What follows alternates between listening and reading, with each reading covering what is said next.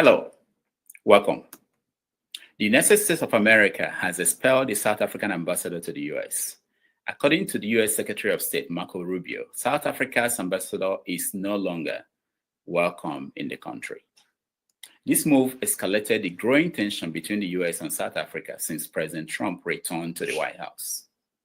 The Trump administration frowned at South Africa's efforts on land reforms and the country's support for Palestinians in their conflict with Israel. Trump considers South Africa's land reform as an effort to take land away from white South Africans, whom he has offered an express path to move to the United States. The audacity of South Africa to take Israel to the International Criminal Court in The Hague for crime against humanity in Gaza has also annoyed Trump. It is 5:30 p.m. in Accra, Ghana, 6:30 p.m. in Lagos, Nigeria, 1:30 p.m. in New York City.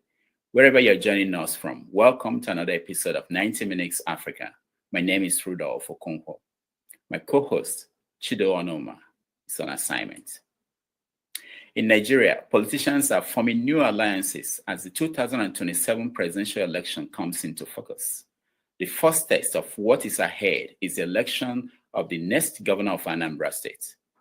The election will take place in November, but party primaries will occur within the next few weeks. On our show today, we have one aspirant running under Nigeria's ruling party, the APC.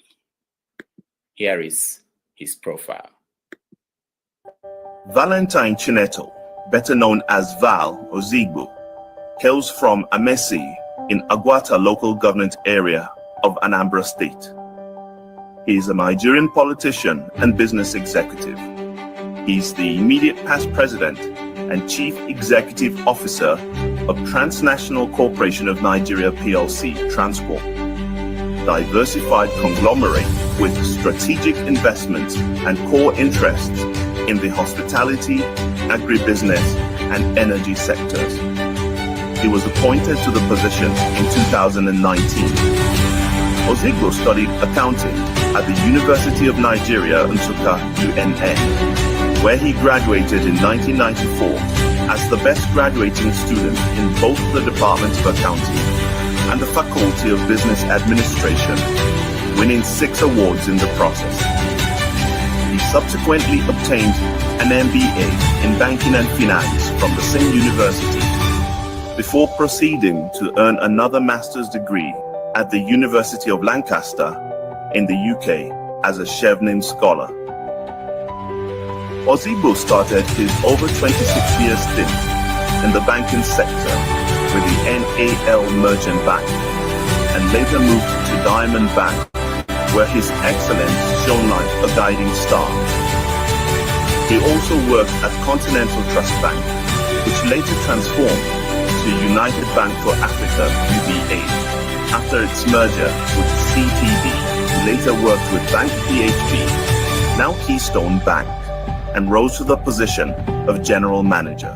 In January 2019, Ozigbo was appointed to the position of President and Group CEO of Transcorp PLC, where he oversaw the conglomerate's holdings in the power, hospitality, and the oil and gas sector, namely Transcorp Power, Transcorp Hotels, and Transcorp Energy. In March 2020, he stepped down as president of Transcorp PLC to dedicate the next chapter of his life to public service, but retains a seat on the boards of Transcorp PLC, Transcorp Power Limited, and Transcorp Hotels Limited. He joined active politics in 2020 and ran for the Anambra governorship under the People's Democratic Party, PDP, in 2021, but lost to the current governor, Charles Soludo. He joined the Labour Party in August 2022, the party of Peter Obi, former governor of Anambra State and presidential candidate of the Labour Party in the 2023 general election. In February 2025, Val Ozigbo left the Labour Party and joined the central government ruling All Progressives Congress APC, a move that has unsettled the political landscape in Anambra State. which holds a governorship election in November 2025. Val is presumed to be one of the top contenders to the valued APC Guba ticket in the election. Valued because the ruling party APC has vowed to take over the Anambra government house in 2026.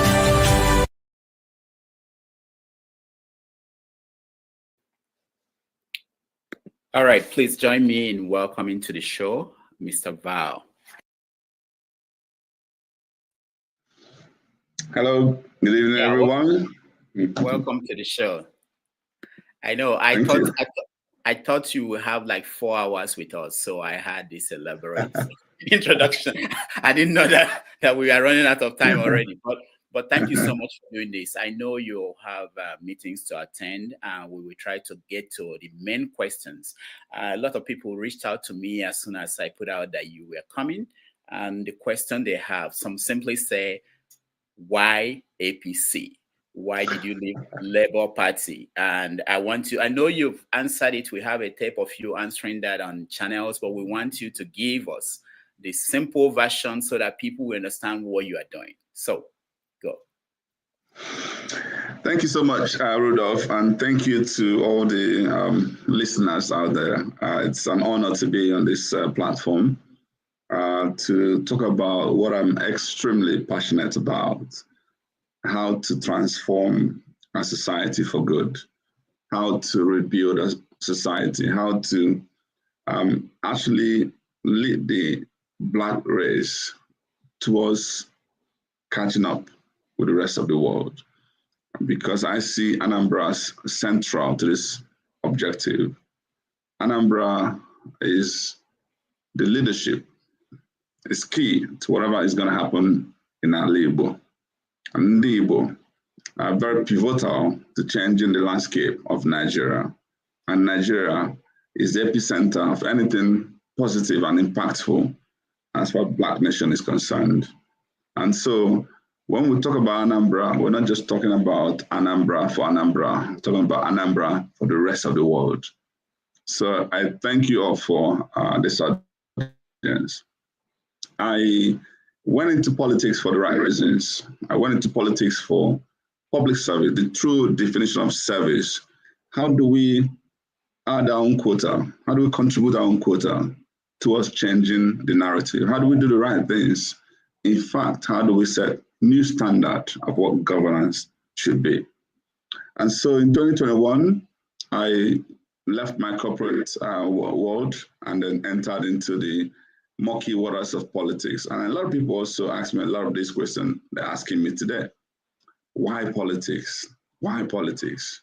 In fact, let me say this to you. The first set of people who I mentioned that was going into politics said to me, you must be a very stupid man. Do you know where your career is going to lead you to? In another 5, 10 years, do you know where you will find yourself? And I said to them, okay, let's actually follow that line of thought.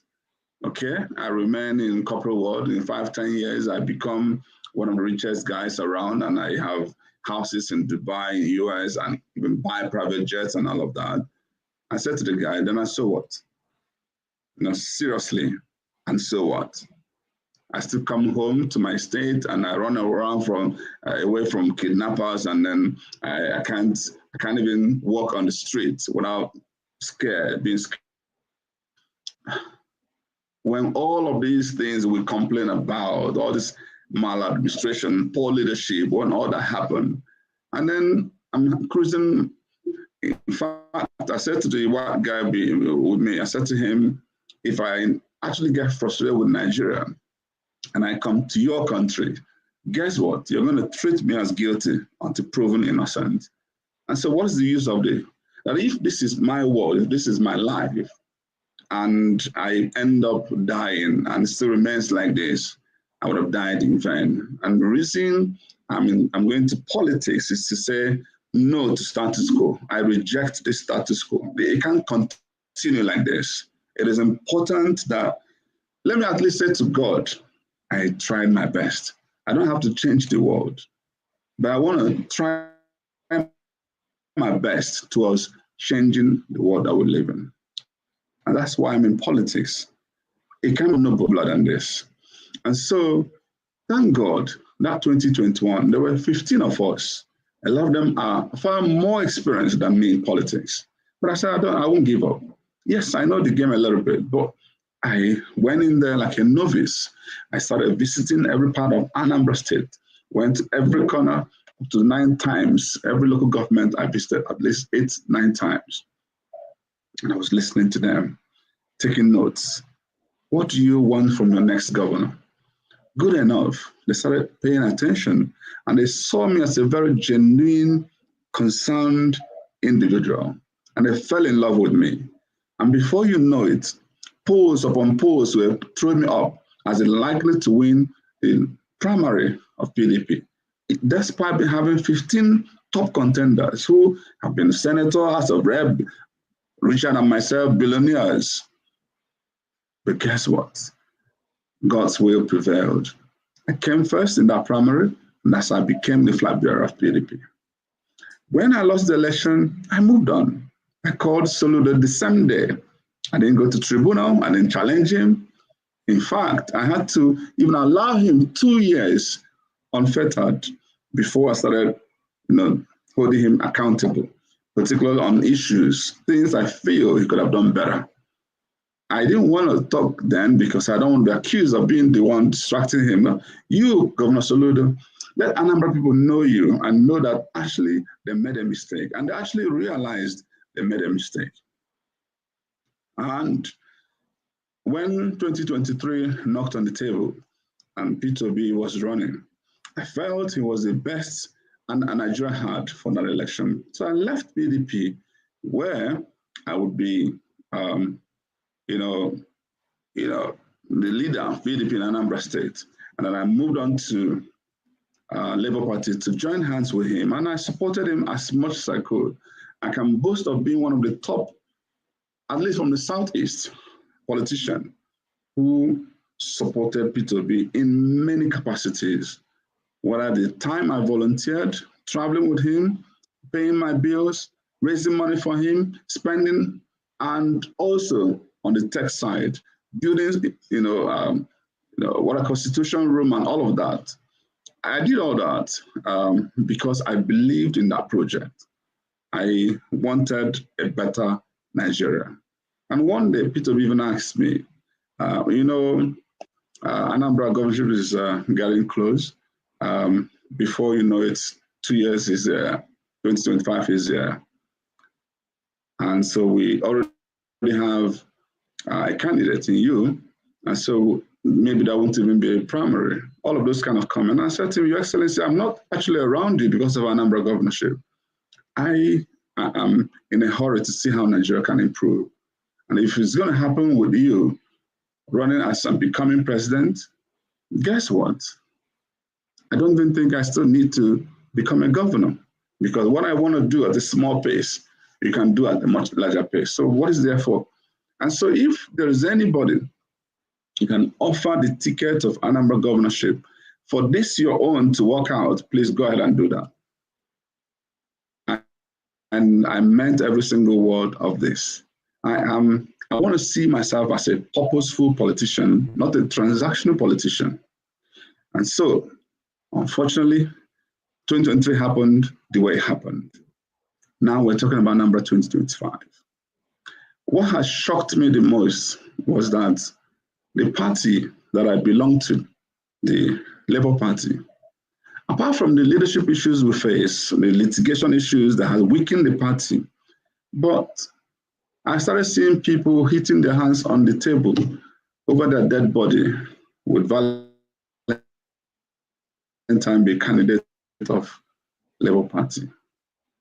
So a lot of things happened that I don't want to actually say in public in that party, Labour Party. So when I open my mouth and say to every world that Labour Party became worse than APC and PDP combined, people don't understand that message. Don't quote me. I want you to go and investigate what is going on in that party, Labour Party. So those who are accusing me of betrayal, they have no idea. They have no idea what goes on and what I have gone through as a person. They have no idea how many nights of crying, of What is going on? The summary is that Labour Party became a zero option if I wanted to run for this governorship. Not just again because of the frustration there, but the system is being weakened. Today, they're in Supreme Court. Who is going to be the national chairman? Abure is there by virtue of appeal court judgment. What if he loses and he has started this process for Anambra governorship? It means that it's going to be bullshit. Labour won't have a candidate. What if he wins and maybe his win is even aided by external forces? It means he'll be teleguided. The point is that there's no win with what's going on in the Labour Party. And that's why I say, unfortunately, the others are attacking me for saying this. It's important I speak my mind and I speak objectively to say that, you know what? I think that Labour has since died, just waiting to be buried. And I pray something happens to rejuvenate that party, because I am somebody who also craves for opposition, proper opposition politics in Nigeria. But as far as Anambra 2025 is concerned, I'll be the most stupid human being to run under Labour Party. And here's the question I've been asking people, including you, Rudolph. If it wasn't going to be a Labour Party, which other party? Answer me. You're asking me and I'm asking you. No, listen, because it's a rhetorical question. The truth of the matter is that there's no other option. PDP is dead. That's why they couldn't even sell a form. Forget about the single individual that eventually bought as a proxy. Somebody sent him to just buy and hold in case he loses primary somewhere else. PDP opened sell a form. Nobody purchased it. That has vindicated me that PDP cannot be an option.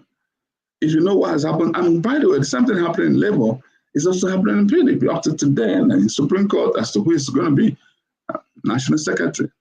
And this is just National Secretary that's still battling when it comes to.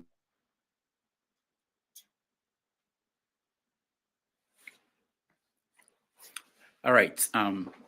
His system is frozen, and I'm sure we will get him back. I planned for him to be with us for the typical 2 to 3 hours, but he has a meeting that he has to go to very soon. So I will limit my questions to just 2 more and see if we can get you guys to join and ask your question. But he is somewhere, I believe it's in Anambra State, and I think he will join us again. So once again, for those who are just joining us, we are talking to APC's, one of the candidates running to get the ticket of the APC in Anambra State for the election for governor taking place in November. The primary is on April 5th, and Val will be one of the candidates. Others are Obiora Konkwo, and so many. There are about 7 of them who scaled through this screening of that that political party. We want to know why he chose APC, and of course he's been hearing from you people everywhere, Anambra people and people outside Anambra. They want to know why. He actually explained that in an interview with Channel. So, but he's back. We don't have time to play that. All right. Sorry. Welcome back. Is that my network or yours? It can be New York.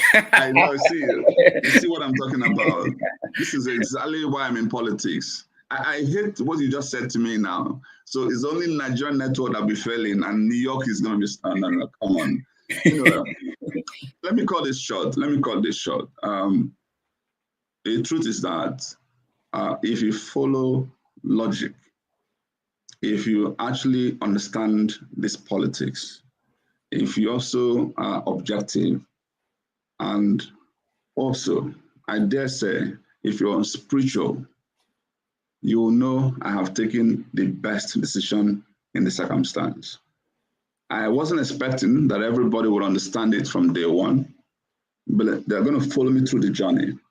When we get to the destination and things start happening in Anambra, these voices against me will come back to apologize and say, we were wrong, we judged you wrongly. The truth of the matter is that God knows I'm not a transactional politician. I didn't do this for my personal reason. I did this for the entire interest of the Anambra. I'm telling everybody here, mark my word.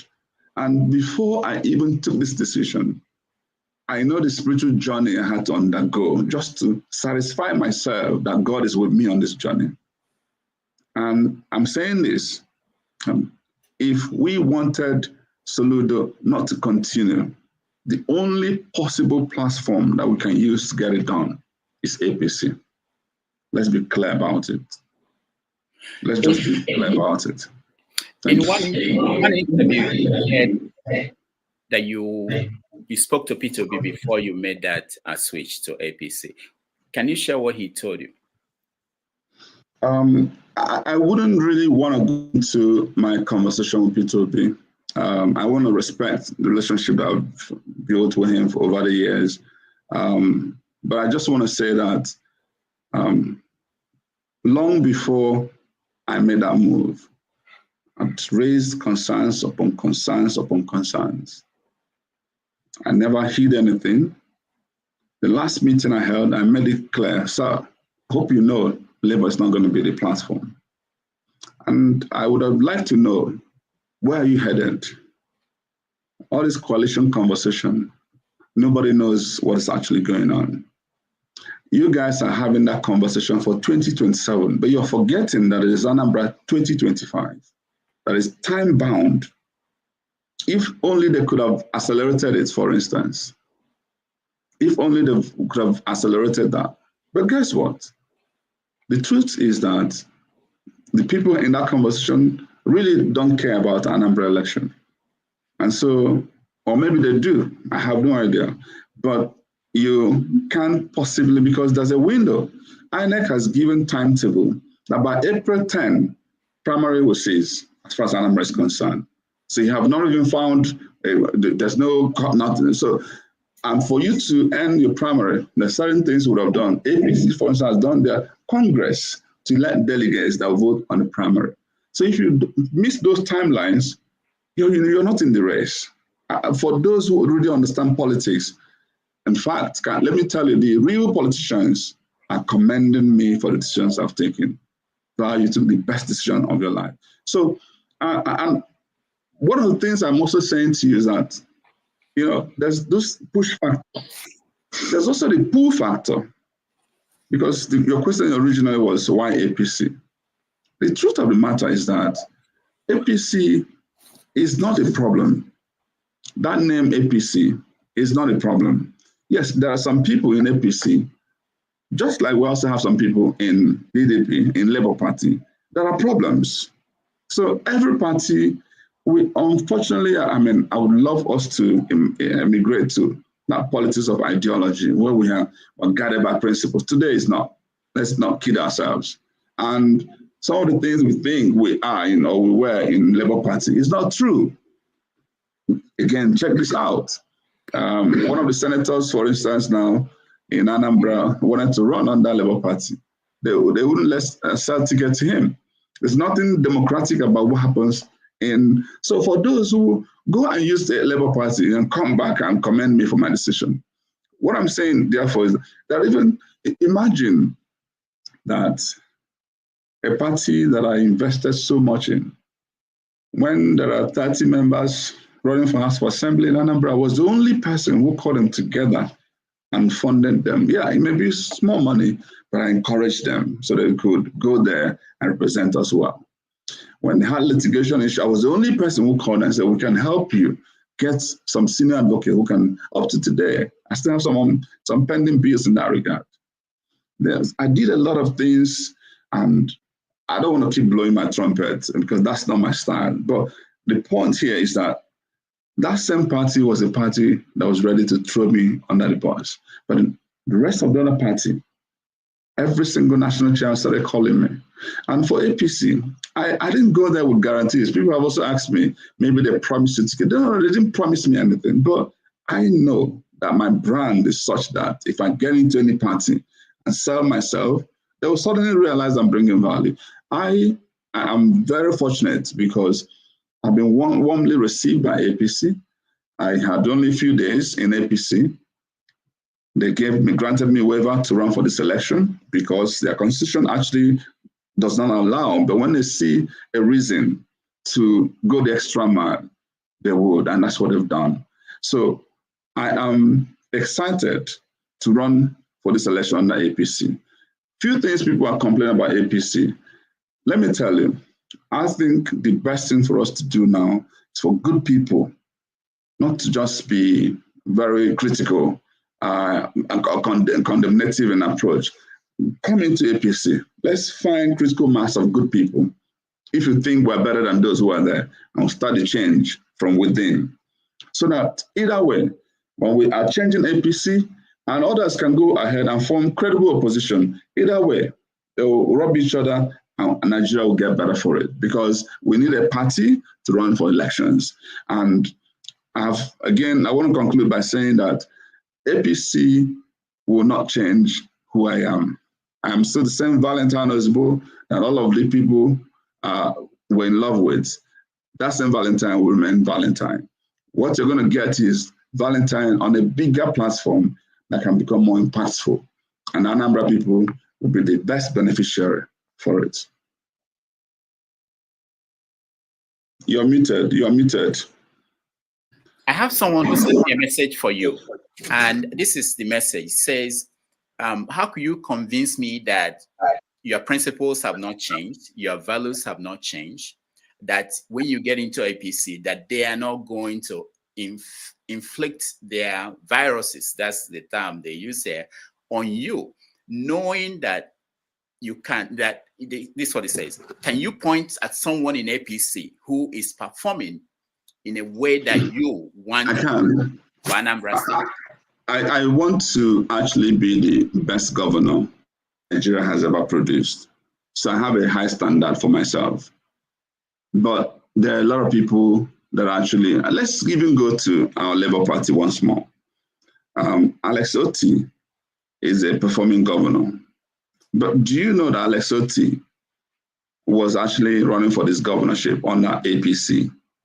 And when he ran into this kind of issue, then came over to Labour, even before P2B came into Labour. And today he's performing. The same Alex Otti that was in APC, same Alex Otti that is now a governor in Labour Party. If he was a governor under the platform of APC, he might even be doing better. Mark my words. He might actually be doing better because he'll be connected to the center. Maybe even able to attract more favor for Abia State. So now, at a limited scale, he's doing well. I want us to be reasonable here. What will APC do to me? It's a platform, it's a party platform that will enable me ascend to the leadership level. And guess what? Do you know that because APC may be eager to change the narrative in Anambra, they may throw more favors, far more than they would have ordinarily done for Anambra people. Who becomes the beneficiary? There are conversations right now about what APC wants to do in Onitsha, the whole of Onitsha. Over 20 kilometers of road, they want to. Now, because they are eager to rebuild their brand. So if that road is built, who become beneficiary? People, when they know the owners, the people who founded APC, would you call him a bad man? There are a lot of people. A Roman father is a governor in Benue State, and it's not doing badly there. There are many people in APC, and even if you think there are none, watch and see what Valentine will become in APC as a governor. Watch and see. All right, let's move on to the actual issue, which is just even before we leave that point, let me actually define what value and loyalty mean, because sometimes people make this mistake. If Rudolph, you're my friend, it's because I thought you had certain principles and values that I respect.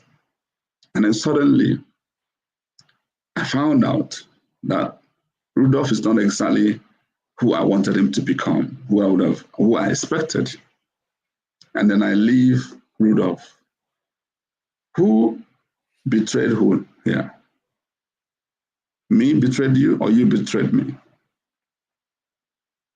I want you to think deep. Now, there's a bank that I joined at some point in my life. I thought that bank was exactly what I would have liked that bank to be. But upon joining the bank, I was happy that within a year, I broke even. So I demonstrated capacity. I was able to show what I could do for the bank. But just when I started settling down, I noticed certain values within that bank. If they build a branch with 50 million, they will escalate it to 100 million. And I saw what was going on. I just said to myself, I can't last in this bank. And then I left. Somebody who don't understand this will look at me and accuse me, Val is flirting. Why did he just leave the bank after 1 year? No, it's not me that lost my value. It's the bank that lost the value. And so me moving is to protect my own value. And the truth of the matter is that, thank God, people actually have this high expectation of me. People actually think I'm a good man. They're now saying I could be tempted. I don't think that's correct. I actually feel that it's not, the party is a name. It's individuals. And in every party, there are both good, bad, and worse. And so the best thing for us to do is to have enough preponderance of good people who can form critical mass and begin to do the right things, ensure right processes are followed. And by the way, so far, I am experiencing APC that I would like to say to everyone, listen to me, that has done far more than I expected. Maybe because I'm new, far more than I expected. When I compare this is a party I just joined, but if you have an idea what I've gone through in some of the parties, and the same thing happened in PDP, by the way. People have also asked, why did you leave PDP? I was a candidate under when Uche Secondus was national chairman of PDP. I was lucky. I went to Uche Secondus. He says to me, Val, all I needed to do is go to that field, do your best. And not one day did I take any envelope to Uche Secondus and say, I'm running for governorship. Not one day. You may accuse him of anything. And on the day of primary, he sent, National Working Committee sent Philip Shuaibu, former deputy governor of Edo State, and they conducted a free and fair primary in Anambra. That's how I emerged to become candidate. But soon after, the new leadership came into being. I started seeing a totally different PDP. A totally different PDP. There was even an attempt I made then to go for Senate. And all of a sudden, the house staff of my opponents were the ones in the appeal committee.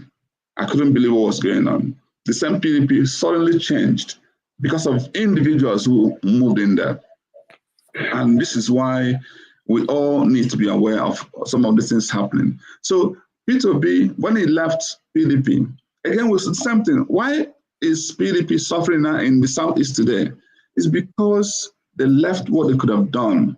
When we said then, unfortunately, there was a turn of the South to produce candidates for that election. And they moved and they couldn't come down to a lot of things. All that happened and affected the fortune of the party. I say this again, it is the human beings and the processes that make a party. It's not the name. So we can change the process and improve on the quality of human beings. So please, if you are a good man out there, come into APC, join hands with me, and let's start a rebuilding process. If you've identified areas of improvement, and I'm happy to work with you in that regard. Thank you. All right.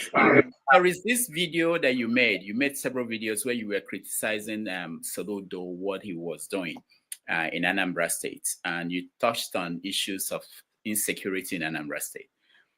Today, Soludo had a Thanksgiving service somewhere in Oka. I don't know if you are in Anambra State at this moment. and he called it 3 years of turning dreams into reality. How do you intend, if you get this ticket of APC, to defeat Soludo in this election? So there are two parts to this question. First is Anambra today is unfortunately far from what a typical Anambra would have dreamt of. What Soludo is doing today, and for the past 3 years plus, have now demonstrated his lack of capacity, lack of emotional intelligence, lack of character required to govern.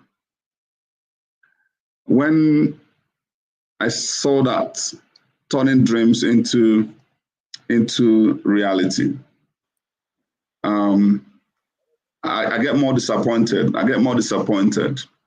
Because I thought should be more remorseful and going to the Anambra people to apologize. I have failed you. Maybe you want to allow me time to see if I can have a receipt. But unfortunately, my own is that we don't reward failure. If you have failed, let somebody else come and improve. We don't have the time, don't have all the time. Soludo, I've done a lot of videos, like you've noted. I think I've been the most critical voice of his administration, but particularly on issues. I don't delve on personalities, on issues. And he made a promise to turn Anambra into a Dubai, Taiwan, Japan. I don't even know where those terms were coined from, because it doesn't make sense. Anambra people want to be Anambra. We just want a better Anambra. But he says Dubai, Taiwan. Not long ago, he now said, actually, we were illiterates and don't even deserve of the Dubai, Taiwan. And we're now saying, okay, Oga, I beg, keep your Dubai, Taiwan. Just give us Asaba, give us Aba, give us Umuahia, give us Enugu. Don't even promise Lagos and Abuja. That's far-fetched from you. Just give us. Why are people leaving Anambra to go to Asaba to have it? Why are people leaving Anambra to go to where? Why are people leaving Anambra to go to? How come businesses are running away? How come unemployment, and how come we have more debts under his leadership than all the other governors in recent time combined? Those who died under Peter Obi, under Obiano, maybe even under Mbadinuju, combined in one administration. Soludo's record has trumped them on that negative strand. So the question here is, Ndi Anambra, are you happy with where Anambra is today? Guess what? It's not just about rhetorics. I've done polls. I've seen those who have done it on social media. And if you put this question up on your own platform today, I guarantee you 80% or more will say they are not happy. So if this is his dream, then we need to cut that dream now, because that means by the time his second term comes, God forbid, then we're dead. Yeah, no. but most of the people writing in are telling me, what will you do differently? So let's go there now. Yeah. Again, that's usually the mistake people make. They usually go to that what instead of who. It's the who that dictates the what. We always make this mistake, because anytime people just focus on manifesto, tell us what you will do. No, stop there, please. Who are you? Because if you're somebody who don't have the strong moral character, emotional intelligence, who's arrogant, cannot take advice, then you have no capacity to tell me what anymore. So first of all, it's not right for me to say I am better. But I want to say to you, I am emotionally intelligent enough to know that there are things I don't know. To be humble enough to say, please, how do I learn this part? But We have a governor who knows it all, who thinks it's the only thing God has created, who cannot take advice from anybody, who calls for a 2-hour meeting. He will speak for 1 hour, 50 minutes, and is expecting in the last 10 minutes for gratitude for how well he has spoken. And you say that person will govern well. Are you out of your mind? What are you talking about? The truth of the matter is that he lacks capacity. So I start by saying I am different. I will listen. Because even if there's something out there, I don't know how to do it. Rudolph, and they said to me, you are the expert in it. I will come to you and I will listen. Then I will know it. That's the difference. And this makes all the difference. What I've just said to you makes all the difference. Because I'm not expected to know it all. And guess what? I also know better because I ran a business. I've run 2 PLCs. PLCs where you are accountable to public. In Transcorp, we have 300,000 shareholders. Every quarter, I will render account. I'll go on investor call. They ask me, how did you spend this money? Why is the expense ballooning? What's going on? And so every day, I'm watching my balance sheet, my records, to be sure I don't disappoint my investors. Soludo has never done this in his entire life. It's been from lecturing to public. When he was CBN governor, there's no account. Published, show me account published. So when you work as a government official who can't execute anything, and guess what? Even when he was CBN governor, I dare say he actually failed Nigerians. It's just that the only person who realized this was Ngozi Okonjo-Iweala, now the WTO. Go and read what he said about Soludo. Go and check that out. Because this is somebody who became governor, within a few weeks, announced to the whole world, hey, every bank should consolidate, increase their share capital base to 25 billion. And if you do that, you're going to help be part of those banks, financial institutions that will manage Nigerian reserve. Banks started killing themselves to increase. And guess what? Some did the shady things of using their depositors fund, converting it through loans to increase their share capital. And that was the worst thing that happened to us. When Sanusi came, the banks started failing because Rudolph, this is what was going on. It happened a bit even in the US. All this subprime, we had a lot of subprime in Nigeria. Because if I come to you, I said to you, I'm selling my shares, 5 naira. So don't worry, you don't have to have money. I'm going to give you 1 billion naira to buy my shares, my bank shares. And then when I give you the 1 billion naira, guess what? Within a few months, that share will move to maybe 7 or 10 naira.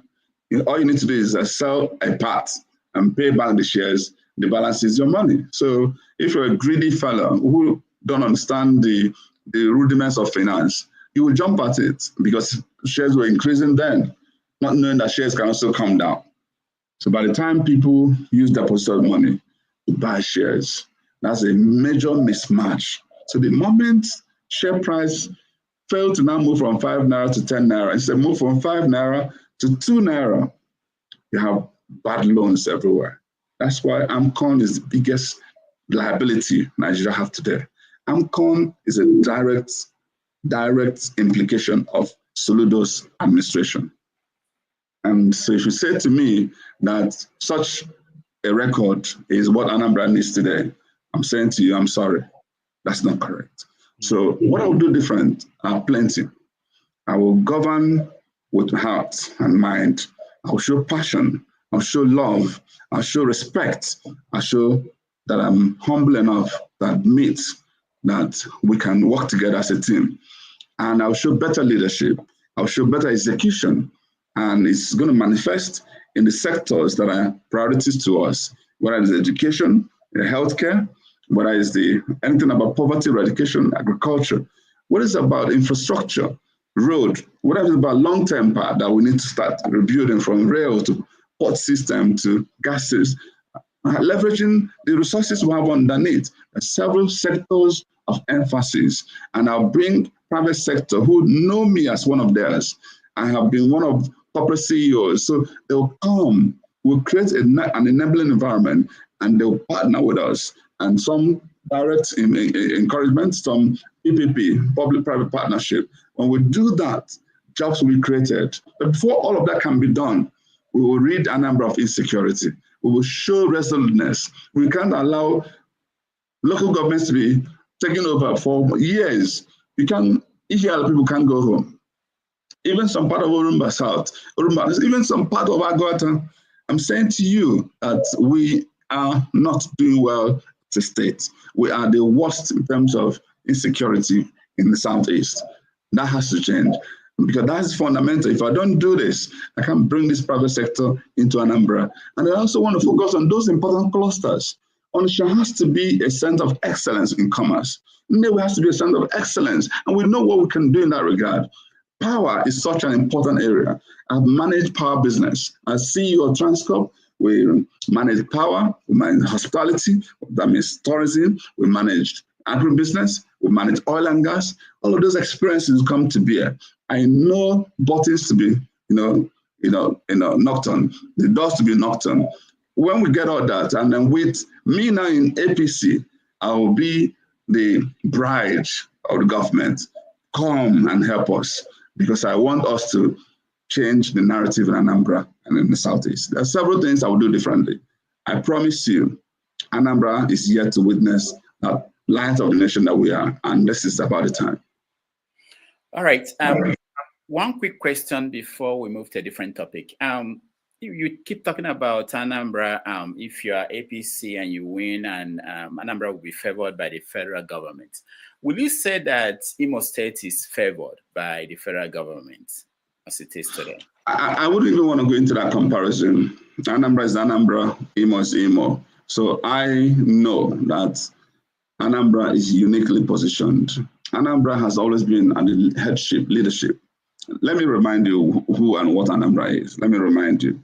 It's Anambra of Dr. Nnamdi Azikiwe, the man that transformed nations, the man that inspired Nelson Mandela that you know of. It's Anambra. It's Anambra of Salusi Ojukwu, the man that almost led all the major PLCs and formed the Nigerian Lagos Stock Exchange that became Nigerian Stock Exchange, whose vehicle had to be borrowed to welcome the Queen of England, who eventually is the father of Sir Odumegwu Ojukwu, General Ojukwu. That's the Anambra. It's Anambra of Chinua Achebe, of Chimamanda. It's Anambra of Iwenetansi. It's Anambra of my brother. Anambra, when you now think about all the other states that have moved away from Anambra, you see Southeast becoming the fastest growing under Zik and Opera. Anambra is the epicenter. Is Anambra home to the largest number of billionaires? That's the number we're talking about. So how do we regain our lost glory? There's a lot. We need to find all cylinders. If I want to build a port system in Anambra, which you know is important, we are traders. You know, we are the #1 trader state in Nigeria. But guess what? Why do I have to go through other areas to clear my goods to come into Anambra? It doesn't make sense. It will be a priority. And I can't do it without the federal government. We need to think here. There are a lot of things we can do better when we connect to the grid. And there's this dangerous politics that governors have played with this, myopic thinking. Let me tell you what they always do. When they're in Anambra with a one party, because ABGA is only in Anambra, we cheat ourselves. We actually create a dysfunctional system. They actually even rob their own party people negatively. Because what they do, in that party, they'll clandestinely start working with the federal. Clandestinely. A to Z, I'm not talking about, even from P to B to Obiano to now Soludo, clandestinely. And so they'll go and make promise to them that they never keep. They'll tell them, don't worry, support me, so I can get my second term, and either I will decamp or I'll give you 25% when you're running. And then they'll sell out their own people here. And guess what? That thing has held us down as a people.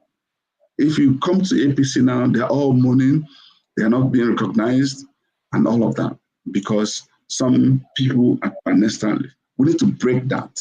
Let's get into the mainstream so that when we are at the table of Nigeria discussing the future of Nigeria, Anambra is represented, not the one they go in the night to go and whisper and hide and come back. No, come on.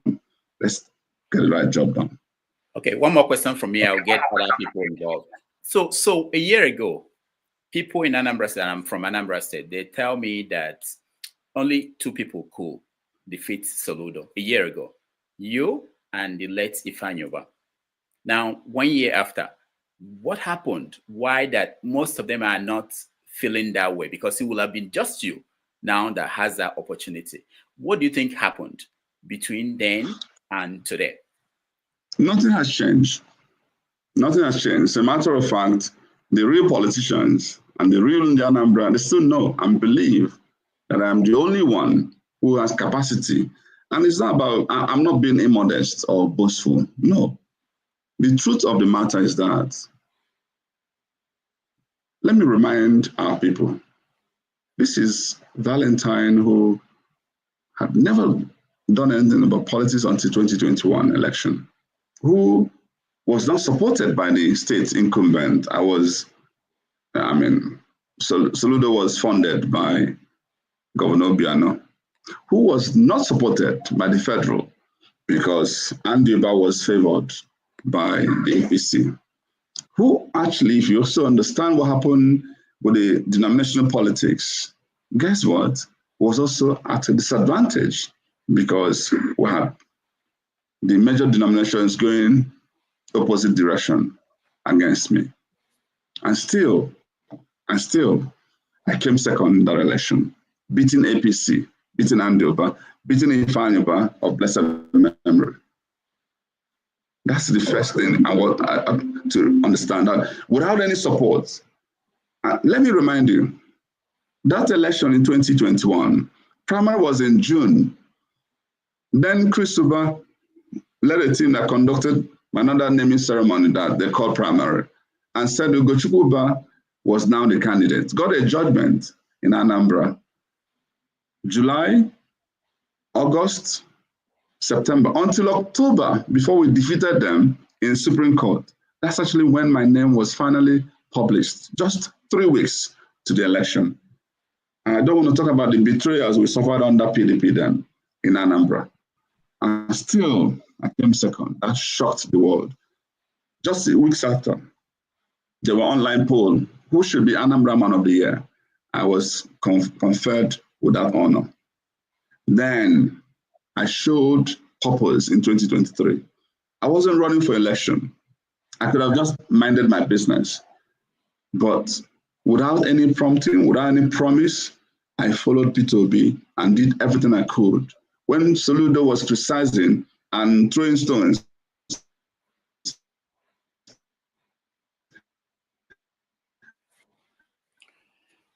all right. I was supporting them actively. So why wouldn't my profile get to that point? Let me. All right. His internet is You can still hear me, right? Okay, we can hear you now. Go ahead. Go ahead. Rudolph, you're right. Okay. So the point I'm making is that I suffered all these headwinds. So there's a gentleman who on his Twitter handle, Royal Delight, go and search for it, and say Anambra 2025, that's some months ago. Who would you give your vote and repost? Governor Soludo and 75 poll, 93%. 93%. So that even if you say, okay, well, online polls usually add 20% margin of error, take away 20% from that, that's still 73. So we've got an incredible momentum.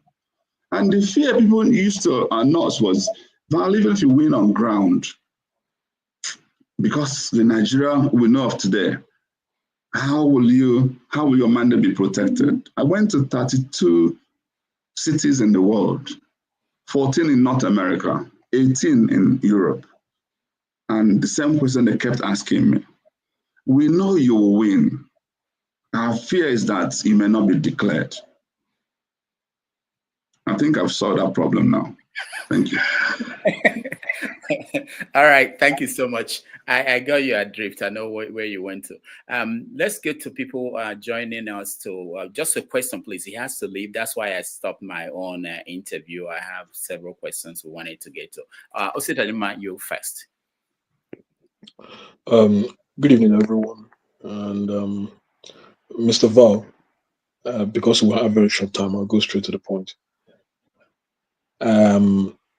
I used to be one of your supporters, and I was absolutely hoping that when you come here, you have enough reasons to actually convince me that you made the right decision. And so far, the only thing you said here, and I'm just going to give it to you as a piece of advice, so you repeat it more often, just because I like your person, is the fact that you should remind people that you supported P2B when Soludo was criticizing him. To be honest with you, that is the only campaign reasonable thing you can say to anybody in Anambra State, and they might make them think twice. For me personally, you made a very wrong decision. Even if you went to the, I agree with you for leaving Labour Party, but there are certain lines you should not cross, because if we are that new Nigeria that we are all hoping for, you joining the APC, it doesn't bring us closer to it. To me personally, and to a lot of people, it only seems that you've become more desperate. And for someone who followed Obi for years, if there's one thing you can learn about Obi, and I might be wrong, but this is what at least he has convinced a lot of us that is his nature, is the fact that it's better for him to lose doing the wrong thing. And it's better that he's not desperate to be a president of the country. It appears to me that your personal ambition has made you desperate, that you have chosen to dine with the devil. So I'll allow other people to speak. But it's a shame. I cry because I know that you could have led Anambra well, but you lost it, my brother. It's a shame. All right. Thank you, Stadim. Val, any response? Yes. My brother, Stadim, what if you're wrong? Hear me. You're making some assumptions. There are a lot I won't say in this platform, but what if you're wrong? And what if I prove you wrong in the end? What if this decision turns out to be a good decision in the end? What if? You see, I apologize to a lot of people who feel disappointed, you inclusive. There's also one comment that P2B makes all the time. While he may not be personally desperate, he was desperate to see that Nigeria becomes better. My brother, if there's any desperation in me, it's desperation to see Anambra get better. It's not about Valentine's personal interest. You may not agree with me today. I promise you, Osidadema, in near future, you will call me to commend me for this decision. I promise you. Thank you. All right. Thank you. Let's move on to Femi. Be honest. Good morning, Mr. Valentine. So, taking it from where Osidadema stopped, you're someone I respect. However, there's something you've managed to confuse me more than convince me. There's a couple of states in the East that are governed by APC, I believe. There's something you mentioned that I am trying to understand.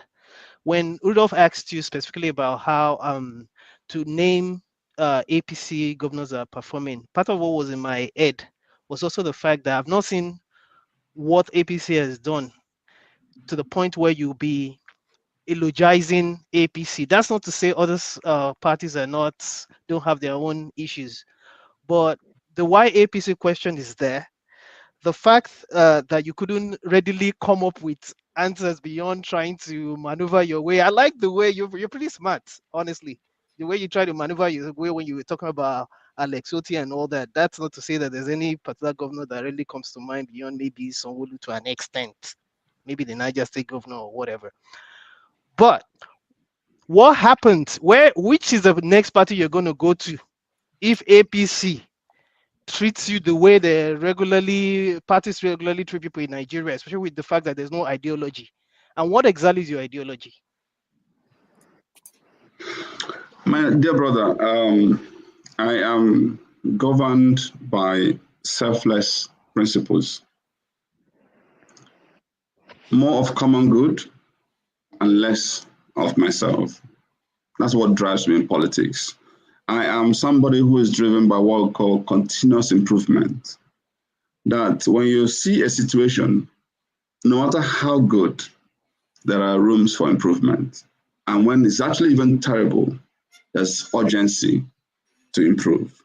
This is what drives me. I'm somebody who is in a quest for excellence. That everything I've ever done in life, I always want to be the best in it. I may not be the best, but you see me making effort. And that's why my primary school, secondary school, university, I would come tops, and I find myself in working environment. I became best staff of Diamond Bank, best staff from different places I've been, and even in politics, I've built the best brand in Anambra politics. And guess what? Val Ozigbo is destined, by grace of God, to be the best governor this country would have produced. If God permits, I win this election in 2025. And here's what I decided. When I was taking this decision, I knew from day one, there are people who are going to fall into three categories. There are some that will understand it for what it is and applaud me.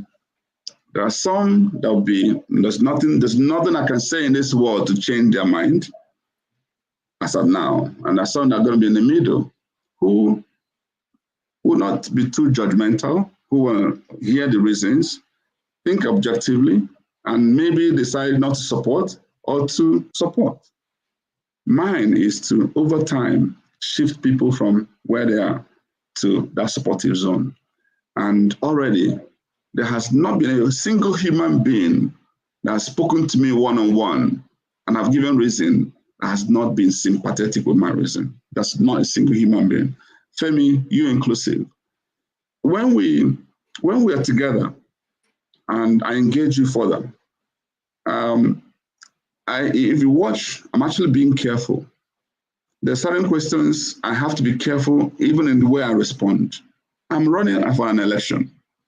If unless you're here to actually dig a hole for me to fall into and close it, then you expect me to say everything I want to say. No. Let's watch this space. Let's keep engaging. Like I said to Sister Adema, I'm also going to say it to you.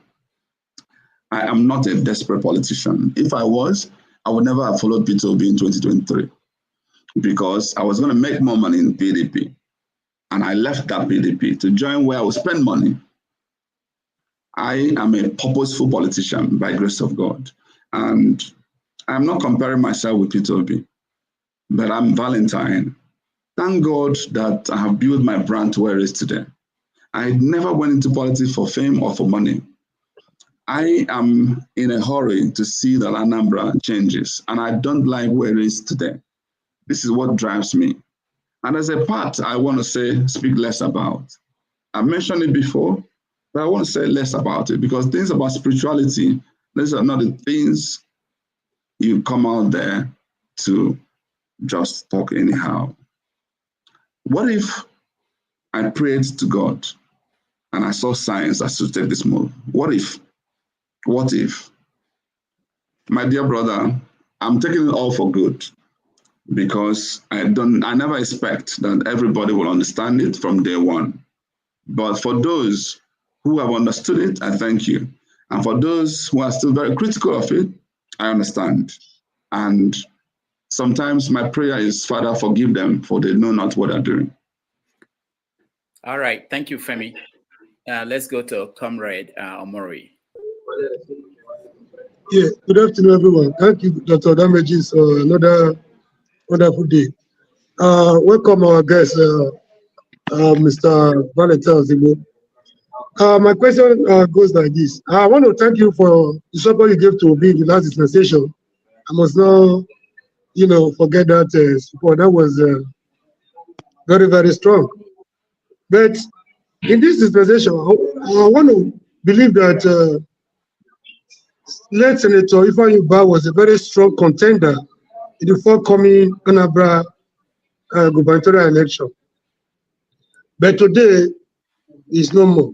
Will I be right if I say you're trying to take advantage of that situation to create that vacuum or lacuna created by the demise of Senator Ifeanyi Ubah, and also to take advantage of the ringing machine of the APC, considering what they did in Edo and other states? Would that be your motivating factor? Thank you. My dear comrade, what an interesting question. I will say to you, please, let's allow the soul of Senator Ifeanyi Ubah to rest peacefully. I am one of those who felt deeply pained by his demise. Personally, Ifeanyi was my friend, and he has gone. If you knew me, when his friends and party loyalists came to me, they said something to me. Val, in fact, I was in the same venue where I am now. They met me and said, Val, there were 3 of you running for this election. Our principal, you, and Governor Soludo. Our principal believed in one thing, and that thing was that Soludo should not come back. And today, we're left with only one option to stop Soludo, and that is to support you. And I said to them, I'm sorry, this is too early to get into this conversation. I prefer we allow the funeral and all that to take place. We can have this conversation later. And the idea then was that I was going to run under Labour Party, and they in APC would come over to support me. There was never any imagination of running under APC, but politics is dynamic. You look at the circumstance. I didn't know that also the issues around Labour can't easily be resolved up to this very moment. And so here is how to take this decision. Anambra people really, really want me as an alternative. And if you want to test this, go and check on ground. Forget about all these innuendos we're concocting. Just simple logic that we don't like Soludo, we want you. If you establish this fact, and then it's no longer going to be Labour Party as a platform. So which platform will it deploy, will it use? I've asked this question, answer me, Comrade Omori. If you know it wasn't going to be Labour Party, answer me, which other party? You want me to go to SDP or NRM or, okay, I shouldn't run at all, and then deny Anambra people the chance of having a better leader? Come on, come on. Let's follow simple logic. And so anyway, thank you. Thank you. Thank you. Can I answer the question you throw at me? No. Oh, you wanted to answer the question? No. Yes. In the last local government election, when Peter Obi and the governor of Abia State were having issues with labor, leadership of labor, they took advantage of I think the YPP party where they to consolidate their grassroots support. They supported a candidate from a local party, YPP or so, I can't remember precisely. Now that the leadership husband is still on, what would have expected you? Why Peter Obi is still struggling? I know it's almost getting too late. I know you cannot wait forever because your election is closer. What would have expected you to take advantage of that grassroots, that base? Why waiting for the Let me help you. This tells me that there's a bit more you need to learn about Anambra politics. Because if you understood it, you wouldn't even be suggesting what you're suggesting today, with due respect. Here is the issue here. If actually I don't run under APC, here is Governor Soludo's plan. He wants to consolidate his local incumbency with the federal might. And he wants to take a mushroom party to unseat these two behemoths. My dear brother, give me a break. Just understand that Val Ozigbo is not a stupid man. I don't take frivolous decisions. There's a lot more you need to understand. Again, let me end up saying this to you. Over time, you will come back to applaud me. I actually like what is going on. I like the fact that people are being this critical. First, it shows that they have interest in what I'm doing. They had high expectations of me. They loved me. And they wanted the best for me. And I'm deeply grateful to all of you. But there's a decision you haven't understood.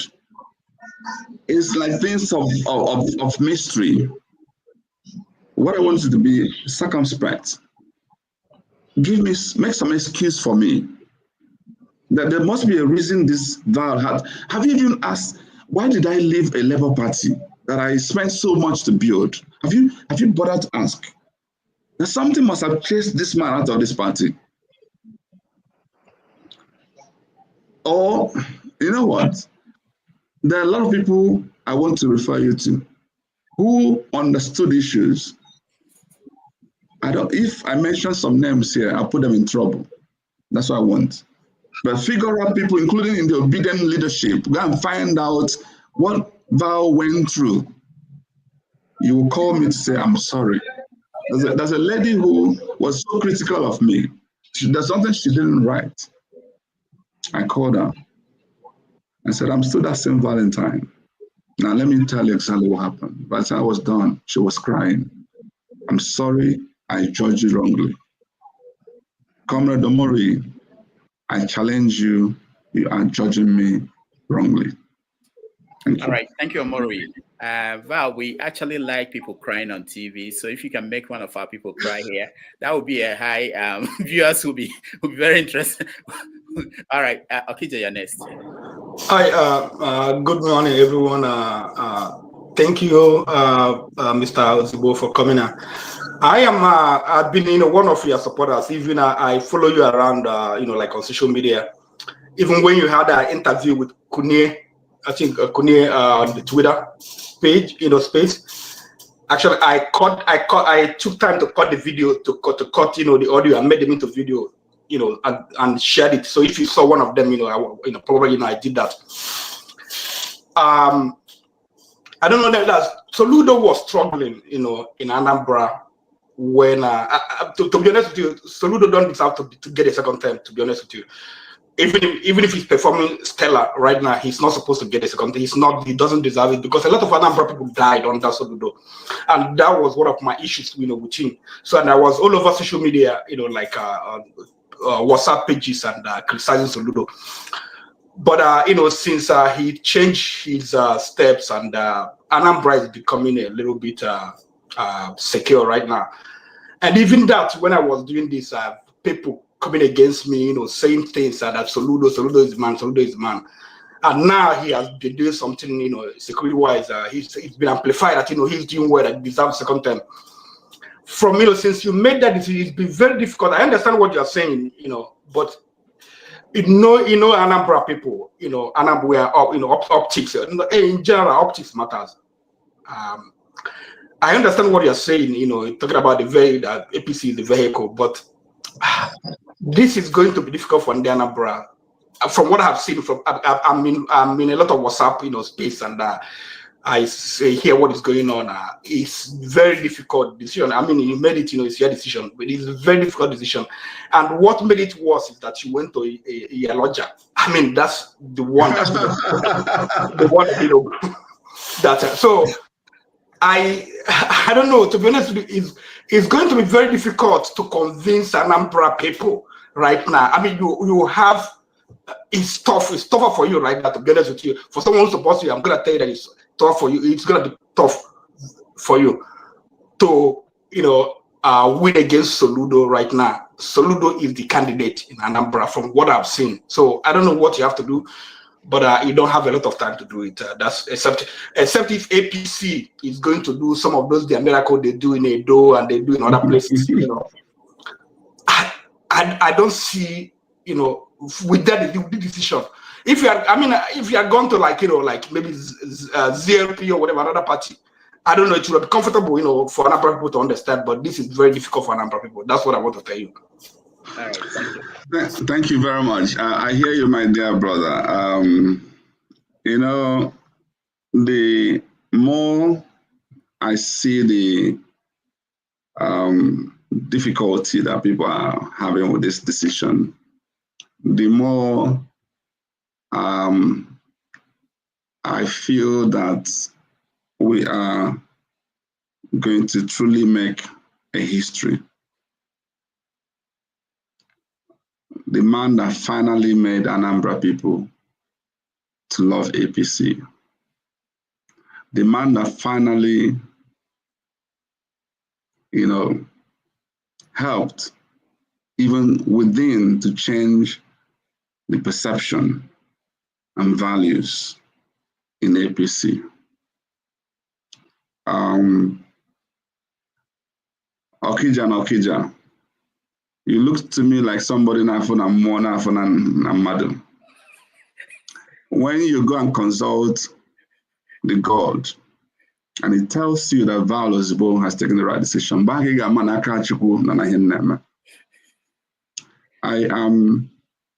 am a very deeply spiritual person. I fear God and I respect man. This decision didn't come easy. I know the difficulty I faced within myself to take this decision. But the moment I felt that there's something God wants to achieve, first and foremost, by the time I win this election by the grace of God, it will become clear it's not a human being that's done it. That's where the testimony. So those who don't believe there is God will be calling me to say, where is your God? And when we win and we start to do well, and when you now start to see what's going on in a place like Abia or Enugu as a little part of what Anambra is becoming. And you, Okija, can now go home, because you can't go home now. Whatever you say about Soludo and insecurity, go and visit Okija, Chigata. Until you begin to do that, that's when you call my number and say, Valentine Ozigbo, well done. Thank you. All right. Thank you, Okija. Let's go to Dr. Dominic. Well, Rudolph, by the way, Rudolph, how come you assembled all the people who are critical? So none of your friends. I like that. these are. Wait. There are some good people coming. There are people. They are coming. I have only 5 minutes before I run out. Oh, 5 minutes. Go ahead, Dr. Dominic. All right. So, wait, Rudolph, did you skip people? I don't know. I don't remember the sequence. I know that I can see. You put me in trouble. Okay, go ahead, Dr. Dominic, quickly. Okay. He has 5 minutes. Well, good to see you, my chairman. I haven't been in Nigeria for close to maybe 15, 20 years. But I follow the news very, very, very closely. And I grew up in Onitsha. I'm an Umbrian, so things like this to me. Your name has been very ubiquitous, even for but I would say, I don't know, the whole APC thing kind of rubs a lot of people the wrong way. If you're in a lot of private chats, even just this streaming, this live stream, you see the comments people are making. I have 2 questions for you. And no, maybe one. He has 5 minutes, and we have 3 people waiting too. Oh, yes. Let's find the best one, please. Find the best one. Okay, I'll do it. How about 1 with 2? Okay. Okay, maybe the second one, just something you have in mind, and then maybe at some point, as you reflect on your political campaign, that's something that you may want to make very clear to people. The most critical question for me is what I want to understand is I didn't know you were the former CEO of Transcorp. What I want to understand is, prior to politics, what were you doing? How did you get the opportunity or the privilege to become the CEO of Transcorp? I think that's very critical in terms of thinking about like godfatherism and favoritism versus people getting there on merits. I want to make sure that as people are listening to you, they understand that you got to where you are by your own 2 feet and not by some kind of parachute. And then the second question, thank you, Dominic. Thank you. He doesn't have answers. He doesn't have answered some question here. I think it's important to be able to reflect to people, whether dead or alive, people that inspire you in terms of your political philosophy.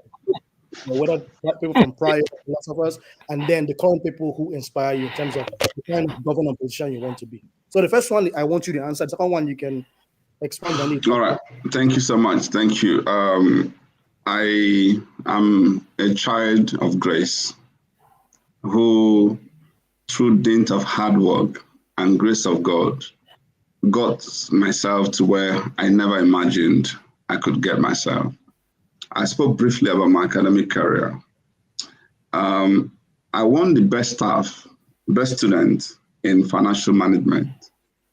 The prize of that was to be a youth corper in Now Merchant Bank, the oldest merchant bank in Nigeria.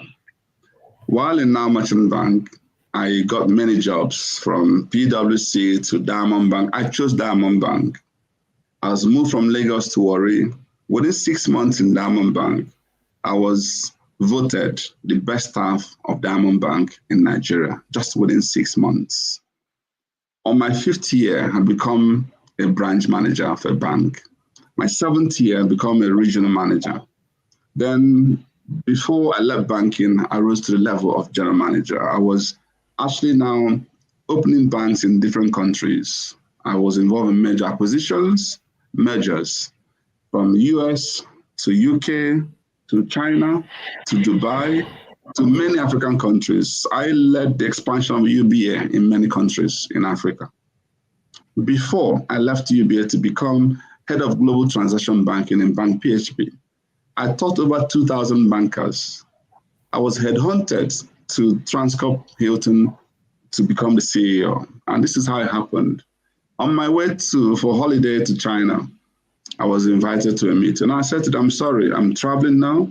But then Tony Lumelu knew who I was in my UBA days. I had left him. I was already in Bank PHP, so I wasn't working with him. But he insisted. I told my wife to continue on that trip. I came back to see him, and behold, it was board meeting of Transcorp. And he says to me, Val, sorry we didn't tell you what we're calling you, but it's an interview because we're looking for a position for Executive Director of Finance for Transcorp. Tony was then leaving UB banking to go into a conglomerate.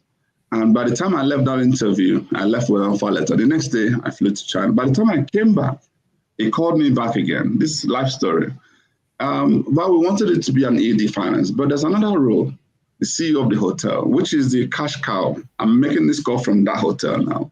And so we needed somebody we trust. And so would you mind going to? I'm actually rejected. I said, I'm sorry. I'm a finance person. I want to play to my strength. And that means I'm going to have to leave my family in Lagos and move to Abuja? No. He said, no, you don't know what to talk. Go and think about this. That's when I knew I didn't have an option. So I was forced into taking CEO of Transcorp Hilton Abuja. And guess what? Within the 7 years I was CEO of Transcorp Hilton, I renovated this hotel, embarked in a $100 million project. Today is the best business hotel in Africa under my watch. And twice I was voted CEO of the Year in the world, in Spain and in Greece. And then I was promoted to become president of Transcorp Group. So everything I've ever done in life, hard work and grace of God. I hope that answers that question. Thank you. All right, thank you. One more question, please, before I'm not promoting Val. I don't know much about him. I'm trying to learn. So no, doctor, we don't allow. You're done. Your time is up. CM, you're next. Who brought back doctor? Okay, yeah. Final question, please. He has. Thank you, Rudolph. Thank you, Rudolph. Good evening. Good evening, Val. For coming. I know you want to be governor of Anambra State, but I want to put it straight. Sometime last year, you were on channels on Arise News with Charles and Agolo. What you told Charles was all the road started by Soludo has been washed off by the first rain of the year. can you tell us one of the roads, just one, that Soludo tired and has been washed off by the rain? Because if you want to be a governor, remember you are dealing with the Anambra. They are not illiterates. They are widely traveled and they are capable of investigating anything. And you come with a very clean credential.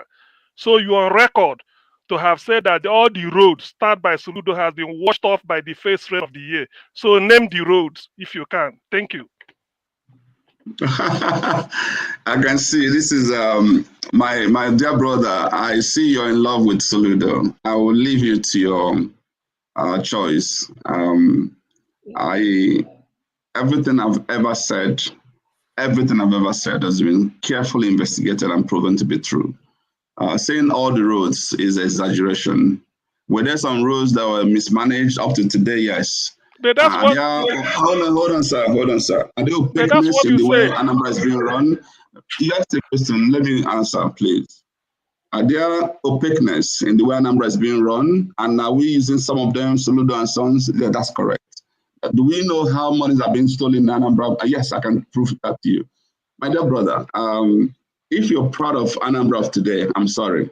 I'm disappointed and I want a better Anambra. And Soludo is not giving us that better Anambra. If somebody like this can be like this in his first term, when he needs votes, and then all this didn't happen, and you had to wait until the last to even do anything about insecurity, that means you know the implication. Rudolph, thank you so much for having me. And I want to say it's been an incredible audience. I'm learning myself. One thing I can guarantee you about all of this conversation is that there are people who, just by what happened today, will begin to interrogate. There are people who will begin to wonder. And what I am leading people on to dig a bit further. Don't quote me. Go and find out. Do a bit of investigation. And when you've done that, I promise you, most of the people who have spoken here today will say to you, Val, again, we judged you wrongly. And I'm not saying this to also say that I do the right thing all the time. I'm a human being. I'm fallible. I can make mistakes. And by the way, if this be a mistake, let it be. But guess what? This decision, the way I know a good decision is when I can have peace of mind. If you know what I went through, in Labour Party, and the peace of mind that APC gave to, even if temporarily, is enough justification for me. Ask yourself, why would I go through what I'm talking like this? If I'm speaking like this, go and dig further. Just go and dig further. You can come back and have another conversation another day. All right.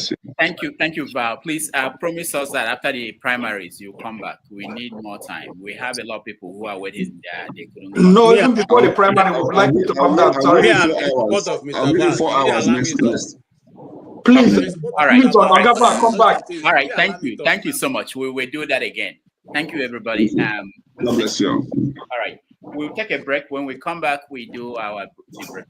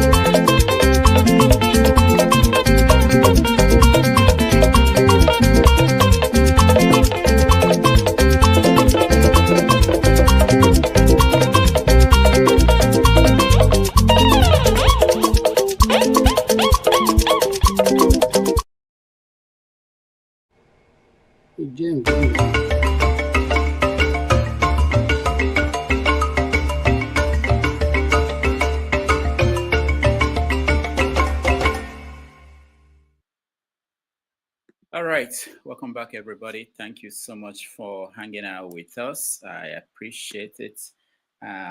Before we start, I just want to announce that next Sunday at this time, we're going to have Prince Adewale Adebayo. Most of you know him. He is the leader of the SDP, which is now the party that everybody appears to be interested in joining. He was the leader. Or was the leader? All right, we'll see. We'll find out when he comes on Sunday next week for what may be another 8-hour conversation. I have to wear my diaper on that day so that. All right, so let's see the briefing. Let me hear from people who didn't get a chance to talk or to ask a question. Let me start with you. Who do we say? I'm so sorry. KJ, I'm so sorry. Let me start with you, KJ. KJ, go ahead. Okay, thank you so very much, Dr. Rudolph. You are doing wonders these days. You know, the caliber of people coming these days are quite very interesting. And I want to appreciate, Val. I'm not one who has followed his politics for long, but haven't listened to what he said today. I am convinced that he's the man for the job, and he's going to win. So I want to, my very good brother and friend, CM, I want to tell you, CM, that you go and tell our uncle, the professor that is in Anambra State, that his professorial chair has been taken off, and we're going to give it to Val, because he has now turned government house into a native doctor hunting expedition, which we think is not what we have sent him there to go and do. You see, there's many other important things happening in Igbo land that if we take away hunger, people will not be looking for shortcuts, looking for native doctors to do for them money rituals. What we need to do is to deal with the real issue, the low hanging fruits. We do not. When I was growing up, when we come, in the north, when we leave and go to the east, I will come back to the north, I will see people begging. I used to ask my dad, why are people begging? We don't see anybody begging in the east. He said, yeah, because people are not learned to, they're not beggars. Nobody wants to expose their family. If your brother, your sister, or your uncle, or your your elderly uncles and don't do well, don't have food to eat, you provide for them. That is how the community is run. But now we have left all that, and we are, instead of making sure our people have, resources, food, especially farm, work, give them enabling environment for them to strive. That's what we're looking for. We're not looking for people. If you take away those vices that's making people to be handicapped, why they look for, which makes them to look for other means of getting money, those things will go away naturally. So I'm saying that I have listened to him, and he has been able to express himself. I'm very glad that, first and foremost, we are now having people who are well schooled. I wanted to tell him that, me and him are on the same level, so you understand what I'm saying, because my wife too is a Chevening scholar. So he is a Chevening scholar, and that is not easy to get into that scholarship. So he has done well. I have not met him, but I have gone to Transcorp and I heard of what he was doing when I was back in Abuja. So I'm saying to say that he's a good hand. The only thing I wanted to tell him is that when he gets there, let him not allow that bug that used to bite the people who enter that house, that they forgot all they have talked about and how they can go about dealing with it. And they should just remember that he had made a promise, he will social media, don't forget, will keep bringing him back to do that. But I would like to end with this, Dr. Rudolph. He has distinguished himself as somebody who is self-made. Nobody can say I made him. He is a good scholar. I read through his, whatever the things I've done in the past. So we want such people to go to leadership in the place in Igbo land. We also want people who can stand and defend the cause of the Igbo nation. It's not people who join the enemy to begin to look for how to even eliminate us the more. Well, look at people who will not go and sell our land and make deals with it, and then find a community they want to strategize and bring certain individuals to come and occupy those places. We don't even have enough land. So why do you want to take people's ancestral land and give to certain individuals? Where are they coming from, and why are they not occupying their own land? Anyway, that would have been my quarrel with him. If he goes there, all the land have been given away as a trade-off for good, representation in the center. He should take them back. We need those land to develop our people. Thank you. All right, thank you, KJ. Ndubisi, you're next. Yes, Doctor. Good afternoon. Yeah. Good afternoon, fellow panelists. Happy to see everybody once more. Yes, I listened to Val Ozigbo. He's a distinguished man, very capable, and see all he has, all the places he has worked and all that. He's very, very capable. But like some of us have worries here, the APC will know that party is doesn't have any good news. Nigeria has turned this bad because of the APC, and those hawks are still there. I know part of the deal is we'll help you to get in there, and you help us take Anambra in 2027. The man at the villa, he doesn't do any deal that will not favor him. I'll be very happy and pleasantly surprised if Val gets in there and keep his head above water. It will be very, very difficult because these things are difficult. When the ships are done, I don't know the kind of condition they will give him for him to remain there if they help him to power. I don't know if he will win, but I know our people in the South is APC is a no-no for us. Those that are already governors in my state and in Ebonyi State, we know how they got in there. But for somebody who appears very clean in his dealings, but because, like he said, he wants to serve his people. And what the way we're seeing it now is like the means justifies what he's going to do. The end justifies the means, yes. Yeah, the end justifies the means. That is what I'm looking at now. Because I don't know. Somebody said he visited Tinubu's daughter. That is another thing altogether. But I wish him well. What we only want in our state is somebody who will go there and do well. Prof may not be all the best. He may be doing his best. He has his critics.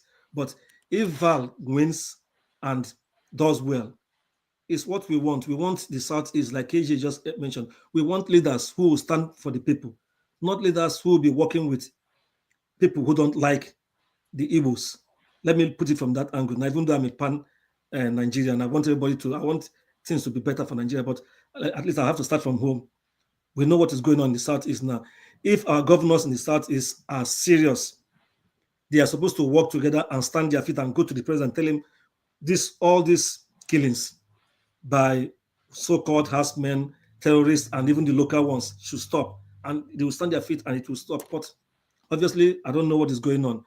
So for him to come out and leave every other party, I was just counting some parties I know off head. I don't know how they are at the moment. I was saying, does it mean that without APC, there's no other party he can go into and still present himself? Because he's a good man. He's so convincing in his talk and his records are there.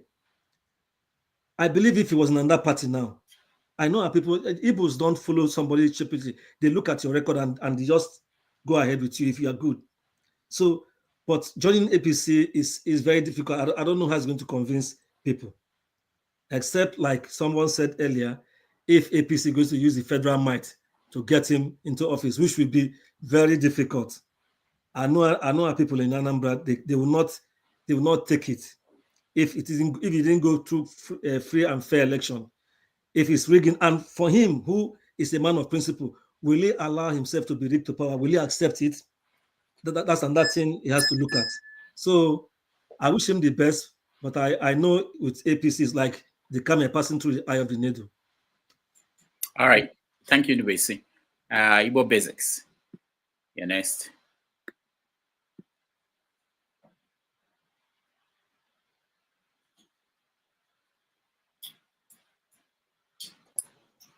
Yeah, it's good to see you all again, Dr. Damages and members of the crew. I just had to make sure that was Val Ozigbo that we were talking with.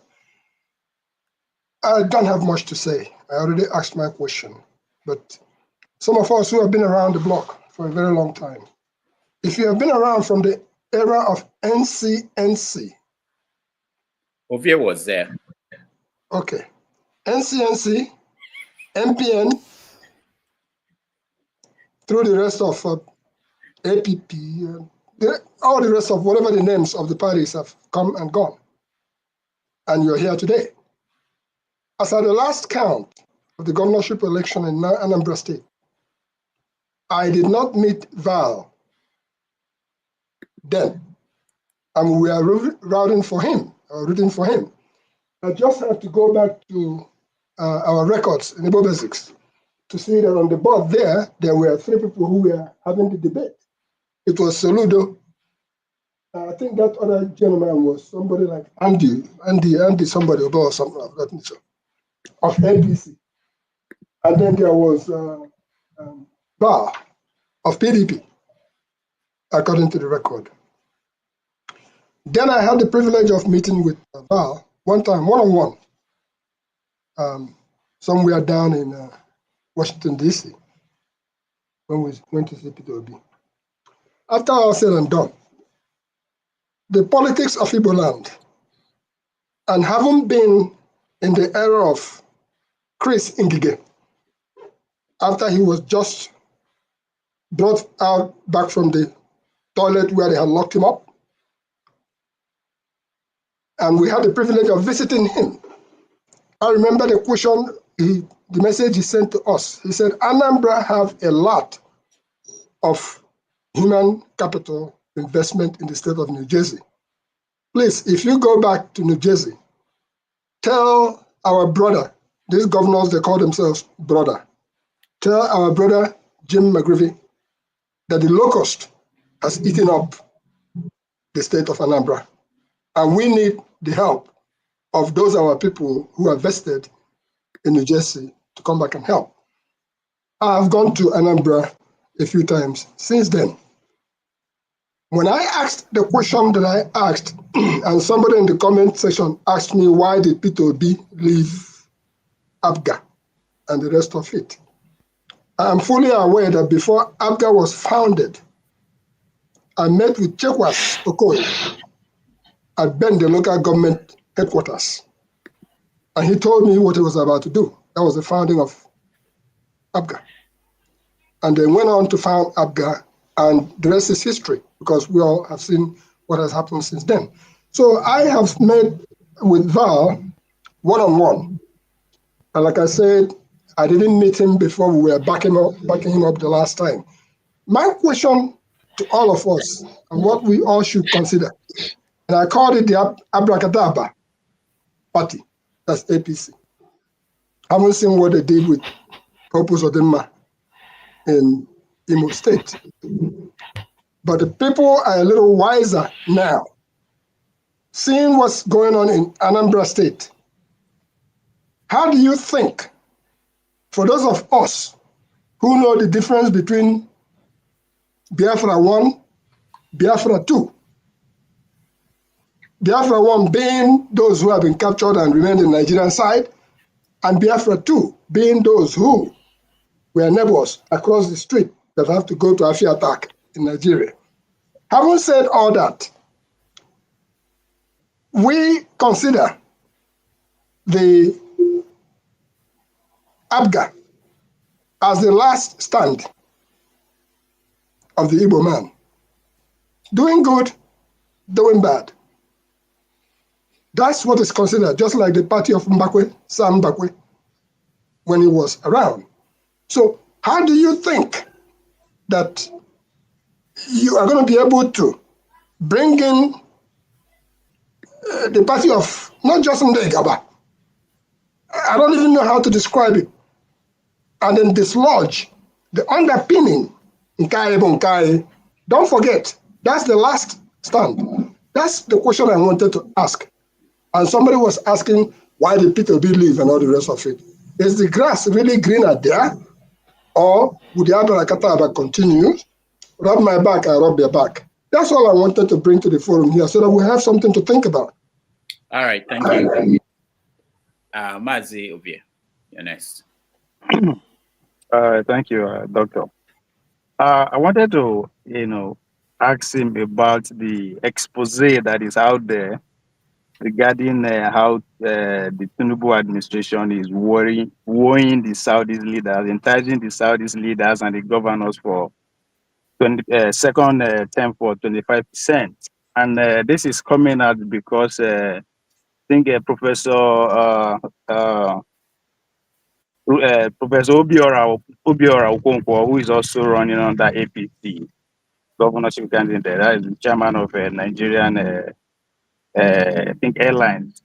United Airlines, yes. So his complaint was, his reaction to that was it's better for APC to produce a governor rather than go into an agreement with like people like say Soludo, who is an opposition party for 20.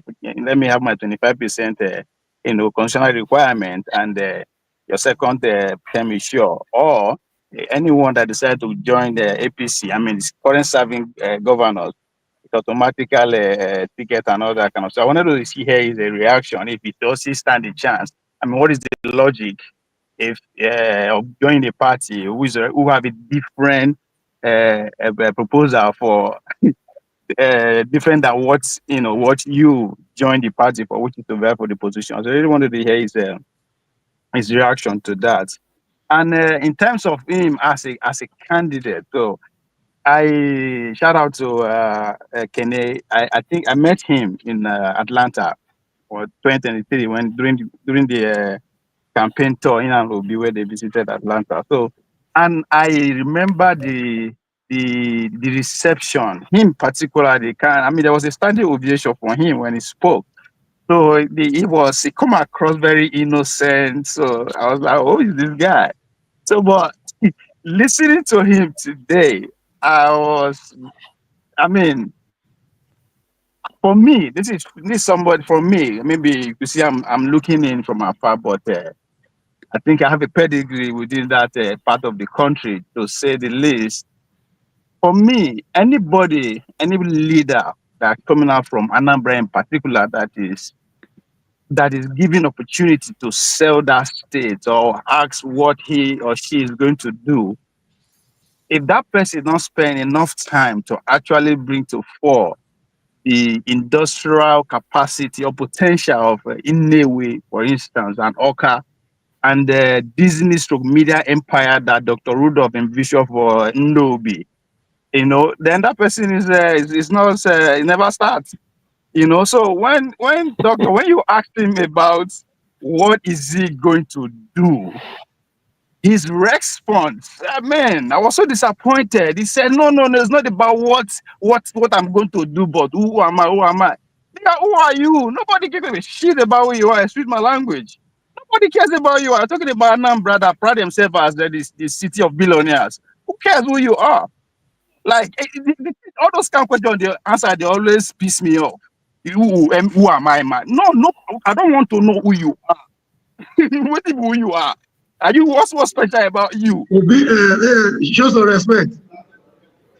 And I understand he wants to sell that image, that the obedience of him with Obi selling his personality. But deep down the heart of Obi's message, you can see him relating with everyday Nigerians, him telling you exactly what he's going to do, whether you agree or disagree with him. For this one, say you are my person, my capacity, my trust, and he spent 75% of the time campaigning for Soludo, as far as I'm concerned. There's no complete sentence without Soludo. Without Soludo, like, guy, who are you? So it just, I was kind of disappointed in that. As somebody who wants to, govern a state like Anambra, I mean, for me, I don't think, I think it's better. I mean, I like the reaction that CM and the rest giving. I think it better just go like that because he hasn't actually nothing to actually offer. The state like Anambra, I mean, he doesn't. All right, thank you, Ovie. Tony. Hello, everybody. I came in a little late, but I was able to listen to the question and answer section. Yes, Val is someone that I have followed. To me, I one of those that I admire.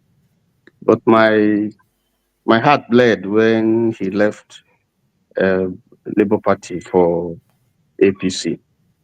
And the question is, if you parade that kind of credentials that you have, with the confidence that he exuded here, you could run under any party outside APC and win. Because we have seen that Mimiko did that under a relatively unknown party, Labour Party, some years back, and won election. And the late, what's his name? The late senator from Anambra State, that just died. He ran under YPP, and he won, even though it's not governorship at the governorship level. My suspicion is that APC is gradually decimating Labour, for instance, and some other parties, pulling out people that they think can help to help them capture, quote and unquote, the various states that they are interested. Anambra is critical because one is obese, state, and I'm not sure APC would ever forgive Obi for disgracing Babati in Lagos and in his constituency. So it's critical, if only to shame Obi and demystify him, just the way he did in Abuja and in Lagos and in Babati's constituency. So and if you listen to Valentine, the way he spoke, he just gives the impression that the ticket is already in the bag. Meanwhile, the primaries has not taken place. So I don't know what gives him that optimism. And then secondly, he speaks about some problems in Labour, that informed his movement. So if you put all the things together, I think there are certain things that he's not telling us. But for me, what I think is that someone pulled him out as they pulled Okupe, as they pulled, some other Obi follower that are visible, and just the same way they've done to PDP. And with state might, going by what we see in Edo State, they could just, do the same thing and take a number, whether it's free or fair. So for me, I wish Val well. But I think that something gives me the optimism that Anambra people are sophisticated and they can read it between the lines. And just like Igbo Basic said, I think at some point it will come to our own is our own and their own is their own. Even though Soludo is not doing well, I agree with the view that ABGA is just the only thing they have in the bag now is Anambra. And so there's some emotional attachment, that sentiment, over that party, that if you do that, you kill the party. So all said and done, I don't know. Probably use and dump. They use a Val, get 25%, and then dump him. But I wish him well. All right, thank you. Shim. Good afternoon, Rudolph, and good day to everybody. Unfortunately, I was waiting to ask a question, but I had to rush out to run some errands, and I knew before I come back, I would have left. So I don't know, was CM having a basketballs with him? So yeah, we're going to bring CM next after Bob. All right, I don't know why I missed that basketballs, but anyways, the question I wanted to ask him was going back to the 2002 elections. I watched the debate, the Anambra debate. Anambra State is one of the few states that does a gubernatorial debate, which is very good to be able to let the people know what each of the candidates brings to the table. And they've done this for the last 3 cycles. Hopefully they will do it again this time. And during that debate, Valentine didn't do very badly. He did very well. In fact, during that debate, I told someone that Soludo was projecting a messianic tendency, and that it won't take long for Soludo to tell Anambra people that they are too illiterate for his liking, which he has started doing. However, coming to Valentine, I think he hasn't done anything that is un-Nigerian for Nigerian politicians. Nigerian politicians are prostitutes. They hop from party to party. So he belongs to that constituency. So he is living up to the billing of the average Nigerian politician who hops around. Peter Obi was originally in PDP, moved from PDP to APGA to become governor, left APGA and came back to PDP, and left PDP to go to Labour Party. However, what I will give Peter Obi is the fact that on the instance of APGA and Labour, he's been able to go to vehicles that are run down and has managed to give those vehicles a living engine. At least he did that with APGA. He was the first APGA governor before any other person. He was the first. So you will give that to him. He also came to Labour Party and managed to inject some life into Labour Party. I mean, barring all the conspiracy of whether he won or not, we could see that he brought life to Labour. My question would have been to Valentine is, why are you afraid of running in a party that does not have that strength and be the strength of the party? Why are you looking for an already made machinery to go and stay? And then he shot himself on the foot when he told us that he wants to go to a place where if they are rigging, they will be rigging it for him. Because that's what he literally told us when he mentioned that if he stays in anywhere else and he wins, they won't give it to him. So in other words, he's agreeing that APC is a rigging machine. And he wants to go to the rigging machine so that the rigging machine can help him rig himself in. That's what he was saying. And that's what I wanted to ask him. Unfortunately, with everything, sometimes I was not lucky enough to be around. I had to go out quickly because it was time sensitive. I had to go out. So I think he has made a big mistake. I know people will say everybody's bashing APC. No, APC is telling us to bash them. APC is not in denial that they are a rigging machine. They're not in denial. APC is not in denial that they want to be a one-party state. They're not in denial. And in particular, we have a very braggadocious person sitting at the helm of affairs in Nigeria now. He has National Assembly in his pocket. He has the judiciary in his pocket. He has everybody in his pocket. The guy dominates his environment, and he dominates it unapologetically. So I think that's probably what Valentine is reading, and he's starting to feel that he needs to go there because that's the only way his chances. But again, like Tony said, what's the guarantee they will give him the ticket? What's the guarantee that he just came in and then they will suddenly give him? So because that's why I'm saying he should have stayed where he was, build the labor in Anambra State, and then test his own mettle, test his popularity. Right now, he doesn't have a popularity if you ask me. I'm not from Anambra State, I admit, but I don't think he has a popularity because he might have the association, and that association meaning, when he associates with another brand called Peter Obi, people will say, okay, this guy was with Peter Obi. But For himself, he doesn't have the brand recognition that he will use to, whatever you say about Soludo, Soludo has a brand recognition. He's a central bank governor, whether he was a public servant that didn't do well or whatever else you want to say about him. And I'm not a Soludo candidate. I think Soludo is condescending to Anambra people.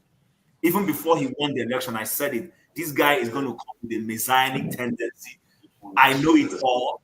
And look down on the people of Anambra State. And that's what he's doing. So, well, let's see how much he navigates the murky waters. I wish him the best. All right, Jim, thank you so much.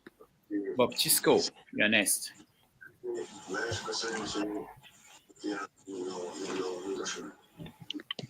Yeah.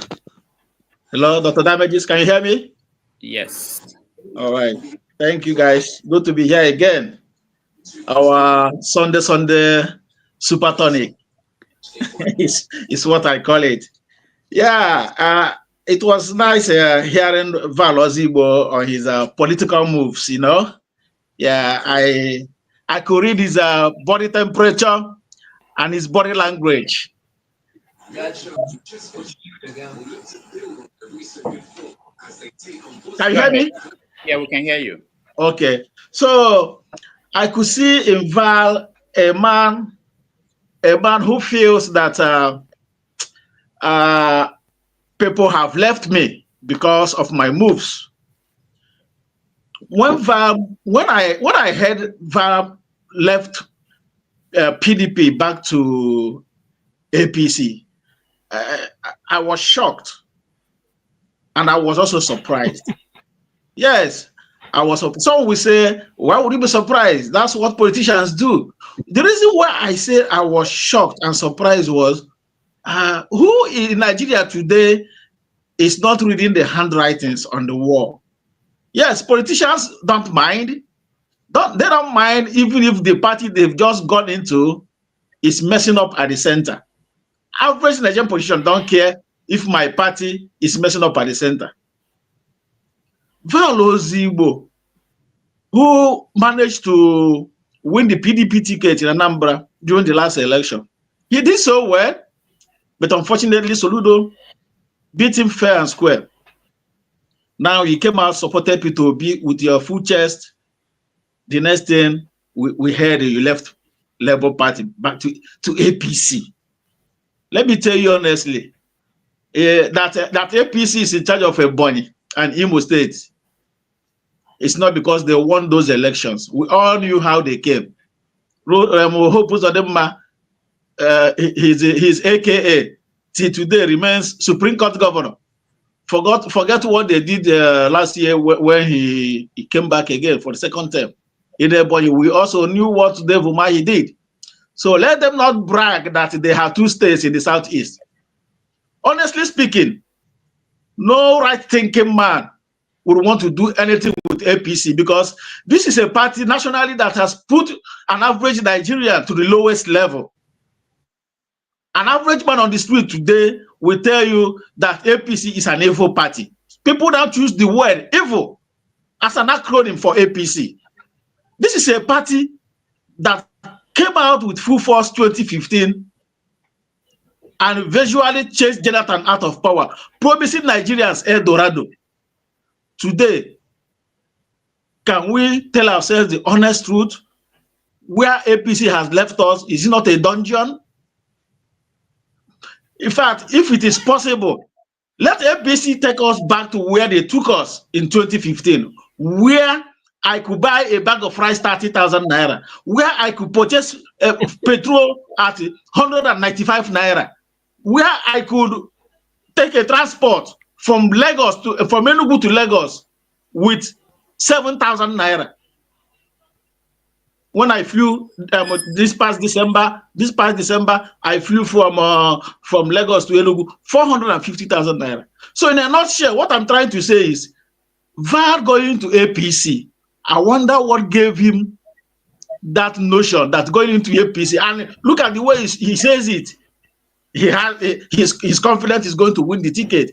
If Andy Uba, who briefly tested power as the governor of Anambra State, could be shamefully defeated last election, what gives Val Ozigbo that in the same APC, as somebody said, he's not even sure of getting the ticket. He just came into the party. People were there before you, and they will just drop down for you to come and grab the ticket. Well, maybe he's hoping on the belief that of what Tinubu told Okpebolo in Edo State when they came visiting him, and he asked them, do you want Edo State? Yes. And he said, I will give you Edo State.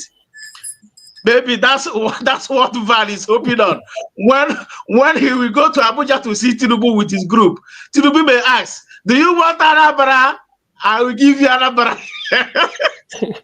Maybe that's what he's hoping on to have. Let's see what pans out for him, you know. But him going into APC, he said no for me. APC is an evil party. I hate APC because of the untold hardship they have brought upon Nigerians. Thank you. All right, thank you, Bob. We have someone who is from Anambra State who is joining us. Chibo, welcome to the show. Chibo is my brother. I've introduced him to the show before. So welcome to the show. Can you unmute yourself? Are you in Anambra or are you in Imo State? I don't know where you are now. Okay, go ahead. APC is an evil party. I hate APC because of the untold hardship they have brought upon Nigerians. Thank you. Chibo, can you hear me? All right, we'll come back to Chibo. I think he's watching on. Is he frozen? No, he's not frozen. He's watching on YouTube and at the same time. Yeah, I'm following.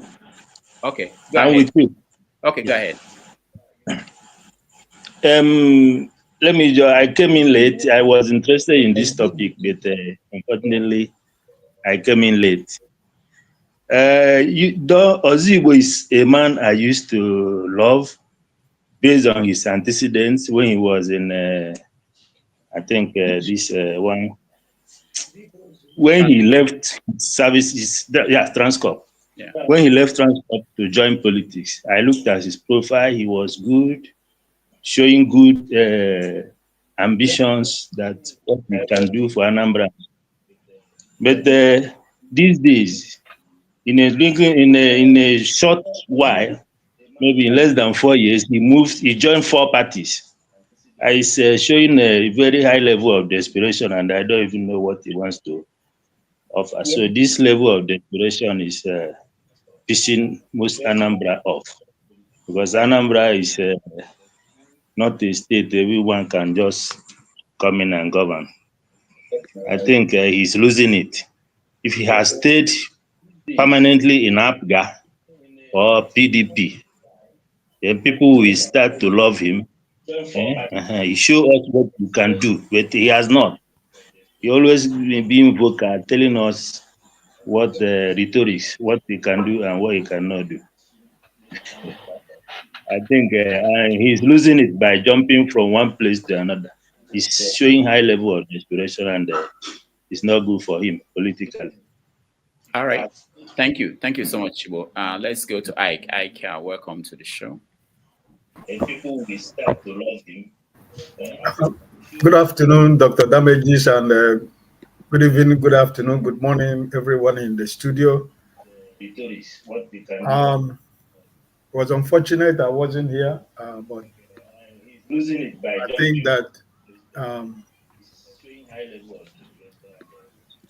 Val is so desperate to be governor of Anambra State that he ended up in APC, you know. And I think that that is the worst doing.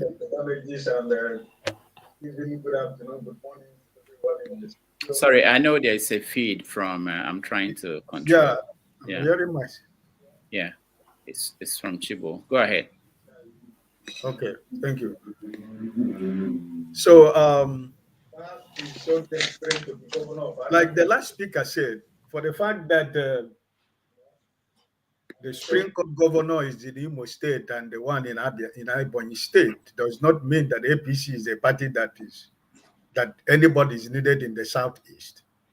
The Umuma magic and the Imo magic, probably that is what Hope Uzodimma have told him. Don't worry, I'm in Imo State. the same Omuma magic and the Imo magic is going to take place in Anambra State. So don't worry. But also, I agree with Tony. Listen, this thing is a politics of revenge, politics to slight Mr. Peter Obi. Your president has not overcome losing Lagos State. He still not overcome that he lost to Lagos. And also he lost Abuja. And also lost in every military barracks in Abuja. So he has not overcome that. And he lost to Rivers. He know what his friend helped him to do in Rivers State. So it's all about political slight to Mr. Peter Obi to say, yeah, we got him after all. We got some of your boys. They are coming to APC.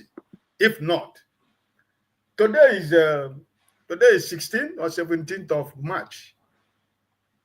There are a lot of people in APC governorship primary, timbers and calibers of Anambra men and daughters in APC that wants to be governor.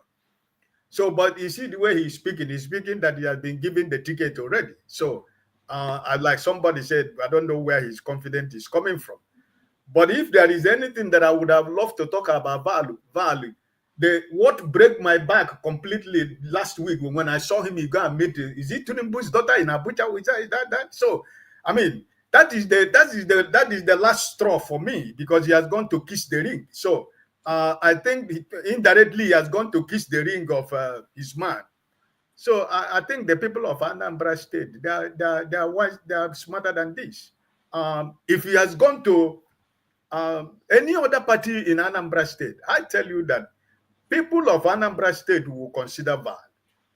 You know, but this time around, what he has done, somebody like me, I'm not from Anambra State, but the pain of being an Imo State man is so much in my heart that when I see any other state in Southeast that is trying to make the same mistake that my people in Imo State has made, it breaks my heart, right? So if he has gone to any other smaller party, I think this would have been more better for him to do. I have no problem with him having to aspire his ambitions. I don't have a problem with that.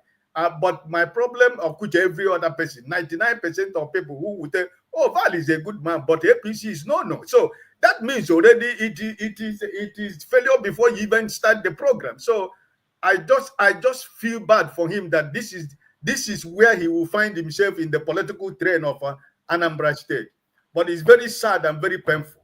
And I think that those people that are in APC before he came in last month or last 2 months, they are not just pushover men. These are men with everything. So I think that after the primary, he has given Mr. Soludo an opportunity to go for second term because at the end of the day, that is what it is. But my wish, like every other person said here, I personally do not want Soludo to come back. But in a situation where Val has put himself right now, is a place where APC want to shame Mr. Peter Obi. They want to tell Mr. Peter Obi that for taking Lagos, he has a price to pay. But I think that the people of Anambra State are too smart. They're too intelligent to know what they want for themselves. So at the end of the day, I'm not God, and I cannot claim to be God. So I pray that if it is the will of God for him to be governor of Anambra State, so be it. But as a human being, as an Igbo man, and as a man who knows what this APC represent, I mean, I don't even think about. I can't even imagine anybody of his class should think about going to APC. But this is Nigerian politics, so I wish him all the best. Thank you, my brother. All right, thank you. CM, hold on, okay? Just let's get to Prince Akwachi before you. I know he's been waiting in a car. I think he's going somewhere, but he wanted to talk to us before he continues. Prince Akwachi, who removed him? Thank you, Dr. Damages. It looks like we're gonna be listing who the person who is gonna be the person who is putting up people and taking up people or whatever it is, because sometimes you wait at the backstage forever and the person is just sidelining. However, my interest in Anambra is, I've said it before, I was born in Anambra, Onitsha precisely. I have families, relatives from Odekbe, from Okozo. So I am much embedded in in Anambra than even Enugu and all that kind of a thing. I love the fact that Dr. CM did ask him to name the streets or to name the roads that he talked about being washed away. I also love the fact that Okija asked him, Val and I could be edge mates. We're in the 50s, okay? I'm not going to hide it from her. But I will not see Tinubu's daughter and prostrate for her. What a shame. I will not do that. What kind of desperation is that? So that when he wins, Tinubu's daughter will come and impose Iyaloja in Anambra. Is that what he's planning or he's thinking? And how come he's so confident? He met people in APC. Those people he met in APC, does it mean that none of them is good? So except him, that is gonna come, that will liberate Anambra through APC. That I am, just like the other person spoke, I am sure it's not gonna happen. It's a shame. It breaks my heart. When I heard that he left Labour Party, yes, I was happy that he left Labour Party, but not APC. You cannot go back to your vomit.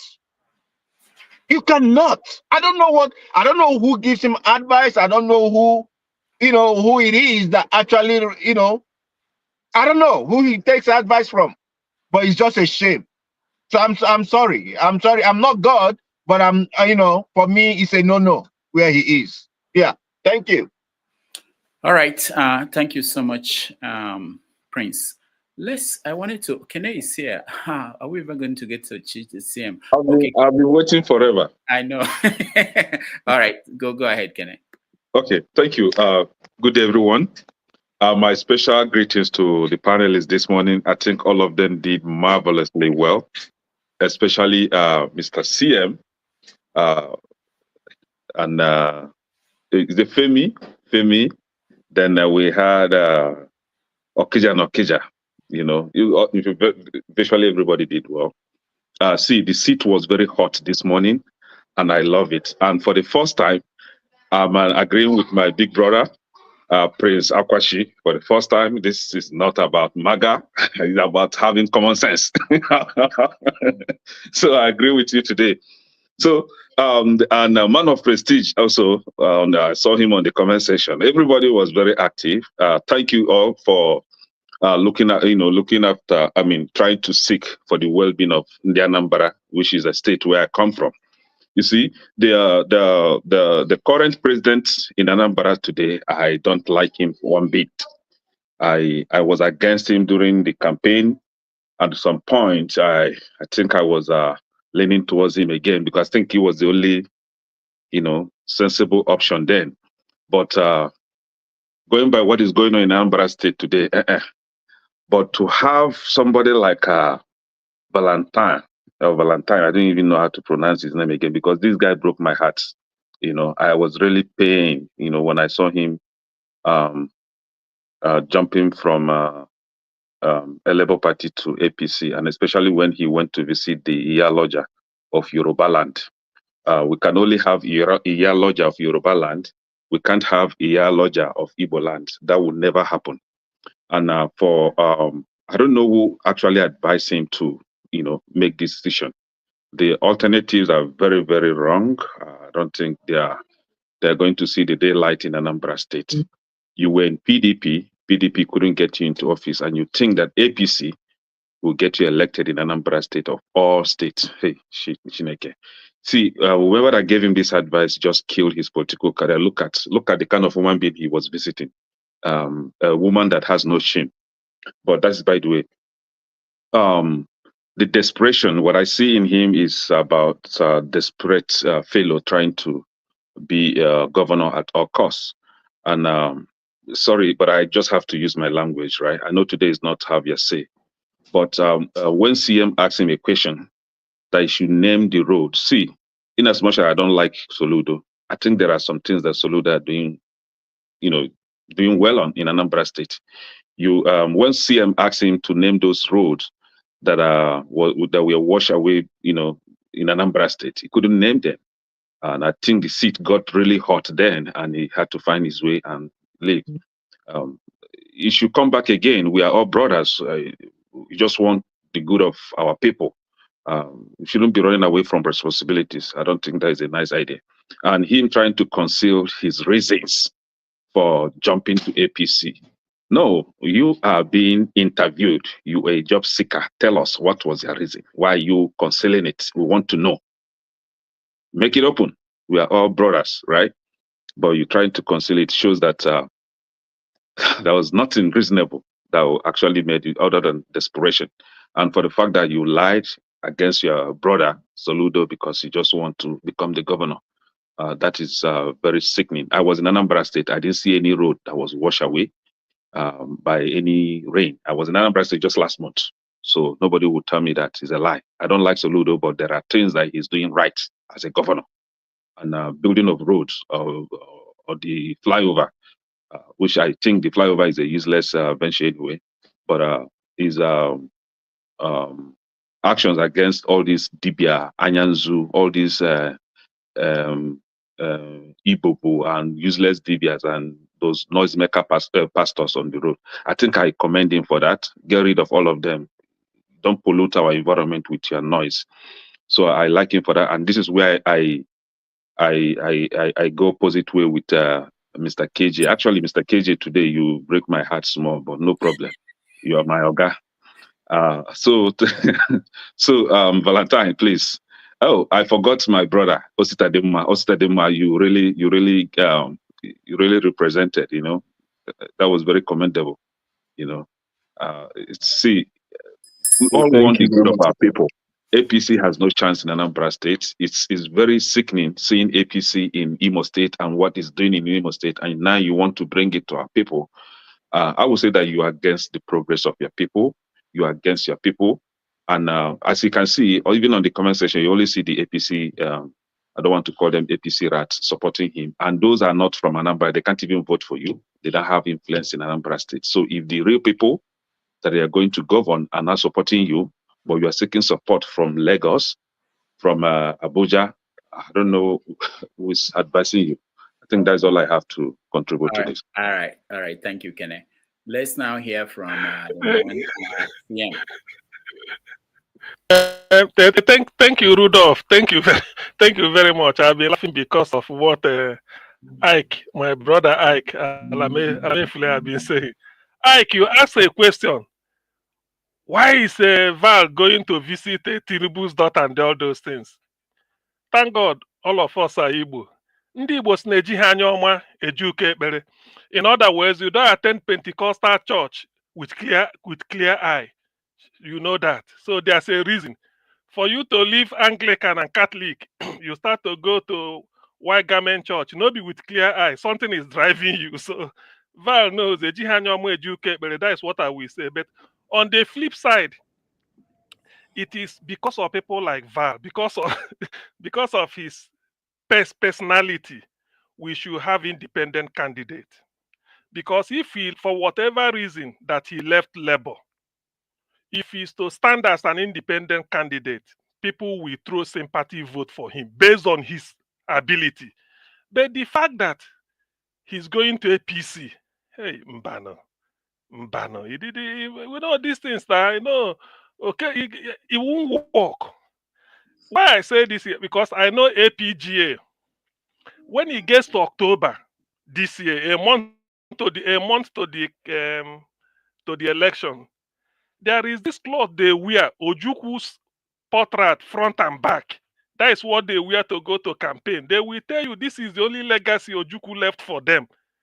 35 states, they've considered it to federal government. This is the only one, and you want Ojuku to cry in the grave. The moment they say that, no matter what you are talking, it's APG, everybody will vote. So Val made a mistake. OCM, I forgot that this is 90 Minutes Africa, not have your say. What if, first of all, let's wait until the primaries, which is next week, 2 weeks from now. If he gets it, what if the Ojuku's wife, you mentioned Ojuku, I remember that Bianca is in the government. Yes. What if Bianca comes out to campaign for Val? How would that, how would that dynamics work for the people? No, the moment Biam, yes, Rudolph, I think we will remind her that she's from Enugu State. KJ, wait. The moment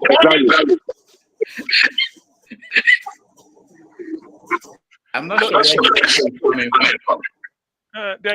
There's no. Yeah, can you mute yourself if you're not speaking? The moment I don't know where the echo is coming from. The moment Bianca Ojukwu comes out, all it will require is this Apga Abada. They just throw one on her shoulder, one here. Everything is ended. You know, I know the Apga way of campaigning, but to be honest with you, the best advice given to Val today was by Oster. Oster told him that what you should be saying is, at a time, Soludo was messing P2B up, you stood with P2B. So that tells them that will gain him some sympathy vote, maybe some few hundreds here and there. At least people will listen, say, look, there was a time Soludo was messing P2B up, writing this. It was me that, all the people will listen. But not that you want to raise maybe Ganduje. Ganduje will start coming to Anambra State. No, Ndibo won't tolerate that. He knows it.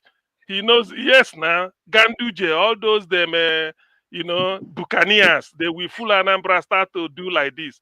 No, we won't tolerate that. Apga is Anambra State. Anambra State is Apga. They will pay homage to Ojukwu too. At Nnewi. The moment they go to Nnewi and come out, campaign has started. So there's no way you can't. Nobody can dislodge Apga in Anambra State.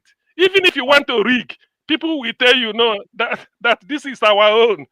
That this is our own. That 35 states is for Nigeria. You can go and mess up, but this is our own. And this idea of bringing APC as a role model, look at Imo State. Look at Imo State a good. All right.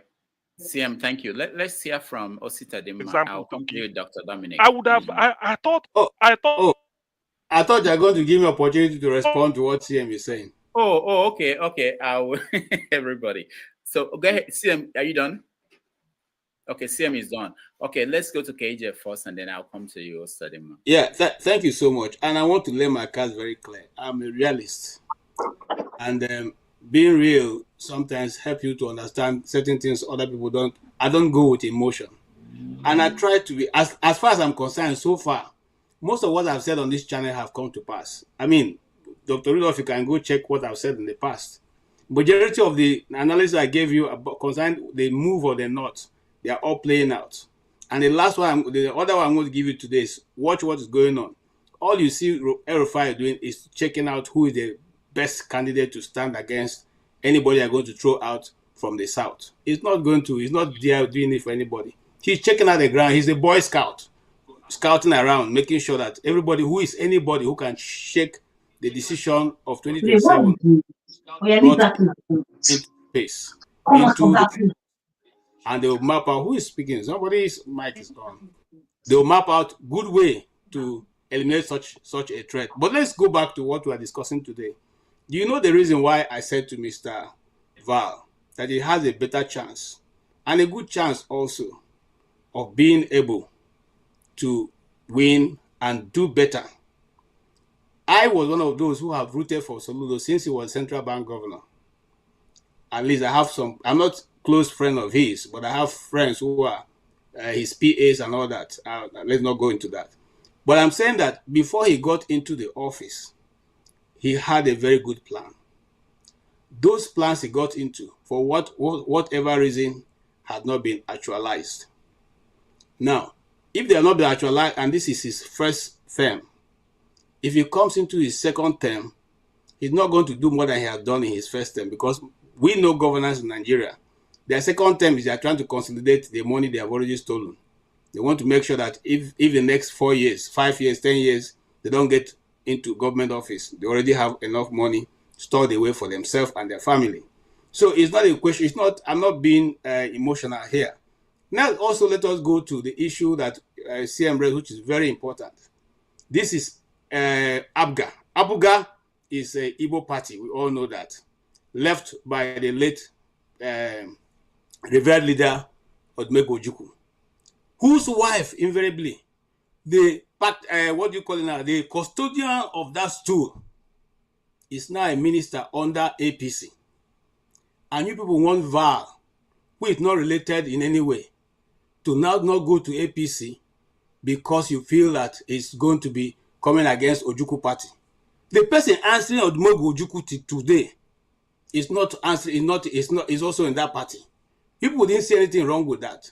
And for my brother who say you remind her that she's from Enugu State, people didn't remind her now that you are now taking the name of Odumegwu Ojukwu and attaching with an APC government. So let us face our facts. Our facts are simple this. We are yet to bring up a person in our community. When I mean say community, I say in Igbo land, who can say this is the way to go, gentlemen.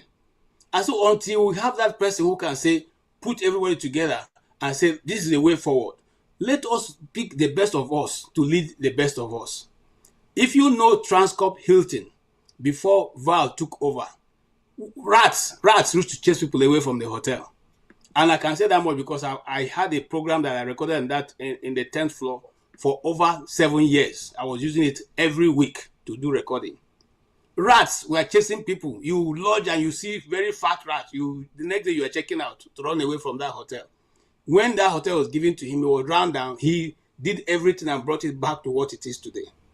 Now, I'm not going to try to defend him.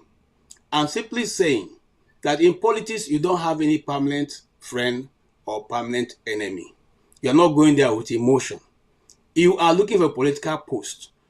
Tinubu is not going to come and run Anambra State when Val wins. And aside that, every person has what? A program for your state. You see, somebody said, what's happening in Imo State. What's happening in Imo State? Because we, and I put myself, I'm not from Imo State, but I put myself among those people who are not able to rise up and say to the stupid judgment that the Supreme Court gave to us that we're not going to stand by it. Did they not try it in Kanu? Were they able to execute it? They had planned to give the post to the other party.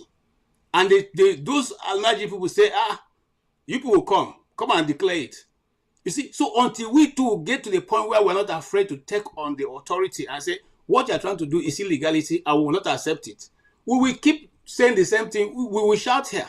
They will still impose this man or whoever they choose to impose, and we will do nothing. It has happened before. It's going on now in River State. Obi won election. The people couldn't come out and defend their vote. They said, no, it is we are there now. And we are now shouting, we can do this. We will do everything. We will do nothing. My brothers and sisters, listen and learn the politics in Nigeria. It's not by who is shouting what to. It's the people who understand what power is and they use the power to their advantage. What I was going to tell Mr. Val is, if he's really prepared, then let him go and prepare, because the election, if everything goes the way it is to the time he's going to contest, it will be who will grab it first, snatch it, and run with it. It's not going to change. It's not going to change because the people are not making any headway. They're not putting their authority, their mouth, where they are, sorry, okay. So I lost my train of thought there. But I simply say, I want to still have the same old policies in Nigeria. Sorry? I said the bell is just for you to round up, not to stop. Okay, so I'm simply saying, look, don't get me wrong. I am not a supporter of APC, but I've looked at the Nigerian politics. It is going the way we don't want, but nobody is ready to stand in the street and say it will not go this way. And that's why it will ask me to tomorrow. You should already see my man. I'm telling you the truth. Until we come to that point to say, no, we voted for Doc. If Dominic is not there, nobody's going to that house. We go sit in the front of the house, no matter how long it takes, sit down there. We're not breaking anything. We're not doing anything. We're sitting in front of the government house. Nobody's going in. That's the only time the Nigerian politics will change. If not, whatever we say, we're just saying it to my brother. It will be nothing. Thank you. All right. Wait, did I catch 3 bullets? Sorry, I was. Yes. Check your pulse. It may not be there anymore. Osita, go ahead. Well, thank you, everyone. To be honest, I don't want to waste anyone's time. But Valentine Ozigbo was just like, I couldn't be convinced. And he doesn't make it easier when he says to people, oh, trust me, trust me. No. He has just failed the biggest test. There is no other test for him. Because when things got difficult for him, he chose to go use the easy route. The same thing we are trying to stop in Nigeria is the same thing he's trying to, re-establish in Anambra State. I don't see how he's going to win that election unless the thing that happened in Imo State happens and the Supreme Court decides to give it to him, which must have been what has been promised to him. And someone clearly stated here, they are just looking for a way to get back at Obi in Anambra State. He wants to have stronghold for 2027 election. Because are you going to tell me that he has not made any deal? There is no news waiting for whether he'll get the ticket in the primaries. They've promised Val the ticket in the primaries. In fact, whoever strategized to call Val into APC, it was a very good strategy for APC as a party. But it was not a good strategy for Val as a politician, especially the one from Anambra. And that is why the thing hurt me so much, because I've always seen him as someone who had a lot of potential. I was seeing him as someone who will, become one of those people in the Igbo. But here again, he has proven to me, us and everyone, that, man, politicians, it's difficult to find someone who is just in there for the people. All the time he's just saying he's desperate to see things change for Anambra. I was just sighing inside my head. Let me just play the devil's advocate, okay? So if Val, if he doesn't run now, or because he made the same, I'm not even playing that, but he made this argument. I want to know what your take is. And he goes to a party like the YPP party and he loses the election. Is that the best? If he's the best person for that position, is that the best thing you think he should do? To lose. And remember, there's another thing that didn't come up in our conversation. The Anambra State week, we have zoned the governorship position, and the region where he's from, they have another 4 years. Because I wanted to ask him, he promised to do only one term. So they have another 4 years. So if he doesn't run now, and he's not the governor in this coming election, that position will not be in that region will not get it for another 8 years. So that means that is what I'm telling you. Yeah. And this is where you ask yourself, because what he should ask himself is, the question is, if he loses, or is it better that he loses election, or that Anambra falls into the hands of APC? Because the moment Anambra falls into the hands of APC, I tell you people, I don't know whether there is any free and fair election in Anambra at the moment. But using the way APC conducts election, it means, in Imo State people cannot even vote. What is the name of the man? Hope Uzodinma out. Is this what you're trying to bring to Anambra State? It's too risky to make such a... See, the worst mistake any state can make is to let APC in. The moment you let them in, they never go out. I'm sorry for Edo State, because they've signed their future away. The same thing will happen to Anambra. Do you not hear what I said?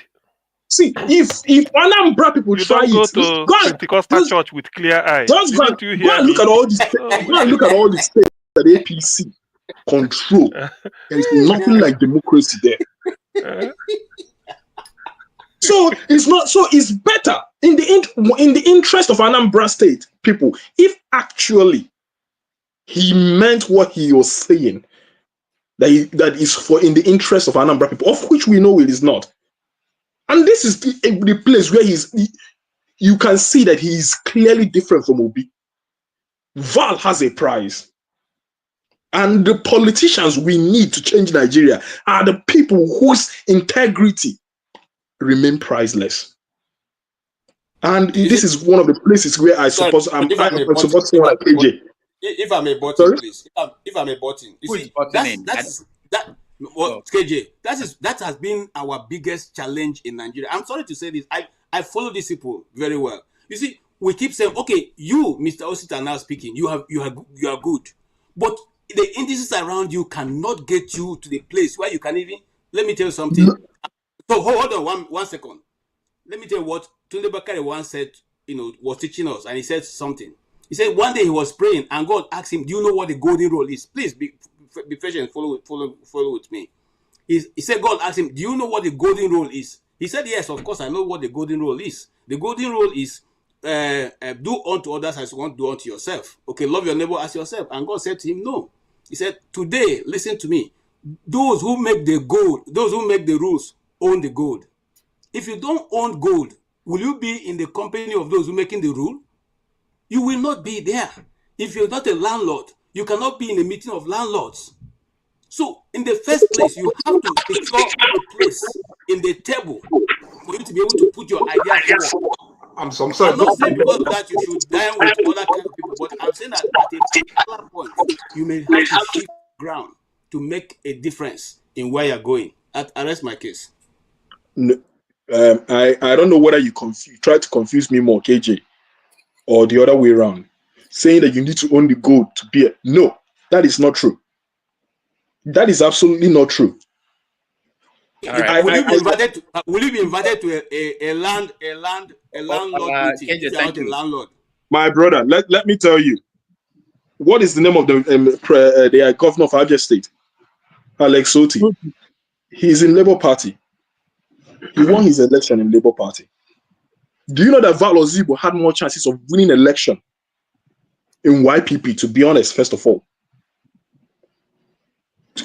Let me tell you, if not because he has seen a leeway to cheat his way into power, or something that promised him, that he would just take this ticket and will make you governor. Val simply went for the shortcut. He did not hear anything from God. He heard from Allah. Correct. All right. Thank you. You're right. And APC has a template. No, so there is no. Dominic, go ahead. Wow. Finally, the quiet ones will get a chance to speak. Anyway, wait, you put Okojo Naija before me, Oh, go ahead. Anyway, you know what? I have to be able to control my.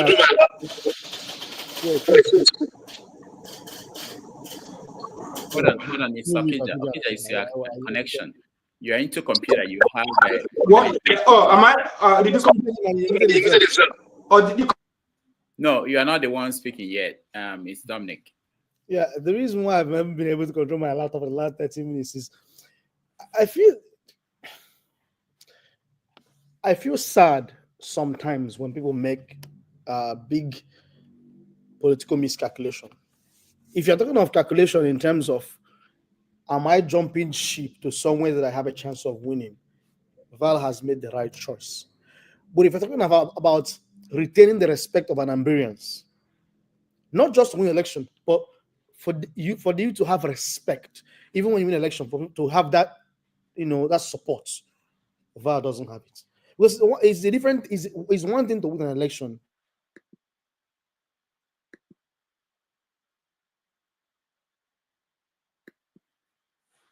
Board. Can you hear me?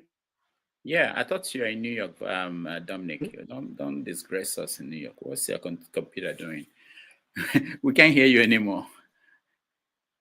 This guy. I'll talk to the mayor of New York City. Okija, go next. Okay. I think the more I listen to Mr. Val, the more I'm getting convinced that Tinubu one day, woke up and said, "What am I gonna do to P2B?"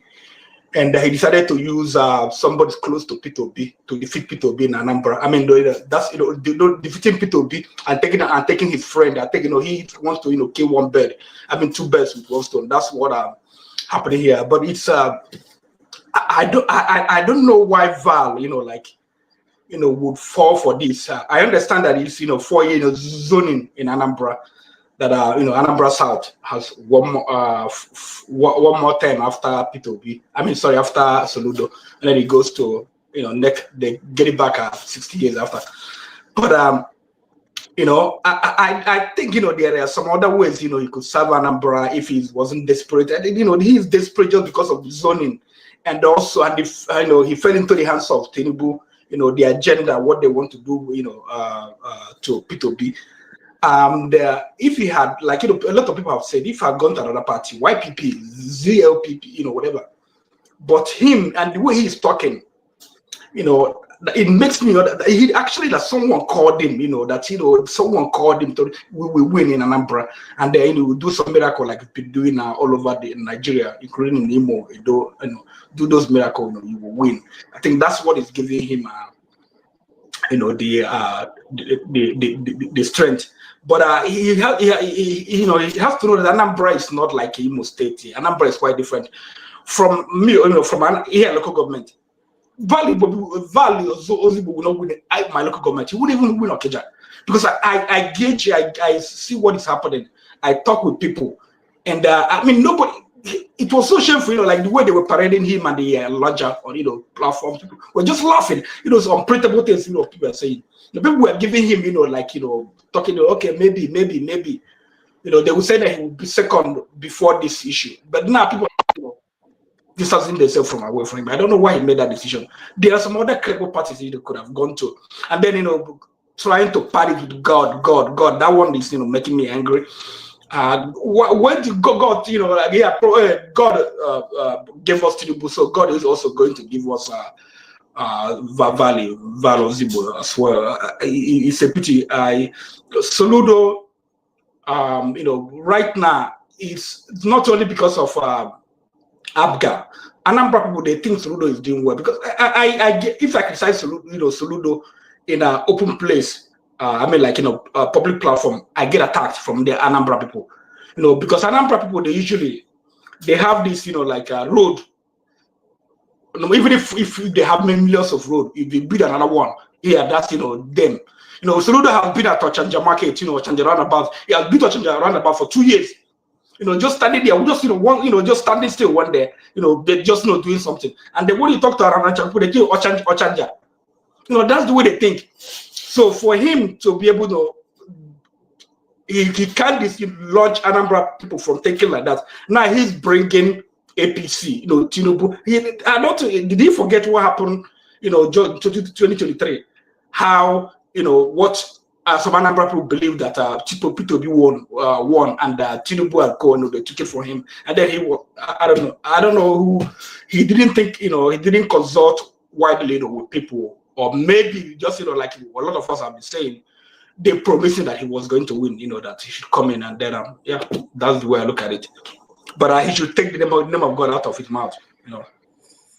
All right, this conversation will end at one point. So let me hear from Kene, and then we'll bring back Dominic Bishop, what he was saying, and Chim. I think I saw Chim. Can I go ahead? Yes, very quickly. I just wanted to respond to the question you asked, Ostadima. The thing is that we all know that APC as a party has a template, right? The template has been tested in other states, just as Ostadima pointed out. We have one being tested in Imo State. There's nothing positive in Imo State that we are saying today, other than retrogression and clean up innocent lives. And today we have one in Edo State. Edo State is in a sorry state. It's very, very sad, that Edo State found themselves in the hands of APC. And then there is no way if Valentine should be elected under APC, with APC's ticket. Valentine will never operate as Valentine. He must use APC's template, right? And this is giving us what Imo State are enjoying now, which is sadness. And for Bianca, people like us, we are still holding our comments for Bianca, because in as much as she's Ozuku's, I think, second wife or even third wife, safe. See, Ojuku is the one that in our respect as in the Igbo, not Bianca. So somebody echoed from the panel that she will be reminded where she come from, and I agree with that comment, right? So if why we're still keeping quiet with Bianca is because she has not said anything against the interests of Ndibo, in as much as APC has given her a portfolio. But any day she open her mouth and say anything against the interests of Ndibo, that is when she would know that she has no credibility at all. She can't even win a local government election. Bianca cannot win a local government election from where her husband come from. In any way, she can't even. If she think I'm lying, let her test and see. And for my brother, KJ, I understand you. I understand what you're trying to say. But you see, some things are not just practicable when it comes to Ndibo. I want you to understand that we detest evil. See, Ndibo is one ethnic nationality in Nigeria that don't pretend when it comes to speaking against evil. And APC is one such evil that we've demonstrated that we don't want in our region. Not even in Imo State. We don't want APC in Imo State. Just that Imo State, I don't know what happened. They found themselves in that condition. But in Anambra, no, it cannot happen. I think we've learned from what happened to Ndimo, right? And I think Ndimo will not want Anambra people to be in that same position that they are today.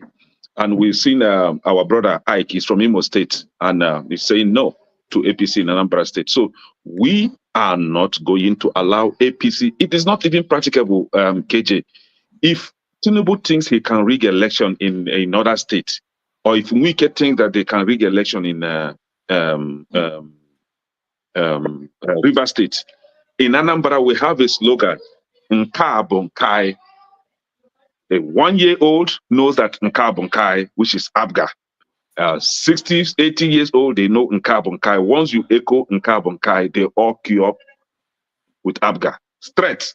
So Valentine had a better alternative, which is remaining in PDP or find other party, not APC. Valentine could even just create his own party, just form his own party, emergency party, and still win election in Anambra State. Oh, he missed those opportunities. And see, Oga KJ, no, that prophecy, you see, you say that everything that you're saying always come to manifestation. This one is going to fail you. I will come back and remind you that this one will fail. Thank you, Kenneth. Let me just say that before Chim, before you speak, let me say that Dexter, I see you, a picture of you, not you. I don't know why. And when we bring that picture up, it's not you. So that's why you're not in. Let me also mention who else has been out. Sometimes we forget people, not just me, the team here, they forget people in the backstage. And Dr. Dominic, we're going to bring you back and see what's going on with your connection. All right. Dr. Dominic, you changed the pattern. This was not the pattern. I don't know what happened along the line. So it's supposed to be after Dr. Dominic, it's supposed to be me. Yeah, everything has changed. I'm sorry. There are things that are sometimes technical. I'm on the road. Can I just after Dr. Dominic? Can I just? Okay. After Dominic, you go. Chim, go ahead. Okay, so sorry, I don't know why I also went out and I was struggling to come back for a long time. I couldn't even connect back. But anyways, I don't know who was it who said that suppose Valentine is the right candidate. That's really what triggered me, and I wanted to come back. Suppose Valentine is the right candidate, and because he's so the thing is like, it was KJ. It was your brother KJ. Okay, KJ. It's me. I'm the person who said suppose. Okay, KJ. Suppose now. Wait, it's okay. It's okay. Wait, don't form my hand though. We don't do this kind of thing. No, don't talk like this. I think everybody has. I really cannot fault what majority of the people are saying. I'm surprised. Though some people are on the comment section, I've read somebody saying this is turning to an echo chamber. Val should see this particular. He should thank God this forum held. Anybody who knows Valentine should go and tell Valentine that take this today's group just spoke through to you. Retrace your steps. He was not happy at all. He was not happy. So no, but in case he's hearing, or in case there are people who might go and do what my community people call kepu kepu to him. You know what kepu kepu means? They should go and do the kepu kepu to him and tell him that if there is anything that will save his political career, is this particular event that held today. Perhaps he should forget 2020. Is it 2025? Yeah. Perhaps he should forget it and go and rebrand himself again. He has taken a step that will totally, stain whatever integrity anybody has for him in the East. Forget about whether somebody from the Southwest, APC can succeed in the Southwest. In the Southeast, I can bet you that 99% of clear-headed people see APC as an evil party. That was evil. Everywhere. Let me tell you guys, and in case he's listening, my uncle is the APC chairman in Anambra State. My uncle. He threw me out of a WhatsApp forum because I came there and told him this party is evil. Yes, he might be listening. My uncle is the APC chairman in Anambra State. He threw me and he waited for people to be sleeping so that they would not ask him why he removed me.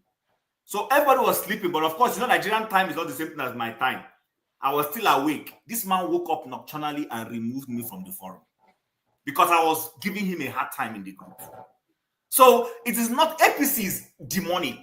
I'm sorry to say it. Anybody who can be saying that we're Igbo people here, forget about it. And this one, I don't like playing ethnic politics. But you see on this matter of APC, I carry it on my head. They are an evil party.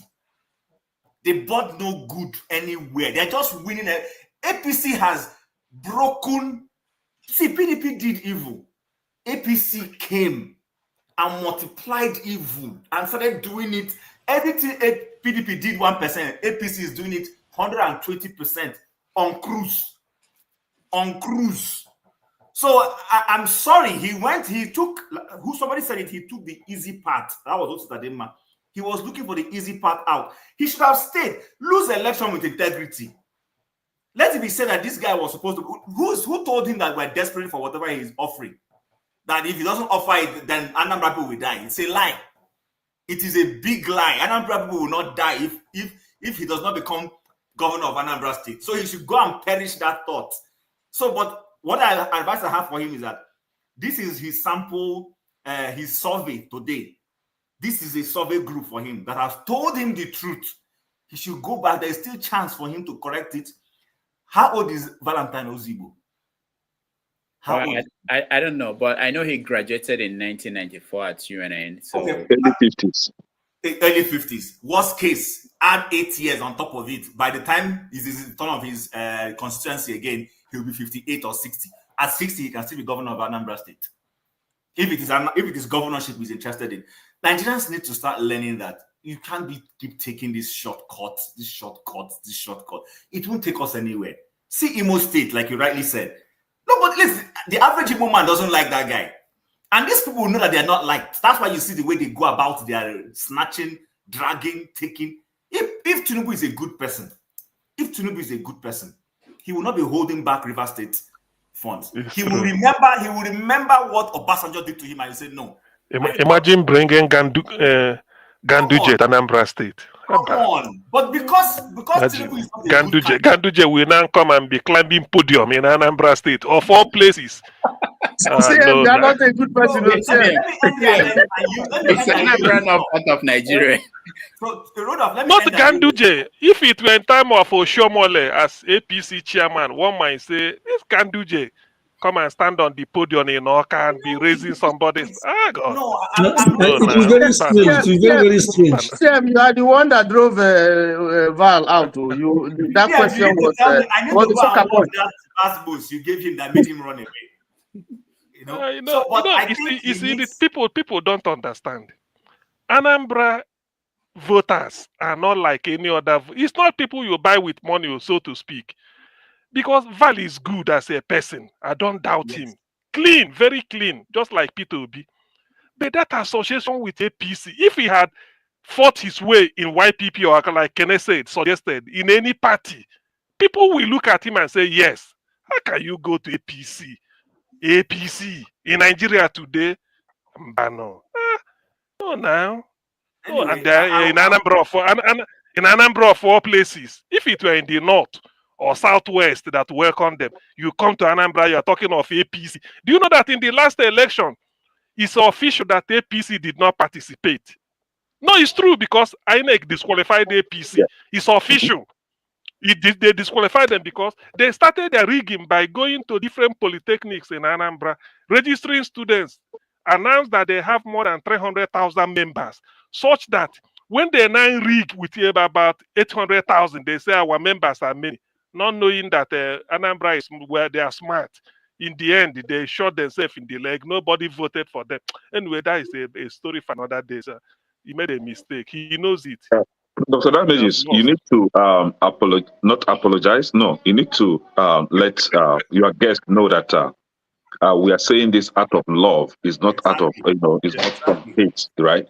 We love him. Like me personally, I said it here. He broke my heart. This is somebody I love so much. I even took a picture with him when they came to US, right? But I really felt confused. Just let him know that we are not saying this out of hate.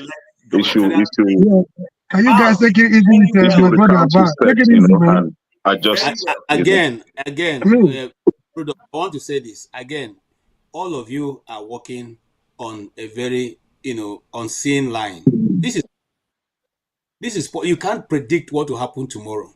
Most of us were here saying nothing. Tinubu was not going to win. He said Omilokon. We were here. And he was behaving as if he was going to die the next day. He said, hold on. I never said stop lecturing us here about Valentine. Cannot make my point. Stop that. We are not kids. Stop lecturing us about what is going on in Nigerian politics. You are not the only person who knows about Nigerian politics. Now, as I talk now, I don't talk. Moderator, can I come in as somebody that had the experience so I can? Okay. Let me balance the analysis. Hold on, everybody. Let me just tell you how we're going to go. Patrick Okafor is here. He hasn't said anything. I see Benson. Benson is actually not even in the studio. Benson Emmanuel. So we're going to hear NWC, Patrick, Benson, and then we decide on how to hand this over to KJ to moderate. But if KJ can do that, I don't know if KJ can do it. If KJ cannot do that, then we round up. Patrick, NWC first, and then Patrick. Go no, Dr. Damages, you said after Chim, I was going to talk. Let the moderate speak first. I forgot again. Please. Okay, all right. Yeah, NWC, hold on, okay, because he has to go. Our comrade.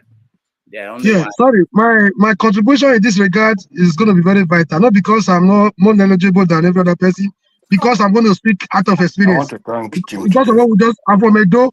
So I'm going to give you practical analysis of what's going to happen in Anambra State. CM, you might not like what I'm going to say today, but today you also give me an opportunity to know that you're not a gentleman. I thought you are gentle. You're not nice to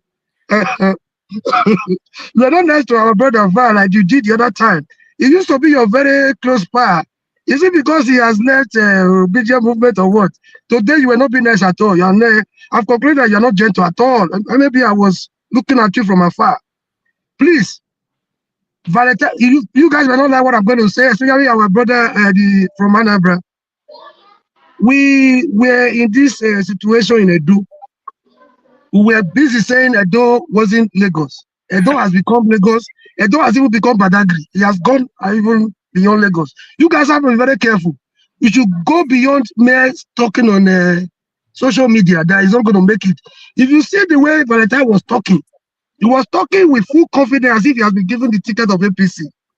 You wouldn't know the kind of agreement he has reached with Tinubu and co. With the kind of politics of Tinubu and the man from Rivers, not anything they cannot do does not exist. So you guys have to be very careful. When we were busy saying that Edo wasn't Lagos, we had our way in 2016 and 2020 because Buhari was he had a limit. No matter how poor you think he was as a president, there were certain lines he wasn't ready to cross. You know, he was busy trying to remove that togal of dictatorship, trying to, you know, bring a semblance of a democrat. So you guys have to be very careful, except you guys are good. I don't know. I don't want war in Anambra State. Then with APC, with Tinubu, with Wike, anything is possible. What they cannot do does not exist. You guys must go do your homework. Go live your comfort zones wherever you live. Canada, Chim will go from Canada. SCA will go from UK. Yoda will go from America. You go and do your homework, because in Edo, what we saw in Edo was beyond what our immediate control. So this is a warning to all of you here. The fall of a yellow leaf, they say, is a signal to the green one. By the time he's playing politics, if you look at the last question Dr. Damage is asking, he said somebody asked him, oh, Valentine, we don't have doubt if you were going to win, but how do you defend your vote? But now, that question is, that was what generated that was what prompted my question. Are you trying to take advantage advantage of the vacuum left by the late senator? And again, he didn't answer the other part of my question when I said, are you trying to, do you think you're going to take advantage of what happened in Edo that will work to advantage in Anambra? He was silent on that completely. I was asking questions based on my personal experience. On this note, I rest my case. He's playing politics and he's playing a very smart one. If guys don't take it, Canada has been laughing at me that you are from Edo, you could not do anything. You will be in the same boat with me very soon if guys don't take it. Thank you. And I rest my case. I wasn't mocking you, Omori. I was just showing concern, you know. Great. Thank you so much. Always interesting to hear that what is happening in other places will not happen in Anambra until. Patrick Okafor, welcome to the show. Oh, Patrick, hold on, okay? I made another mistake again. Ndubisi, I don't know what you did to us, but Ndubisi, hold on. I've begged Ndubisi to hold on for Omori, then I forgot again. Ndubisi, go ahead. Okay, thank you once more. I just want to say that we have so much work to do on this issue of the Anambra election. I know KG has been sending some warning signals, just like Mr. Moregi as well. APC, they have their plans. I think Anambra is perhaps the only state they've not had a stronghold on. But they want to, I want to believe strongly that they have given Mr. Ozigbo their ticket. They feel that he's popular and with the OB effect, that he may be able to convince people. Then surely they want to rig the election for him and make it look as if probably he won square and fairly. So the only way to stop the APC, because it's not even Valentine, it's the APC, they want to make an inroad there and take that place. So the only way is for the people to be well aware and get ready. This time, I know they usually do that, they defend their votes. They should even be more stout this time and defend their votes and avoid any confusion or any disagreement among themselves on how they want to vote, because APC is a no-no for Igbo land.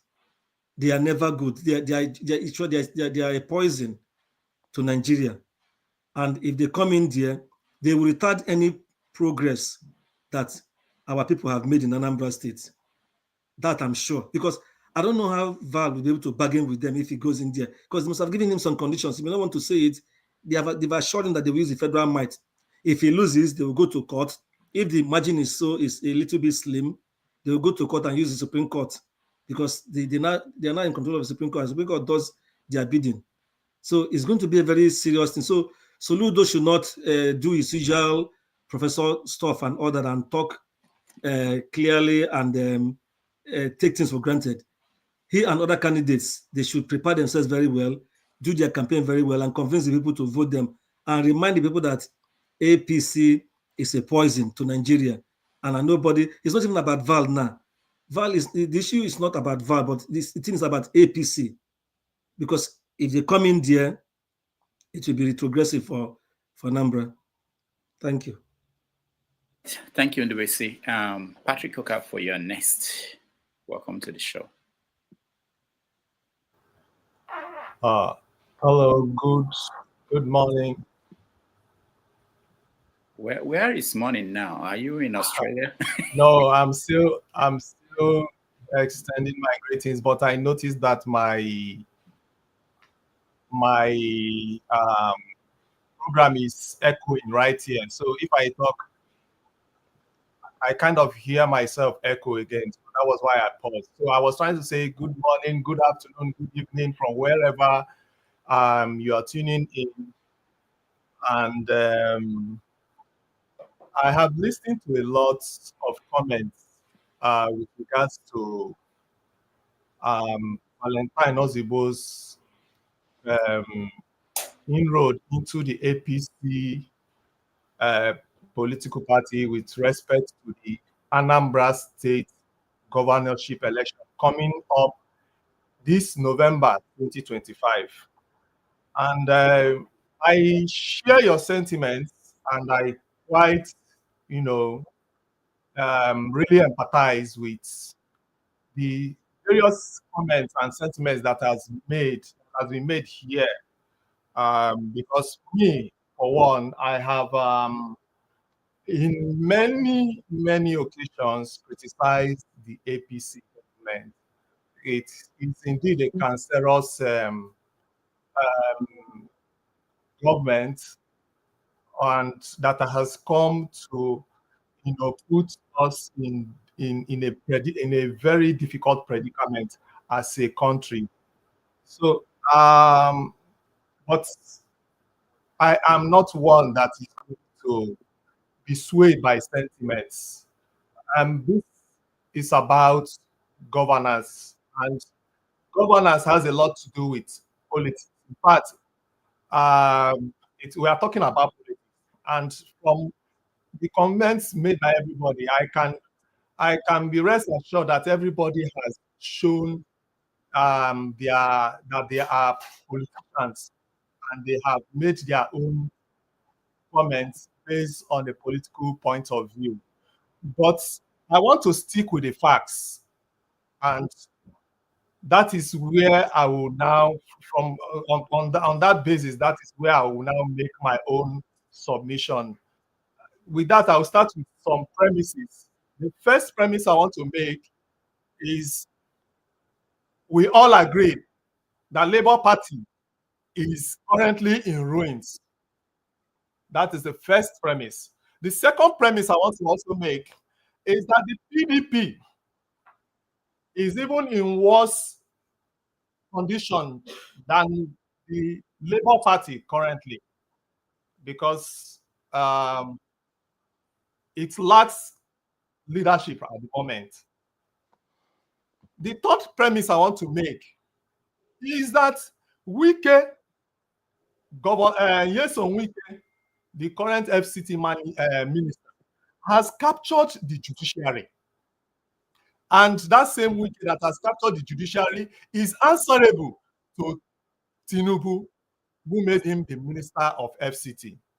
The fourth premise I want to make, someone talked about the possibility of, or as an option, the possibility of Valentine Ozigbo joining, vying for this election as an independent candidate. Now, the premise I want to make on that is that is not even the case. It is not possible. By the laws of Nigeria today, independent candidates cannot fly. It is not possible. They made several attempts in the National Assembly to pass that bill, but for selfish reasons, of course, the National Assembly did not allow that to fly. So that also cannot fly. The other premise I want to make is that Soludo is the incumbent governor of Anambra State and will definitely use his power of incumbency to vie for this election that is coming up in this November 2025. The next premise I want to make is that we have all agreed that Soludo is not performing, and we would want to prefer another candidate, most preferably Valentine. had it been that I want to now borrow your words, had it been that he is still in Labour Party or has joined another party that is not APC. That is the premise. Now, on these premises, I want to ask, what options has Val, given the circumstances that has presented him? Is he going to buy the election for governorship in this November 2025 from Labour Party that is already in reigns? That is not possible. Is he going to buy under PDP that I've already also said that is in reign? It's not possible. Now, the reason why I made the issue of Wike having captured the judiciary as a premise is because all elections will end up in court, whether we like it or not. As much as we like to pontificate of how good and competent and honest a candidate should be, a candidate should not jump from one place to another. Meanwhile, I've heard somebody made reference to P2B, that P2B, after all, we have now seen that P2B is on his own. Okay, I'm going to round up. That P2B is eventually the only standout person with honesty and competence. But this P2B has joined several parties. In fact, after he governed Anambra State for 8 years from Abga, he joined PDP. Now, the point I want to make is that the only party that is feasible and factual that Valentine Ozigbo can use to win election and match Soludo power for power with his incumbency, his state incumbency, is the APC. Let us forget our sentiment about how we hate it. I hate APC more than all of you in this studio. I hate APC. Now the point is this: is Val competent? That is the question we should be asking. Is Val competent? Is Val going to rule the state, or is APC the person that the individual that is going to rule the state? Those are the questions. Now, I want to also bring to the fore that people suggesting that Val should go and join another party or build a party of his own. We are talking about November 2025 election. Let us forget all these sentiments that we are carrying about. If we really want Soludo out and we believe that Val is the person, why condemn him because he joined APC? That is the problem. We are not sincere. All of us, most of us in this studio, I've seen your backgrounds. Most of us are in abroad. Many of us will not come home to come and vote election, not to talk of defending votes. Let us forget this thing, I beg. I'm not for sentiments at all. When I'm done with Anambra elections, with Valentine Ozigbo winning under the party of APC, then I will face APC squarely with all my anger, because APC is still a bad party. But I think that Val has experience. Now let me for reference.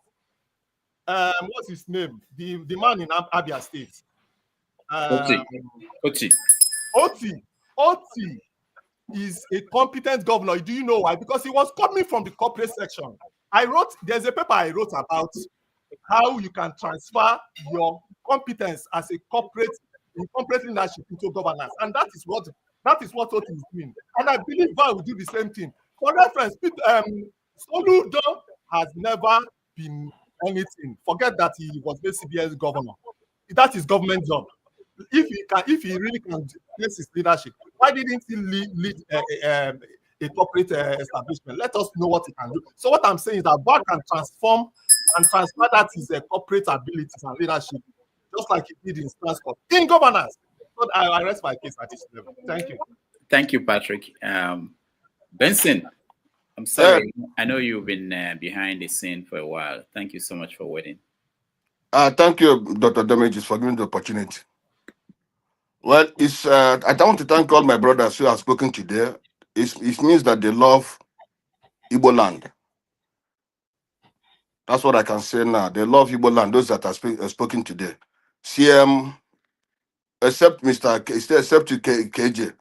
KJ love Igbo land. I know that he love, but today he made a mistake. I don't know where he's coming from, but why he made this mistake he made today. You see, it's unfortunate that those who respect want to destroy Igbo land. Those that will respect that man. Ozigbo is a good man. But it's unfortunate. If somebody is not a governor, there's other places he can serve in Igbo land. He can even join Soludo and help Anambra State to grow. If he can make what they call that what is the something cup what is where he say he worked and he made the place better. He can also join Soludo in Anambra State and they made Anambra a good place. Or any other Igbo land, any other Igbo state. He can also join that place and everybody cannot be a governor at the same time. Everybody cannot rule at the same time.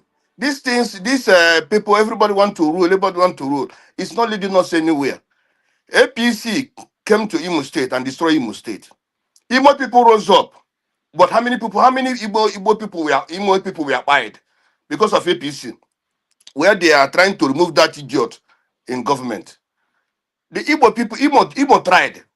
Today, although it's in ruins, you see, not that Igbo people, we did our best, but our best, because of the evil of this party. If Dr. Damages, if you can remember, there was one Enugu man who left a PDP one time and came to APC. In this year place, I told him if APC is evil. Last year, maybe you were a bit angry with me because the way I said it, but I told him that APC is evil. And whoever goes to APC become an evil human being. And today, we can see that Ebony State, where is Ebony State today? Where is what they call it, Imo State today? The same thing, if Anambra goes to APC, my brother, that place will not be called Anambra again. The name will change to completely to Evil Anambra or Death Anambra. That's what the place will be called. Anybody who is proposing that or telling us that somebody in APC will rule Anambra State or any Igbo land, that person is an evil human being like APC. Nothing has not. Let me tell you, if there's 10 people and one angel goes to APC, the next 2 minutes he has already changed to evil. So my thing today is this: let Igbo people try to safeguard Igbo land and help the place to grow. Everybody cannot be a president. Everybody cannot be a governor in as far as Igbo man. Try to help those. If you know that this person is not doing good, try to join him and make the place good. We cannot work. We cannot be governors the same day, the same time. It can't happen. And by us joining APC, we are destroying that place. More blood will be shed in that place. APC is leading Nigeria like when what is that man from Uganda? Idi Amin. Idi Amin. That's how APC is doing Nigeria today. They have conquered everywhere. They have even conquered the late people. They have even conquered their mother and father. It's an evil party. So let nobody be telling us that anything about APC. If that man or this Val now is a good man, but when he goes there and implement what they have signed with them, that place will also start burning. Okay, thank you so much. Thank you. Let me hear from Omaya's Corner. Welcome to the show, and then we'll take a break and hand it over to KJ. I hope he's still around. Omaya's Thank you. Greetings, Dr. Damages. Greetings to you. Happy Sunday. Yeah. Greetings to everyone. Dr. CM, I see you and everybody. I'm sorry, the writing is pretty small, so I can't see any. Is that Mr. Ike? I think that's Mr. Ike. Yeah. Greetings, sir. Yeah, long time. Greetings to everybody. Greetings to the house. Mr. Benson, greetings to you, sir. I agree with Mr. Benson. I'm going to start with that. And I'm sorry, Dr. Damages, I missed when Mr. Valentine Ozigbo was on. But of course, I am aware that he has decamped to the APC. And the question I would have asked him if I had the opportunity is what is the agreement he has come to with APC, to join them? Because that party in and of itself is a write-off, is a demonic party. I understand that, you know, he might in his mind, or, you know, and I'm just trying to cosplay here, think that when he joins APC, they're going to support him. They have the power of rigging and all of that. But why would you even want to come into become a governor in that, from that angle? I don't, it doesn't, to me, it doesn't make any sense. I just think that the party always would require you to sell yourself out and sell your people out. We can see it play out in Edo State. You don't even need to look far. Go check out what's going on in Edo State right now. It's been handed over to bandits, cult members. Okay, now Edo State is one of the worst developed, let me never put developed in that statement. It's one of the worst states in Nigeria. Okay, and this is as at a couple of years back. Right now, it's going to become even worse than before. It's like a disappearing city. Okay, maybe they're trying to make it ancient again. I don't understand. But anyone who is thinking of joining APC, you know, and to Mr. Valentine, in case he's listening, he should take a look at Edo State. The man literally has no voice. He doesn't, his opinion doesn't count for much. They tell him what to do, and it's so clear. Why would you want to subject yourself and your people to that? I don't understand those of us that come from the South. I really don't get it. It's almost like they are so comfortable with this abuse of power for the longest time from those who have held onto it for so long. Why would you want to partner with a known criminal, a party of devastation that kills, steals, and destroys, just because you want to win an election? Get power by every means necessary. Why would you even have that mindset in the first place and then want to come in? What makes you think that you will have the capacity to do the work for your people like you want to? What makes you think that you haven't already signed in the fine lines without you reading the fine lines of whatever agreement? Just because you feel like you're going to be you'll be surprised, Mr. Valentine Ozigbo. They would not give you that position because they might see you as somebody who would push back on a lot of things. That is, if they haven't given you, if you haven't signed off your rights already, and give it to someone that they can control. Do you want Anambra State to become like Edo State? Because I'm not understanding. Do you really want Anambra State to become like Edo State? Shouldn't you all be thinking of how to move forward and do better and bring about development for the people? I mean, the Olu of Worry, I don't know if anybody here has heard. This man has provided free education for his people. He's given his people stipends for those who cannot afford. He's provided houses to them. These are the types of people that we should. There's so many things you can do without being in power, for crying out loud. This mindset of I must enter by fire, by force. Me, I don't understand it, Mr. Val Ozigbo. You're one person that I respect. I don't understand it. It beats me why you would want to decamp to a party that is known for evil. We see it playing out. I don't know what you guys, I don't know if anybody knows about the NYSC student and the whole nonsense that's going on surrounding her. There's a 30-day challenge of rants. Please do a video and maybe this is the thing that we need to push us forward, for crying out loud. Eh? The country is not good for anybody, not for child, not for women, not for even men. What the heck? You can't be going around the same circles and expect to make any type of progress. It's not going to happen. It's not. They take and do us. I don't understand. They take and do us. Why we not believe in ourselves? Why we not believe, say we fit stand as one?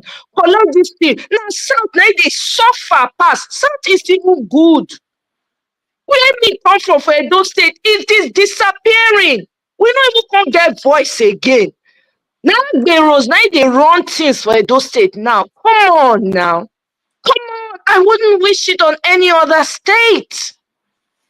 Please, I'm going to just leave it here, but I'm just going to say to everyone, please use your social media platforms to echo the 30-day challenge rant. Please, if you want to see anything change, get behind it and do something. We are never tired to talk every time. Talk. They say na clap, they say they enter dance. We know they clap since no dance yet. What they happen? This is not funny. I feel frustrated. This is why I don't come on your shows, because I'm tired of talking. I'm tired.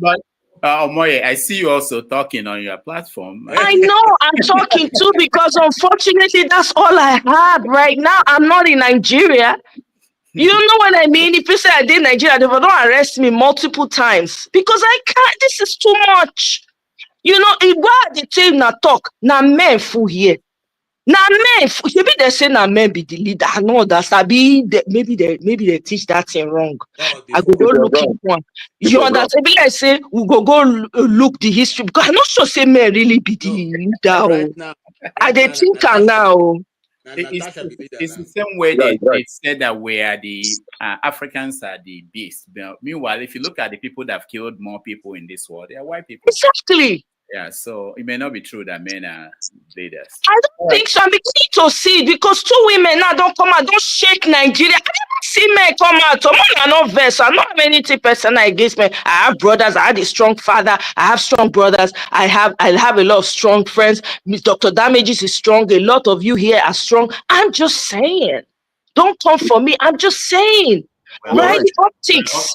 Now women they come out now, they carry the thing for head, because now women they suffer pass. Now the children, I don't know whether I see video of that boy when they flog for not saying not like Quran where. Oh my, I don't feel what that video. I had to move past it. It's painful to my soul. And they cry, they watch the video. What is going on?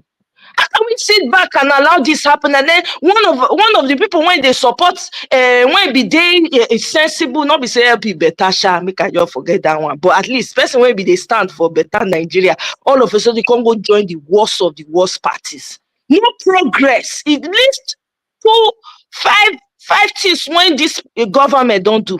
List 5 confidently with your chest. List it. Day, people are crying, people they die, people are unaliving every single day in Nigeria, for crying out loud. Person will come sit down, open eyes, saying and that kind of party now you won't go join. Wait they do us something for that country. Dr. Damages, thank you for letting me rant. I just wanted to do it. But please join the challenge for the young NYSC person. If you are in Nigeria, please, you people should show up for her at the NYSC office. Don't let her bear the brunt of it all by herself. Wait till she talk, not be bad thing. Thank you very much, Dr. Damages. Ireo. Yeah, men are now women rapper. We are finished. Doctor. Yeah. You see, what my sister said. I and CM, when we were in Nigeria Watch, when we are talking there, we told them, if you allow APC to come there, that's Benin will be like hell, and that's what is happening now. You see, and the same way, if Anambra people, and we cannot allow these useless people to come in there. These people, this devil, the devil you are seeing today in the world today is APC. The devil you are seeing is APC. If the devil is better than APC, how can this man destroy any River State? Everywhere they go, they destroy. Everywhere they go, everywhere they destroy. Everywhere they destroy. Nothing good, no single thing has come. I have quarreled with all the people, all my friends, even you are my mother, and you are supporting APC. You're not my friend anymore. It's true, I'm telling you. Thank you so much. Tony, before you speak, let me just, I have to run. Let me just thank people that joined us, that not just joined us, people in the studio, those that are on the comment section, people that supported us by donating to super chat. super chat. Let me see. T Majek, thank you so much. Kulata, thank you. Chrisom, thank you. Oscar Blackbone, thank you. T Majek, Kulata, Ibo Basics, and Oriako Tope. Thank you all for supporting us. I will hand it over to KJ to lead you guys for the rest of the conversation. I appreciate all of you. Next Sunday, we're going to have Prince Adewale Adebayo, who will join us to tell us why everybody's moving to SDP. One of the questions I didn't get to ask Val was that he was he should have considered SDP too, because just think about it. If in the next election all these people join SDP, it may be like he moved to the wrong one. Anyway, let's see him Adewale next week, and thank you for joining us this week, and have a nice week. AJ, over to you. Thank you so much, Dr. Damages, and I will now reserve my comments because so far this today has been like I'm the one fighting everybody. So though I'm not going to leave my own not hold forth for myself because somebody feels that what I'm saying doesn't align with the political view or views. I want to say this: the Reverend Father in Benue State, Father, who is the governor of Benue State, is doing so much for the people of Benue. Before he came, there are old salaries, but now he's paying salary. He's even doing a lot of developmental, carrying out the developmental projects in Benue State. So much so that the people are praising his work. He's a member of the APC. And even the way he was brought in, the Benue people didn't like the way he was brought in, but he has gone there to do a good job. Before Alex Uti came into Labour Party, he was in APC. It was from APC he came to Labour Party. So who want to work for his people will work for his people. Who don't want to work will not work. And if you don't want to go to the farm, the lion will always continuously to be along the path of the farm. Having said that, I still throw open. Yes, that's sorry. The OC, I'm coming, sir. OC raised a very important question. If we have time, we'll look at it. But right now, I just want to take everybody's reaction to what is going on, the politics of Anambra State and all that, and then we'll maybe call it a wrap up. Thank you. Yes, Chim, want to say something? So KJ, you need to. So there are, yes, I agree with you. There are always exceptions. APC is an evil party, number one, but there are some exceptional situations. One, the governor of Benue State. Anybody who was reading what was going on in 2024 would have known that anybody from PDP under what's the name of the former governor wouldn't have won that election. Otom, because one, Otom was owing salaries. Otom was what you in the security circles you would call, he was playing double-sided. He was playing both sides. Remember, Otom received Peter Obi, spoke highly, but Otom was working for APC because he's commander-in-chief and Wike. Remember that he's in a group that Wike leads them. They were all working for APC. Commander-in-chief Brigadier Wike. Brigadier Wike they are all working. Those were all working for APC. Remember, the only thing that their Oga is the only one who got appointment. The rest of them have gone into oblivion. Listen, Makinde did a deal with APC. He delivered presidential to them and they kept his own seat for him. But all the other people were all leaving office. All the other governors, including the guy from Anambra State, you know, who is the worst governor. He couldn't win. Okay, Onye Sinazo. Onye Bolazo. Always coming last. Onye Akwonazo. So, but the point is this. Is that the way Valentine wants to go in there. If Valentine had been in APC a while ago, and that would be a different thing. But suddenly now, you saw the answer he gave here. I mean, I wasn't the one who probed him when he said he went across how many states, how many cities across the world. He mentioned how many cities he went to Europe. He mentioned the ones he went to North America. And then all the people he spoke to, everybody kept asking him, if you stay in Labour Party, assuming you win, how are you going to secure your vote? And he said that he has that particular question now, he has resolved it. You know what the meaning of resolving it means? What it means is that he's agreed that APC is a rigging machine, and the only way he can go in there is to go and help be part of the rigging machine and rig himself in. So in other words, let's even assume Anambra people say, okay, you know what, whatever it is, we want to keep Soludo. What he's saying is that he will go against the wishes of Anambra people because he believes, you see, listen, I think our Nigerian politicians have this messianic tendency. Even P2B shows those tendencies too. When I say it now, some idiots will come after me. He shows those tendencies too because, I mean, I saw a post somebody did today on a group I belong to. They said APC wants P2B, SDP wants P2B, PDP wants P2B, youth want P2B. We are waiting for P2B. And I told the person, I said, I don't agree with that. Yes, P2B is a good man. He's a good candidate, but everybody cannot want a P2B. If everybody is wanting P2B, then something is wrong. Something is wrong. It means you're saying that there are no other good candidates anywhere else. It just has to be him. And that's a recipe for failure. Because he will go in there and he will fail. He won't be able to perform anything. So I think the quarrel with people is not that Valentine is not a good candidate. Valentine, like I said, I watched the Anambra gubernatorial debate at the last election. I watched it from start to finish. I listened to all the candidates speak. Yes, Soludo was, of course, reeling statistics and talking everything, but his body language was very condescending to Anambra people. I told the person I said, this man is going to be very abusive. He said, no. I said, this guy, he has this superiority complex. I'm better than all of you. And he's exhibiting it. But the person who was on policy, spoke very well, and I was hoping he would win, was Valentine. Valentine spoke very well. He did excellently well in that debate. But of course, the election didn't go in his favor. So I think he needs to, I don't know what his threshold for humility is. If he's a really humble person, he should retrace his step. APC can't take him anywhere. It will rather soil his regimen. APC is an evil party, and I will say it any day, anytime. Anybody can quarrel with it on this. That party is low cost.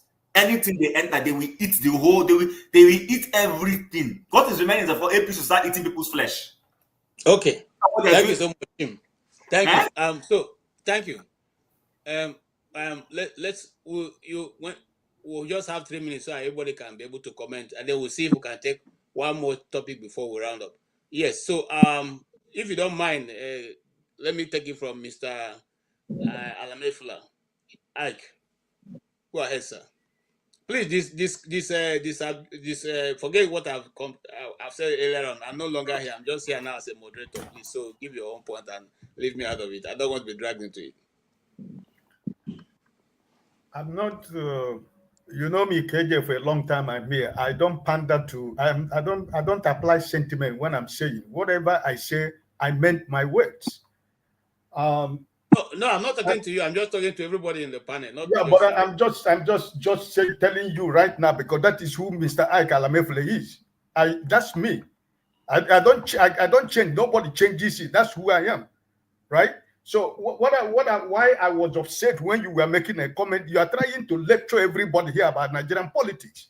None of us is an island. We are not coming from somewhere else.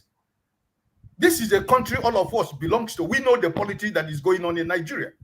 I have no problem what you believe, what your political ideologies and principle is. The only thing we can make an argument, but we shouldn't make it look like we don't know what we are talking about.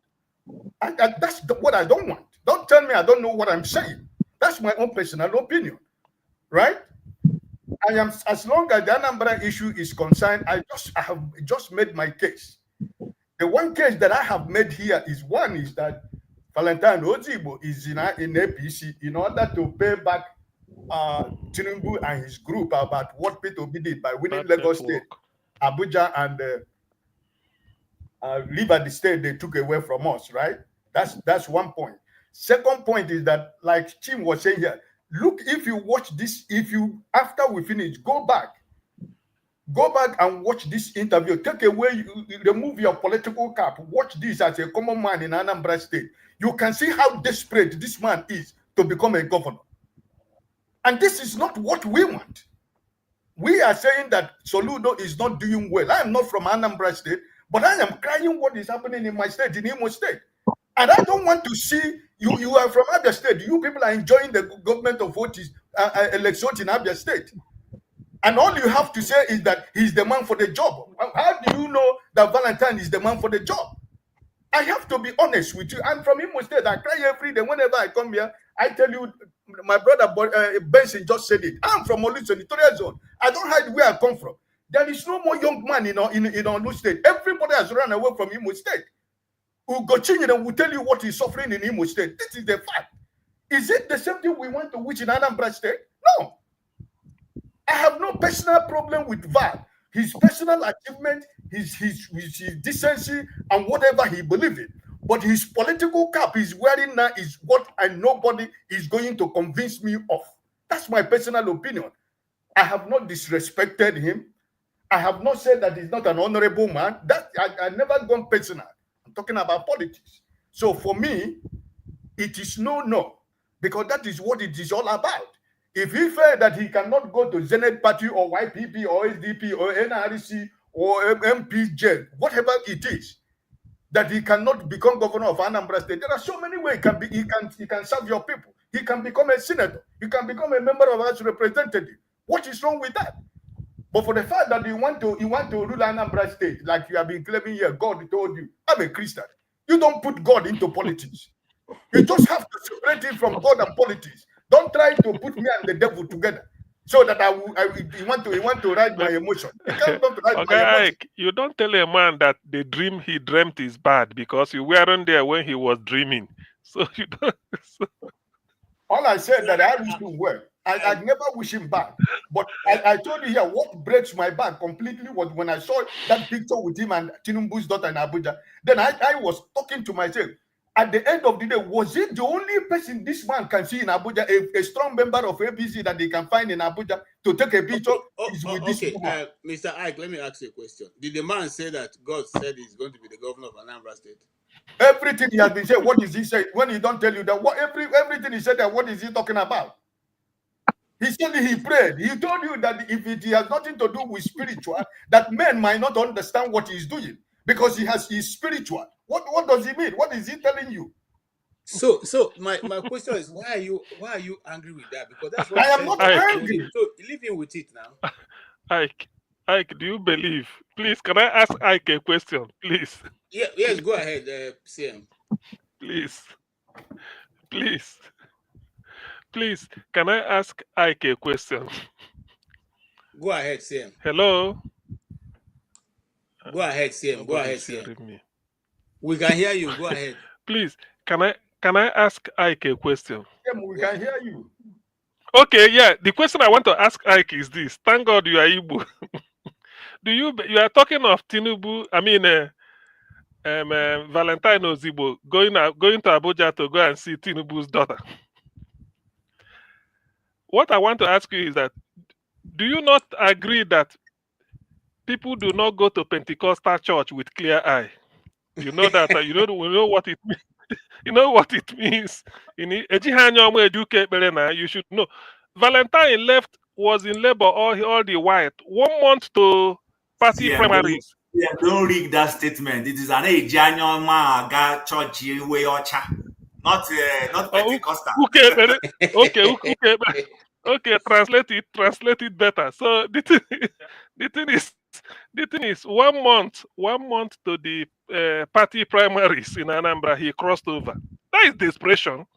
I think he joined it in February, and they're going to do, or 2 months, they're going to do it in April. So that tells you how desperate he is. But the thing is, my wish is that his wish will not materialize from the Anambra. He's a nice person per se, but APC Buccaneers taking over Anambra Treasury, no way, it can't work.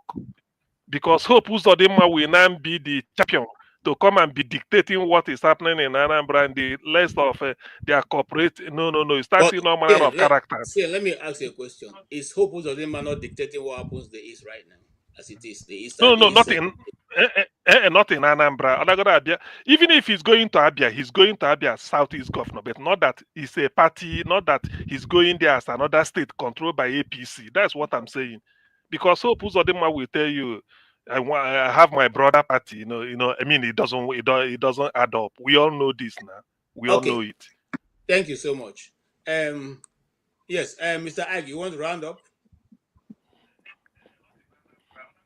Yeah, my rounding up for my brother Valentine Ozigbo is that I said it when I made my first comment. I have no problem that he decided to look for a political platform to run for his governorship. I have no problem with that. That is personal ambition. I have no problem to stop anybody running his ambitions. But also me as a voter, me as a citizen, me as an Igbo man, if I have a say to say, I will have to say, because you need my vote to be, even if you have a 599 vote and maybe one vote is remaining, my vote can stop you from not being a governor. So my voice is important.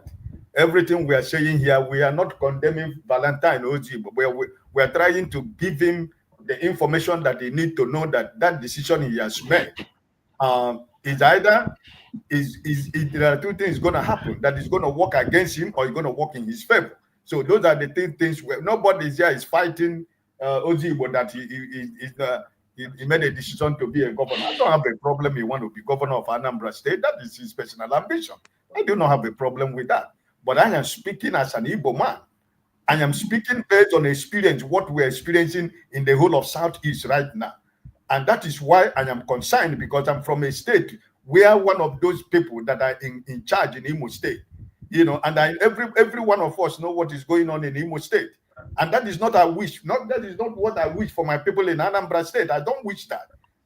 I need a good government. I need governor in Anambra State. Okay. What we obtain in Abia State, so that by the grace of God, Enugu man is doing a good job. Even though I never won an election, but he is doing a good job. At least that's okay for me. So we need people who can be able to do a better job for our people.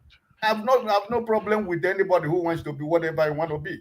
But for me personally, making a decision to join APC, that is no amount of preaching is going to do to me that will convince me for any day tomorrow. And that's my case. All right, thank you so much. Yes. That's okay for me.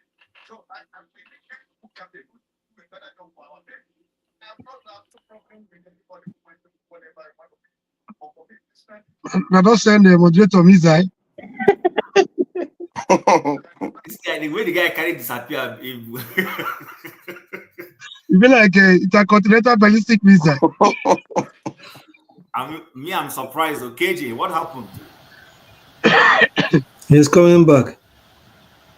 I think the guy is not fit for this because of what he said earlier. I think this moderation is not supposed to be on that seat. He's back. All right. Thank you so much. Yes. BBC. Yes. I want us to even look at it. Nobody goes to APC without at this late stage without any underground agreement. Yeah, underground deal. Yeah, so you saw how suddenly he just left in the last 2 months or thereabout. So something, and if they are promising him, because the way was, if you talk against APC, sure. They will touch your network. He was sure of getting the ticket, and nothing goes for nothing. I will be surprised if he doesn't have any deal he has reached with them. And let's look at this the other way. Assuming he wins and becomes governor, 2027 comes around, and Obi is contesting. Obi is on the ticket of a party as their candidate.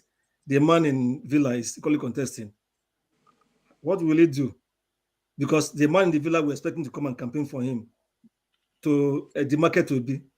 How will it be? We know that KJ, you have said it for politics is neither here nor there, but there's a lot of morality at stake for him, particularly, who prides himself to be a man of principle. You know one thing that you guys are well. If I talk now, somebody goes. No, go ahead. We're all discussing. We are all the same here. Listen to what I'm saying. You see, they no born Valentine and then born Peter Obi. They are only political pairs. Consequently, you don't go into politics hoping that I'm in politics now. So if in the BC move, I'll move. If I don't owe you that allegiance, I can always go elsewhere. It mustn't be that I will follow you. And then if at this point now, let me be open now. Let me say some things. This man didn't make a move without consulting with Peter Obi first of all. He had consultation with Peter Obi until he got there. Because I have some 1 or 2 connections with their media team where he used to be, and the person who was giving this information. Now, that's 1. 2, he himself is certain that Peter Obi is not going to remain in Labour Party. But whether that is true or not, it is for all of us to wait and see. All I'm trying to say is this. I'm trying to also open our mind to know that in politics, anything can happen. We are one of those who campaigned against APC when it started. I had a lot of fallout with my friends who felt that when I said Buhari's government is not going to do Nigeria any good, they say because I'm a religious fanatic. I am whatever, SU and all the rest. But today, all of them have gone into APC and they've all run out of APC. So all I'm simply saying, in politics, they don't have permanent friends. And there's no way a big fish like him would have moved on without having some concession and some agreement with certain people. Whatever that agreement is, we don't know. Okay? It's not possible that he's moving to a party and they're about to hold primaries and he's just moving and with all his everything and thinking that he must have made some agreements. But that's for you guys to let me know. I'm just trying to air out, allow you to have an open mind and discuss openly. That's all I'm trying to do. Yeah, I understand the point you are making. Yes, he must have made some consultations with Obi and other friends, close friends for that matter. But you know, Obi will always tell him what he wants to, what he feels, and I'm sure Obi is not with him in that decision to move to APC. But like Obi will always say, he's free. He has done what he wants to do, and I had to be. I don't know whether I had it on paper when he said something like that. He's asking his people to look for. He asked a number of voters. They should look for the best candidate and vote for that. That was what I heard he said somewhere recently concerning the election. So, yeah. So it means whoever comes in. But what I'm saying is we all know what APC stands for. We all know their extremism, how they have taken politicking and their politics to a very dark area in the country, and they don't have any excuse for it. They're still boasting that their brand of politics is the best. See how the country is in disarray. Or from all angles, where are we going to see? Some governors, yes, are trying their best to keep their state going, but everything still falls to the federal. Some big moves, some governors may have been able to make more better life better for their people, but the government at the federal level may not allow them. Your governor in Abia, whatever he's doing now, he may be willing to do more. But there are some things he may need to do without federal government approval or signing off with it, it won't happen. So also with other governors, how much more one who has an agreement with them, like this one in Edo State. I agree with you. As soon as he enters, Edo has not become something else. And we are not happy about it. Yeah, they sold at the end of the day, the people are suffering. That's what we are saying. These people don't care about the people. Okay. Let me allow us to talk. Thank you. Thank you so much. Thank you. I see your hand, but let me go to Tony. I'm coming to you. You are next after Tony's finished speaking. Go ahead, Tony. Yeah, there's something that I want to draw attention to that we are probably not looking at. Now, in Delta State today, you have all the 3 senators now deported to APC. And sometime there was this rumor that even the governor is being influenced, or it's been, there's some politics going on to push him to move to APC. So you would see that there is a strategy that the APC appears to be using in luring these people to the party. And it may well be the same thing that we see with Valentine in Ozigbo. I remember that the Deputy Senate President, who is representing KG's constituency, has said that in the next governorship election, Abia State will be APC. No, Tony, and the deputy senate president does not represent us. So the deputy senate president is. Okay. That's okay. Oh well, for now he's presenting. He's presenting. So he said that, and it was like a veiled threat, and everybody just said no, it's not possible. But you see, the morning tells the day. Gradually, you see the APC flexing its muscles in the southeast. 2 states have gone. And now they're looking at Anambra State, which is very strategic for them. And then, like I said, this guy much earlier, even before Ozigbo, left, had talked about Abia. And that is in spite of the fact that the Abia State governor is doing so well, the best so far in the country. So you need to begin to think deeply to see what's really happening, and it shows the character, one, of the APC, because this is all about state capture. Two, also the character of the politician, because for them, what concerns them is the end. Machiavelli policy practice. The end justifies the means. Like Babati would say, you grab it. Political power is not served a la carte. You have to grab it and run with it. Whatever that means.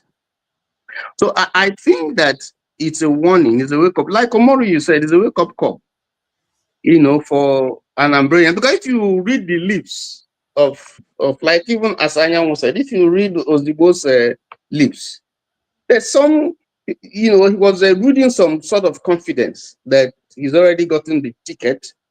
And he was, calling God and saying, come, I will let you, when it happens, hopefully I will come back and I will tell people. And so there's some confidence. So what is it that is giving him that confidence that, he's going to win?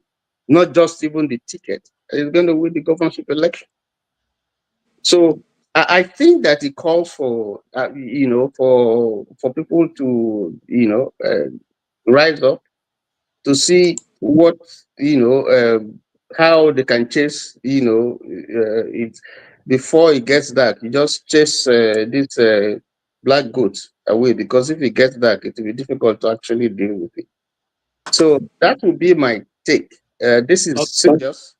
This is not something that we should just gloss over and say no, Anambrians would not accept it, because it's sometimes the Soludo doesn't have the police. He's not the one that appoints the INEC, commissioner and so on and so forth. These are things that rest with the federal. And so, yes. So if Anambra State, Anambra State for me is critical to Tinubu and APC for so many reasons. So I think it's a wake-up call, really, that we should not take this lightly. And November is still a little far, but okay, thank you. Yeah. I appreciate your contribution. Yeah, Mr. Patrick. Yes. At the pain of sounding like a gong, I will keep on re-emphasizing the point in this issue. And I know, by virtue of my calling, I know the way this talk is going. The more you overflog the issue, white becomes black, or black becomes white. That is what is playing here. And for one, I am not swayed by what has been said, because I've not seen facts in what all that has been said. They are just all sentiments. The point I'm going to emphasize again is elections are conducted by candidates who wants to buy an election on the platform of a political party. no candidate goes to election as an independent candidate. The third point, people are saying that Valentine Ozigbo was desperate. I listened to the way the person was emphasizing it, and I just kept quiet because I know that if I have the opportunity, I'm going to talk.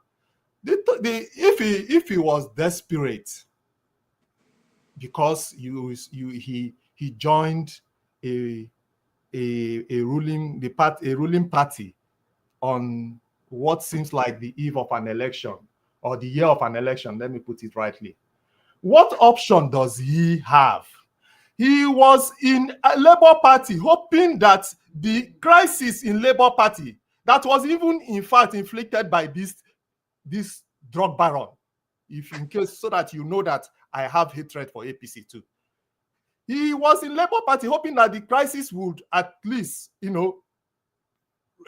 face off, and he will use that platform to go for election. But the more he stayed, the more the crisis, continued. Now, in that circumstances, are you saying he should go to which other party and start again to fund the party? Nobody. How many of us have contributed to his political ambition? How many? So you want him to go to another party, begin to build in how many months before an election over an incumbent governor who, in fact, himself has pact with Tinubu? Is it because he is in Abga? Who is deceiving who? Peter Soludo almost joined APC when he was having that crisis in Abga, until they somehow bought the judgment and he remained. And we are claiming that APC should not rule this thing and that. Meanwhile, we believed that Valentine Ozigbo is the good candidate. And we used an Edo State as an example. I keep on saying this. I'm going to reiterate this one too. The candidacy of Valentine is run on the platform, on the basis of his competence. And he has track record to prove that. He mentioned to us that this is where he was coming from. We all know, somebody mentioned here that there was a time he attended a program in Transcorp of those days. Right, we were just moving up and down. Valentine came around and turned for a government institution, because Transcorp was like a government institution. For him to come in and turn around Transcorp the way he turned around says a lot about him. And he believed in the principle of Kaizen, which is continuous improvement. Valentine is well built, he has this integrity going for him. Valentine is somebody who, for the first time, attempted governorship in 2021. Somebody also made a point that when he listened to Valentine campaign, I think that's Jim. So when he listened to Valentine campaign, he believed that Valentine should win. Do you know why Valentine didn't win? Because the church, the whole church, Catholic and Anglican, have made a pact for Soludo to become the president, for the governor of Anambra State. When Valentine approached him, they said, you're still young, you're good, but we have already agreed for Soludo to go for governorship. He has tried before, he has failed. That is the mentality we have. When we come here, we pontificate, but we don't know that the facts, when in reality, people make some unholy pacts to allow somebody who is incompetent to become leader of a state. And Valentine still went ahead. First time, he won against big wigs in the primaries of the PDP. This is somebody is claiming that how can he just come and say he can win? He can win the governor, the ticket in APC. He was saying that because he believed in himself. He know where he was coming from. He won it. He tried it. He won it. This is somebody who always applies his knowledge of what he has learned, as somebody who has managed some things, who knows, what to do to get what he wants in terms of all his educational qualifications and abilities. You understand? So it is not about facts. Somebody mentioned that he has. Okay. I'm coming. Please, you will allow me to round up. Yes, thank you. Yes, please. Somebody also mentioned that he must have had some pact with AP. That is still hearsay. We have not seen anything. And there's nothing anywhere that shows that somebody who joined APC must behave like APC people. You gave an example of this guy in Benue State. He's doing very well. Our man in Abia State came from Abia to join Labour Party. That is on the wave of this P2B. That was how he won the election. He didn't change. He didn't change. He has been in APC all that we know. We must also not forget that he has been vying for governorship in Abia State under the platform of APC and be losing. So let us not mix these things. There's one other point I want to make. Val is speaking from his confidence because he has the track record. He was first time, like I said before, first time he attempted election, he won the primaries against Big Wiz, and he came second only by few thousand votes against a Soludo that is already well known. So with these few points of mine, I'm saying that Val, a more competent candidate to go for the election. And I'm also saying that Val going for the election under the platform of APC is going to match whatever thing that Soludo is bringing.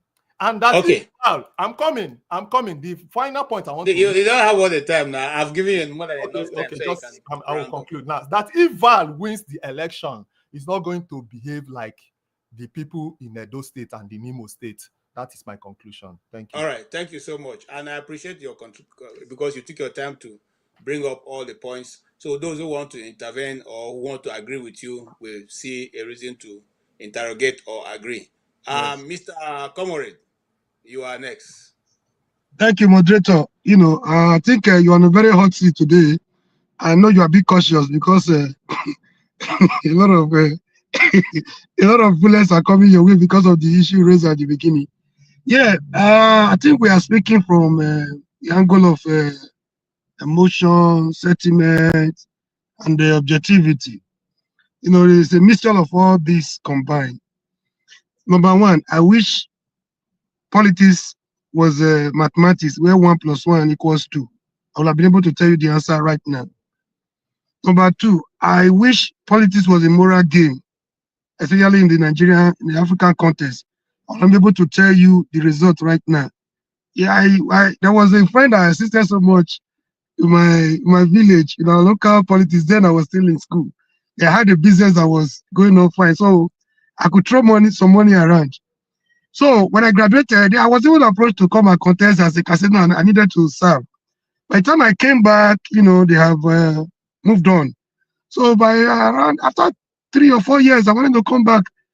The same guy I sponsored, when I was busy using my money to, I even fought my own brother, in the field because of this same guy. Behold, he was going for a House of Assembly, and I was going for another position, but we're from the same constituency. So he was the one that was going to be, in my front I thought he would be my best, helper. But he was the one putting the nail and hammer on my head behind me. So, so when I confronted him, like, I never expected, if I did somebody I expected to be on my side, it's even you. Look at what I did. My family has not forgiven me because of what I did to my elder brother because of you. Openly in the field. You know what he told me? He said, I'm sorry, politics is not a moral game. I can never forget that word. So assuming it was a moral game, I would have been able to, tell you, look at how it's going to go. And with the kind of person we have on board, we kind of, so-called somebody that fought for democracy, that fought on the side of Nadeko. I was naive. I almost lost my life because of that idiot called Nadeko Stalwart. Now I've been able to have come to the conviction that they just used us. They used us. So it's just us for Abacha and the heavy bullets just for their own personal gain. So I was naive. So we have to be very careful. And even Valentine has even answered the question. If you listen to him carefully, the last answer he gave answered the whole thing. I know most of us are not comfortable with the decision he has taken, especially those of us that are very close to Obi, who have everything to see it as a backstabbing Obi, You have it. You have it. Who might be right to feel it's a betrayer. You might be right to feel whatever word you want to use. You could be right. But then this is politics. The guy is playing a very smart politics.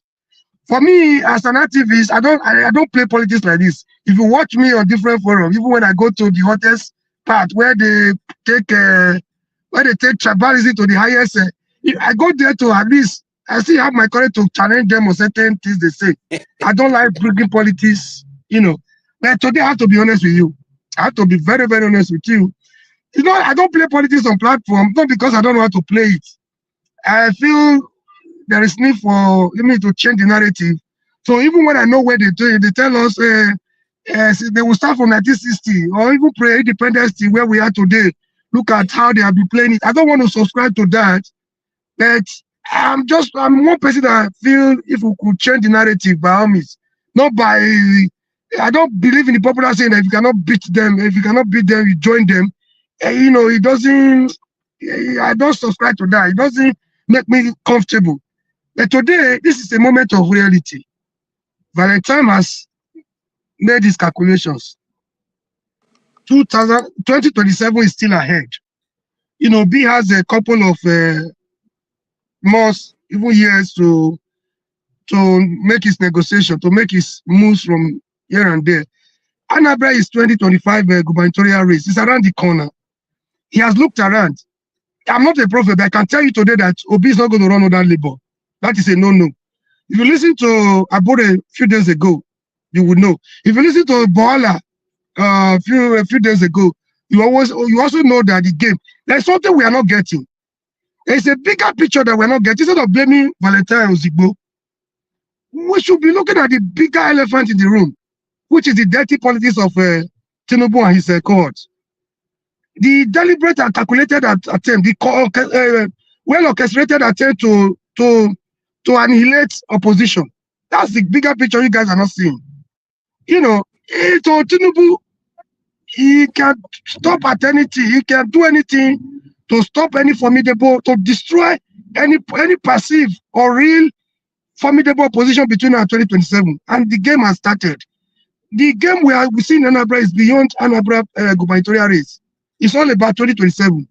As somebody said, it was well orchestrated to humiliate Obi. That is not far from the truth. So if you were Valentine, I want you to, I don't want you to talk don't give me, don't answer my question from the angle of morality, from the angle of, morality or what you should have done if it was not, answer me like a politician, a Nigerian politician. What would you have done differently? Now that Obi has not been able to settle for a particular platform, I know I can tell you for free that he's not going for Labour. He might be going to PDP. So that is not even a good movement for my own calculation. But I cannot help it. I can't stop. I can't stop. Want to round up? Yeah, I want to wrap it up. Please let us not die in their war. Or what Valentine has done might not be okay from the angle of morality, objectivity, but from the angle of politics, Nigerian politics, I think he's playing his politics and he's trying to get a platform. Like somebody said, independent candidacy is not allowed. And again, the last answer he gave, he said they asked him, this is the bone of the contention here. This is the cocoa of all the matter. He said they asked him, you will win an election. How will you be able to defend it? He said, nah, nobody can ask him that again. So he's just borrowing a leaf from what happened in Edo. Most of them have come to the conclusion that no matter where you run or where you run under this political mafia called Tinubu, there's no hope for them. So he's simply playing politics, and politics is what politicians do. He has not done anything wrong in my own calculation. Thank you, and God bless you. We should not die in their war. They are all politicians. Thank you. I'm coming to you, Mr. Odi. And, comrades have made a very good point. And that I want to sum it up in one voice, in one statement that Senator Adams Oshiomhole made. He said, when you move to APC, all your sins are forgiven. Riggers and shakers will come to your aid. And if election winning will be no longer a problem. I mean, the last words are mine. So is that exactly why Valentine had moved there, or do you see him like I see him as genuinely trying to bring what he knows to the table, so it can affect the leadership of Anambra State? Hello, fellow panelists. It's nice to see you all. I think first time I'm agreeing almost 100% with Comrade. You know, I'm shocked. Comrade said he's an Obi man. I didn't know that. Where did your fellow activists go? SUG president. You know, with all due respect for his banter. You know, that's for anything that can move Nigeria forward. I'm not stick to any politician. Everybody go born again for this country. You know, but anyway, yeah, thanks.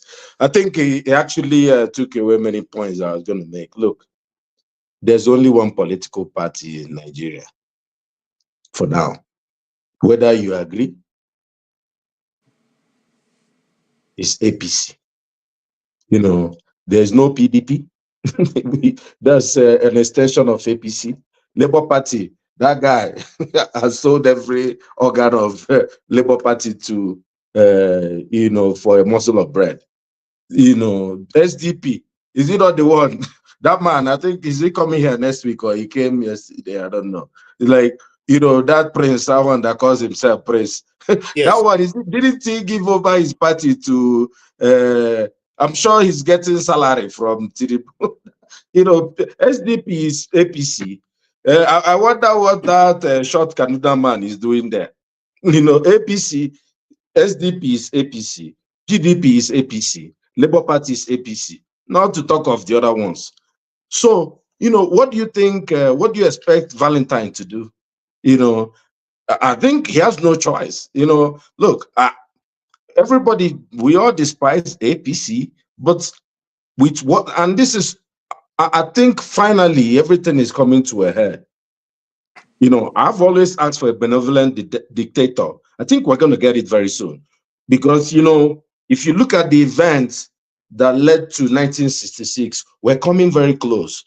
Because at the point, if there is no opposition, because even at the height of the impunity of PDP, they still allowed some states to go the other way. You know, because if you box the people to a corner, something is going to give. Is either the wall or you. So what APC has done is to take every state and every people are good. Something is going to happen, right? You know, so we're coming to that point, and their leadership is poor. You know, I'll tell you something. You know, for people who are praising OT is an APC man. He's been an APC man. You know, we're all in. You know, if you are from Abia State, you can understand what happened, what is happening now. For 24 years, Abia State was under PDP. It was the hegemony. These guys were stealing from Abia State. They destroyed the state. You know, what choice? If you wanted to take power from PDP, what do you think you could have done? You know, there was no labor. It was only APC. So in Nigeria, everybody should understand, there's no ideology in politics in Nigeria. We're no ideologues. There's no, like we have liberals and conservatives or whatever. No, Nigeria, see, if anybody, maybe I shouldn't be saying this, anybody that likes Obi should celebrate Valentine and find a way to make him win. You know, because, you know, if this is very important, you have to realize that, let's say, no matter, even if you make Tinubu governor of Anambra State, if Obi comes in 2027, he will still win Anambra with 97%. All they can do is to suppress maybe voter turnout, which they will do anyway, because INEC did it last time. They will still suppress, you know, they will come by 4 p.m. with their ballot papers and all that. So no matter, even if you make Ojukwu APC president, Obi will still win in Anambra, not to talk of all the other states. So my point is this, you know, look, I joined APC in Abia State just so we can get rid of PDP. By the time Obi, and this is why, you know, a day in politics is like 50 years. Between now and the next 2 years, nobody knows what's going to happen. But Valentine can't wait anymore. Abure has stolen the party and sold it to Tinubu. What do you expect them to do? If they won't even give him the ticket, should he go to PDP, where those two brothers are still holding forth? Where would he go? AAC, so he can get 3 votes. Look, if the guy wins in APC, and you know governors are the only people who are allowed to switch parties. And if they switch, if the House of Assembly switches, they'll protect them. We know these things. So if the man wins in APC, let's say by 2027, everybody can see the landscape and Omoriyu is complete, Obi probably is going to go to PDP. There's no other party he can go to. They have to find a way to, they have to destroy somebody to take the party from Wike. Because if they can't take it, then you see what will happen in the north. If they can't take PDP, if Tinubu doesn't allow the northerners to take over PDP back, watch what is going to happen. They will use the Buhari tactics. You know what Buhari did now, to be able to, get power. So my point is, we all had to switch to APC to be able to get power. But when Obi appeared with Labour, the man switched to Labour and finally got Abia State. It didn't change him. Still a good governor, but there's still some good governors in APC. The personalities, so at least if Valentine is the governor in Anambra State and is 2027, trust me, he can do a lot of things. He can go and say vote for Tinubu and that. He can say that. That's fine. It's not that people will believe him, but I think he's not going to kill people like what's happening in Imo State. You can be sure that there's no way he hasn't talked to, Obi and Obi. Obi, what can Obi do? Where will he tell him? Will he tell him to just wait? How long will he wait? So, this guy is in a very tough position. It's between the devil. All right. What is he going to do? He has to win election. Some people called him desperate. Of course, you have to be desperate. All politicians, by default, are desperate people. How can you believe that you want to lead another person? They have big egos. The man wants to be governor. How many people want to be governor in the world? So I completely agree with that. And I think people should vote for him if they think he's a good candidate.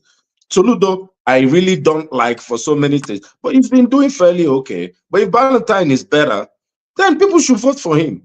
If you look at, let me just add one last point.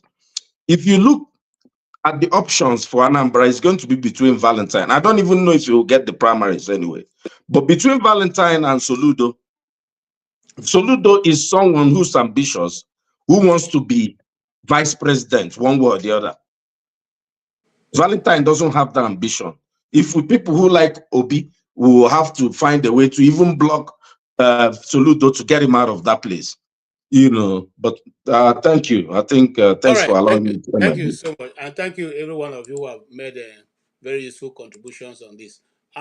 We'll just we'll have less than 30 minutes, so we will look at a very hot issue going on right now in Nigeria before we sign off for today, so that they don't accuse us of not weighing into that. I will play this video and then you all can weigh into it, and then let us know. Sorry, my system is okay.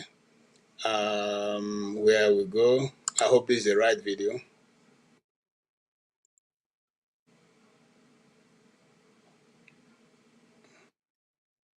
Ashamed of you people.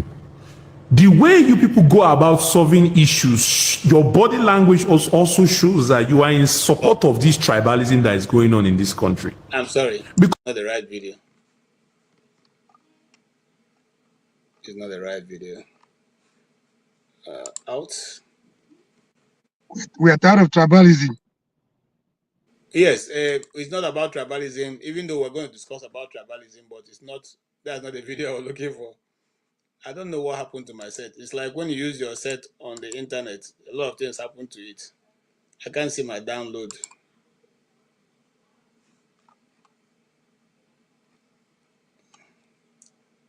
Okay. All right. Maybe we can go ahead and discuss until I'm able to find that. that video.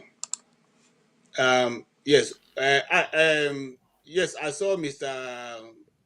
Patrick. You're putting up your hand. I'll give you 1 minute, and CM, I'll give you 1 minute. So while I'm looking for that video, please go ahead. Thank you so much. You know, the more the conversations go on, the more interesting it becomes.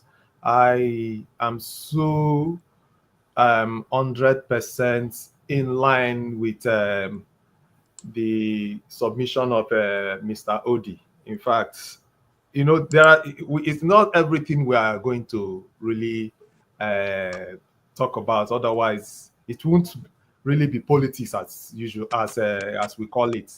There may be some things that you understand, you might not be able to say it, because if you say it, you know, somebody will, you know, say, oh, this can be a strategy and take advantage of it, and maybe it will be to the disadvantage of the person you're trying to protect.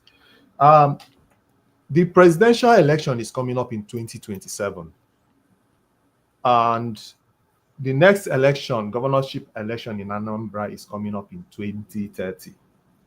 Val has told us he's going to go for one time because of the arrangements, existing arrangements, because for their zone, Sometimes body language tells a lot. Now, okay, so for their zone, it is only one term that is remaining, and that is the one that Val is gunning for now. And again, if he wins under, let's say he went for this election based on the platform of another party, because of the existing structure of the judiciary right now, he cannot defend the votes at the courts. If he goes for election under APC, he can defend the votes, because those are the people that have seized all the whole arms of government, and they won't want their own to lose. And the point is that Val is capable, but he is also campaigning for the votes of us, the people who he believes he can win over to his side to vote for him. He is not going to go and relax like the Edo and APC, Imo State people did. You understand? He is going to campaign, and that is what he is doing. He's trying to convince us that, look at the person and not the party. He's going to deliver on his promises. And I may have said so much, because what I wanted to talk more about is just to agree on the Odi has really nailed everything. And okay, let me even mention it. What if Val's presence at APC is going to work for P2B's mandate in 2020? Have we also thought about it? Why is it that we are always considering one aspect of it? No, you can't say. You can't really say. Politics is what it is. It is dirty. It is unpredictable. Thank you. You have actually done more than 1 minute. So I'm sorry. Thank you. CM. Okay, thank you. Let's state the facts. Enough of all these rhetorics. Under a free and fair election, APC can never win an election in Anambra, not even a local government. They didn't even field the last local government election. They didn't even field their candidate, let alone being rigged out. 21 local government chairmen, nobody picked forms to represent APC. That's a fact. They are nowhere. Anambra election is coming. Nobody is picking form for PDP. So where then will people who will then campaign for APC in Anambra State? They rely on rigging, and it's not gonna work. The only blemish, let me state it here, the only blemish people like me and most Anambra people have about Soludo was what he said about P2B. Apart from that, he's an excellent governor. Go and look at infrastructure. There is no community in Anambra State that hasn't got a third road. People that hasn't had a third road since they created the world. Soludo gave it to them. And they are clapping for him. He Please, told me said infrastructure can I ask wise. my friend a Listen, question? wait one more. He Just told the state one question. infrastructure wise, before I land, let me land with this. So apart from that dent he made about P2B, everybody will tell you. Because you see it clearly. You see what he did clearly. You see it. So APC cannot even field a candidate for local government chairman in the 20 whole states. PDP cannot. Then later you now come and tell me under governor, everybody will now clamor and vote for Valentine Ozigbo. By the way, is it not desperation? You left a party, Labour, to join APC 2 months or a month to party primaries. That is desperation. And all you have to say is to show a picture that you took with a Tinubu's daughter. Anambra is not a banana. It's not a banana state. This is Anambra. It's the state of Chubo Kadibo. We are advanced. The politics in Anambra is advanced beyond so many places. People should understand this.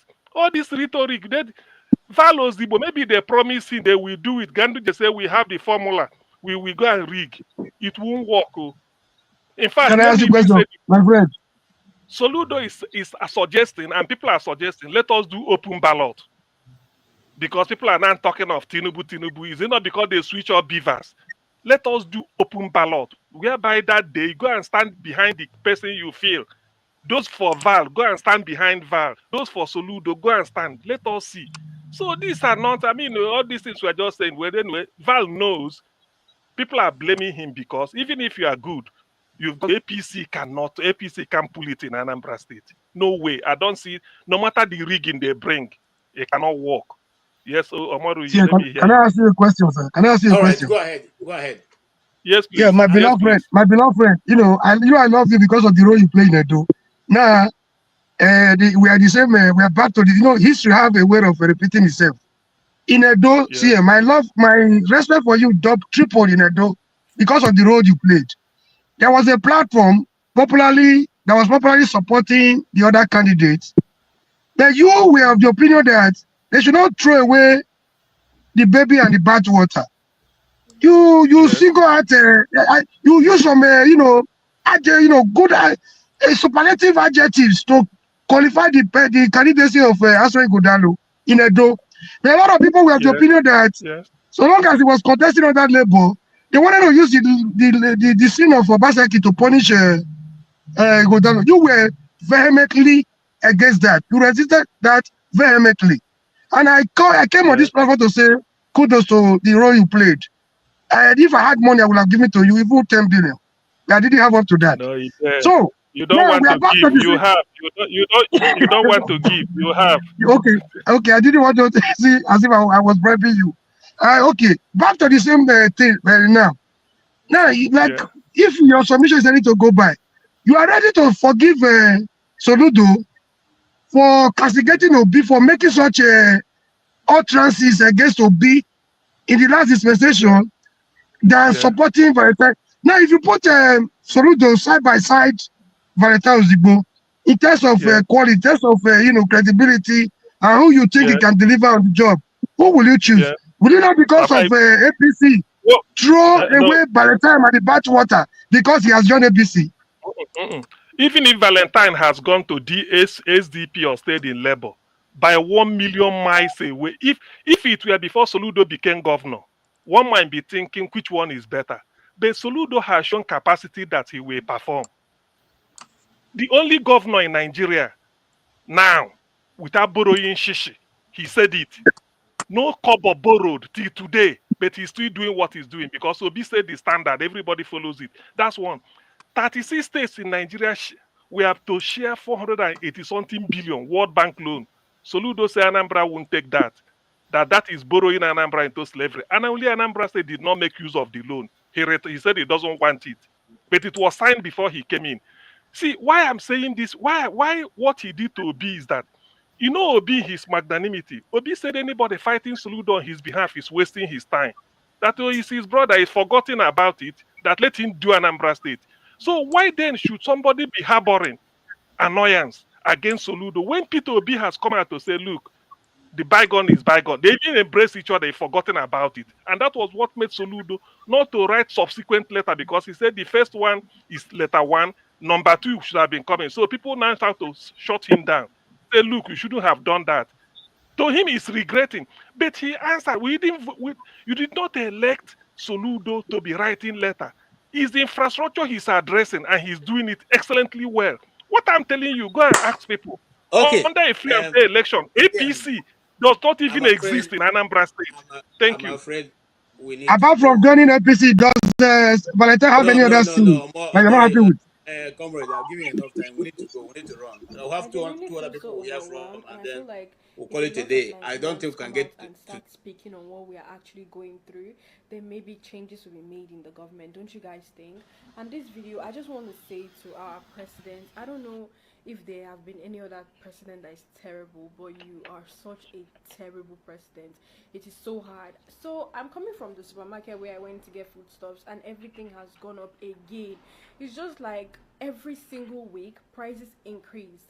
I want to know, what is the government doing about this increment? Is there going to be a particular time where prices will stop going up? Is there going to be a particular time where things are going to go back? Guys, why am I going to get a crate of egg and they're telling me it is 6.5? It doesn't make any sense that egg will cost 6.5. Like, I literally can't remember when egg used to cost 800. And I'm so overwhelmed because this is literally my first time doing this adulthood thing alone. This is my first time moving out of my family house.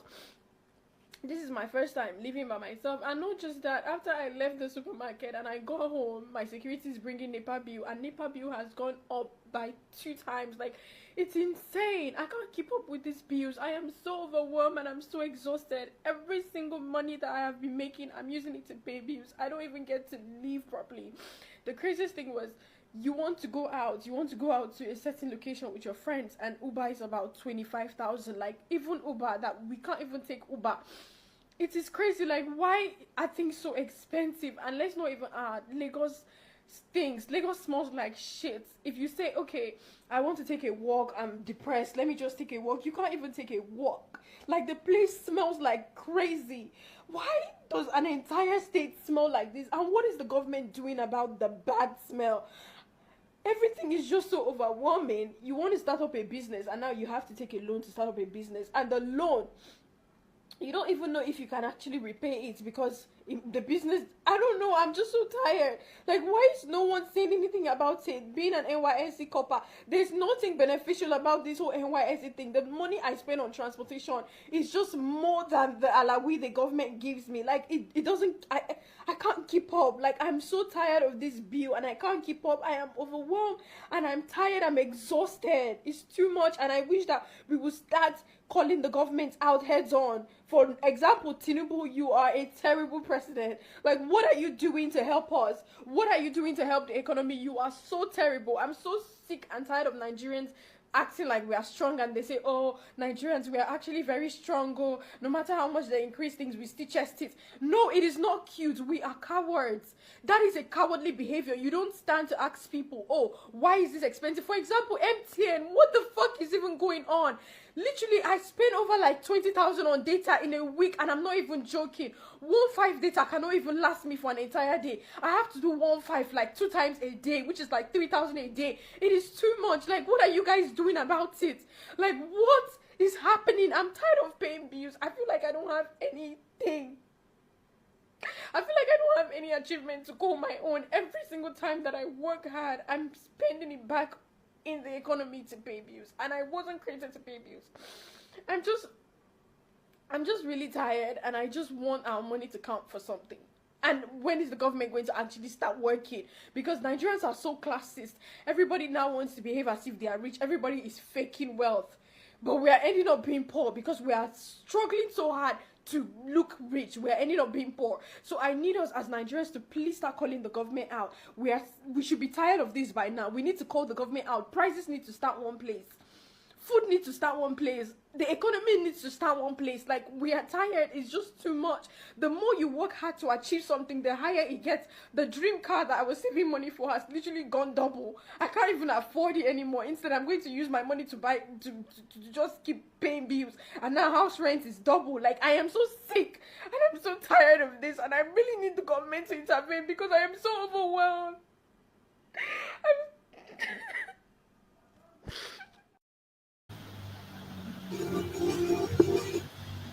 Okay.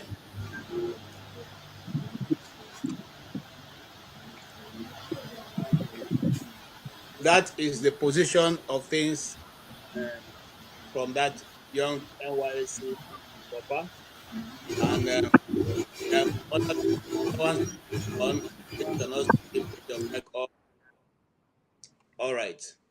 Now, there's another second video which I'm not going to play because again we have run out of time. And the second video is saying that the NYSC have called her to say, threatening her, taking her address, and everybody's calling her. I want to say this upfront before we go into this debate, even though maybe I'll hand over to CM because if it's taking too long, CM may continue and then call off. Now, the NYSC is a paramilitary organization. There are very few people who have the opportunity of singing, "You to obey the clarion call, let us serve." Very few of us sang that song. When you sang that song, you actually meant it. At that time, NYSC was fun to do, and Nigeria was a bit stable. But now it's no longer fun. Youth are no longer obeying the clarion call and serving our nation, under the rain and in the sun, with dedication and selflessness. It's no longer there because we see our leaders there themselves are not selfless. So why do you want the youth to be selfless? Anyway, what my point here is that she probably didn't know, like some of us knew, that we are a paramilitary organization. We cannot criticize the commander-in-chief, which is the president. But she had gone ahead to do that, and she had done that out of frustration. Yes, in one way or the other, if you're judging her strictly as a paramilitary organization, then she should be punished for that. But you can see that this young girl is crying out of frustration because it's true. You just see your money going. You don't even know what you have done with the money. You just keep going. And so she's crying out. Exactly. And now the nation has risen up.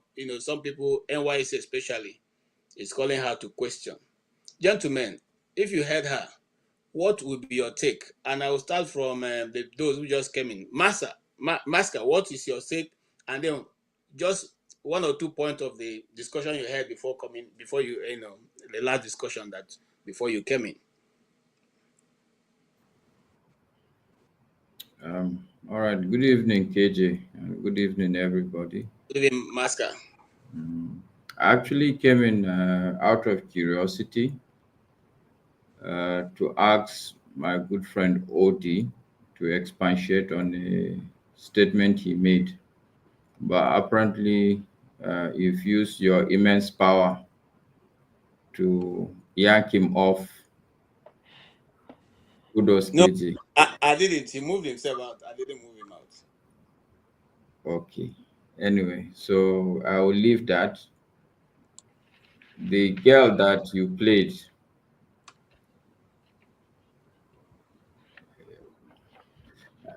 I'm fully in support of her, and there are 3 critical things that she said, and there's no hiding from it. 1, we truly are cowards. I think that's the first starting point.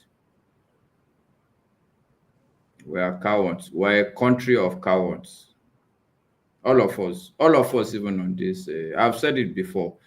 I would concede to you, KJ, because I remember when we were talking, I think, about Showore, you did acknowledge that, look, you give it to him, because very few Nigerians are out there in front. So the girl, she's right on the fact that we're a country of cowards. She's right.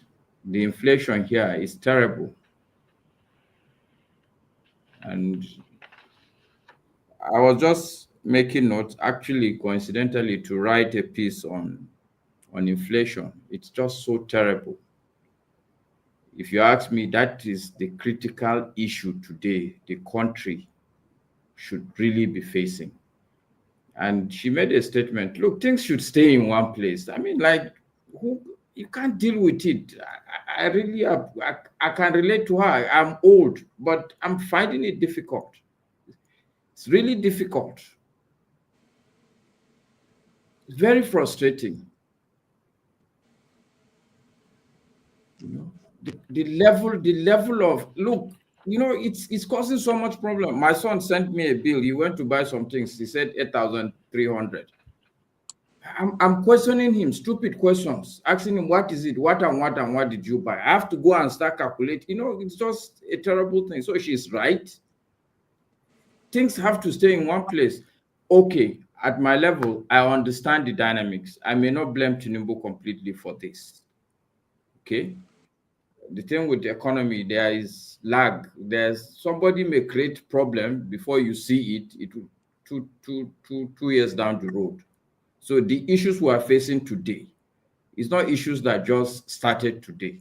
I may not put everything on his doorstep, but at least what is important, somebody should come out and say, okay, look, this is the major problem, and this is what we are planning to do. And this is what you expect from, look, these things have to be there. I also appreciate the fact that, okay, they are trying to rebase and look at the inflation index, but this is just numbers. The truth is that you go to the market, you need to see some at least some sort of stability. It doesn't look, the prices may not stay in one place, but there are a lot of things the government can actually do. Like I said, the minimum is at least talk to people, stand with us that yes, this is a problem, and let us see that people are working day in, day out on it, even if it's lies. But at least let there be some sort of emotional peace or some sort of water on us. And the last thing she said, it's also very true. Forget the fact that we're cowards, but this attitude is not going to, we have to, at some point, you have to do something. We have to do something. As a country, we need to do something. I don't know what it is, but something has to happen. It's just not okay.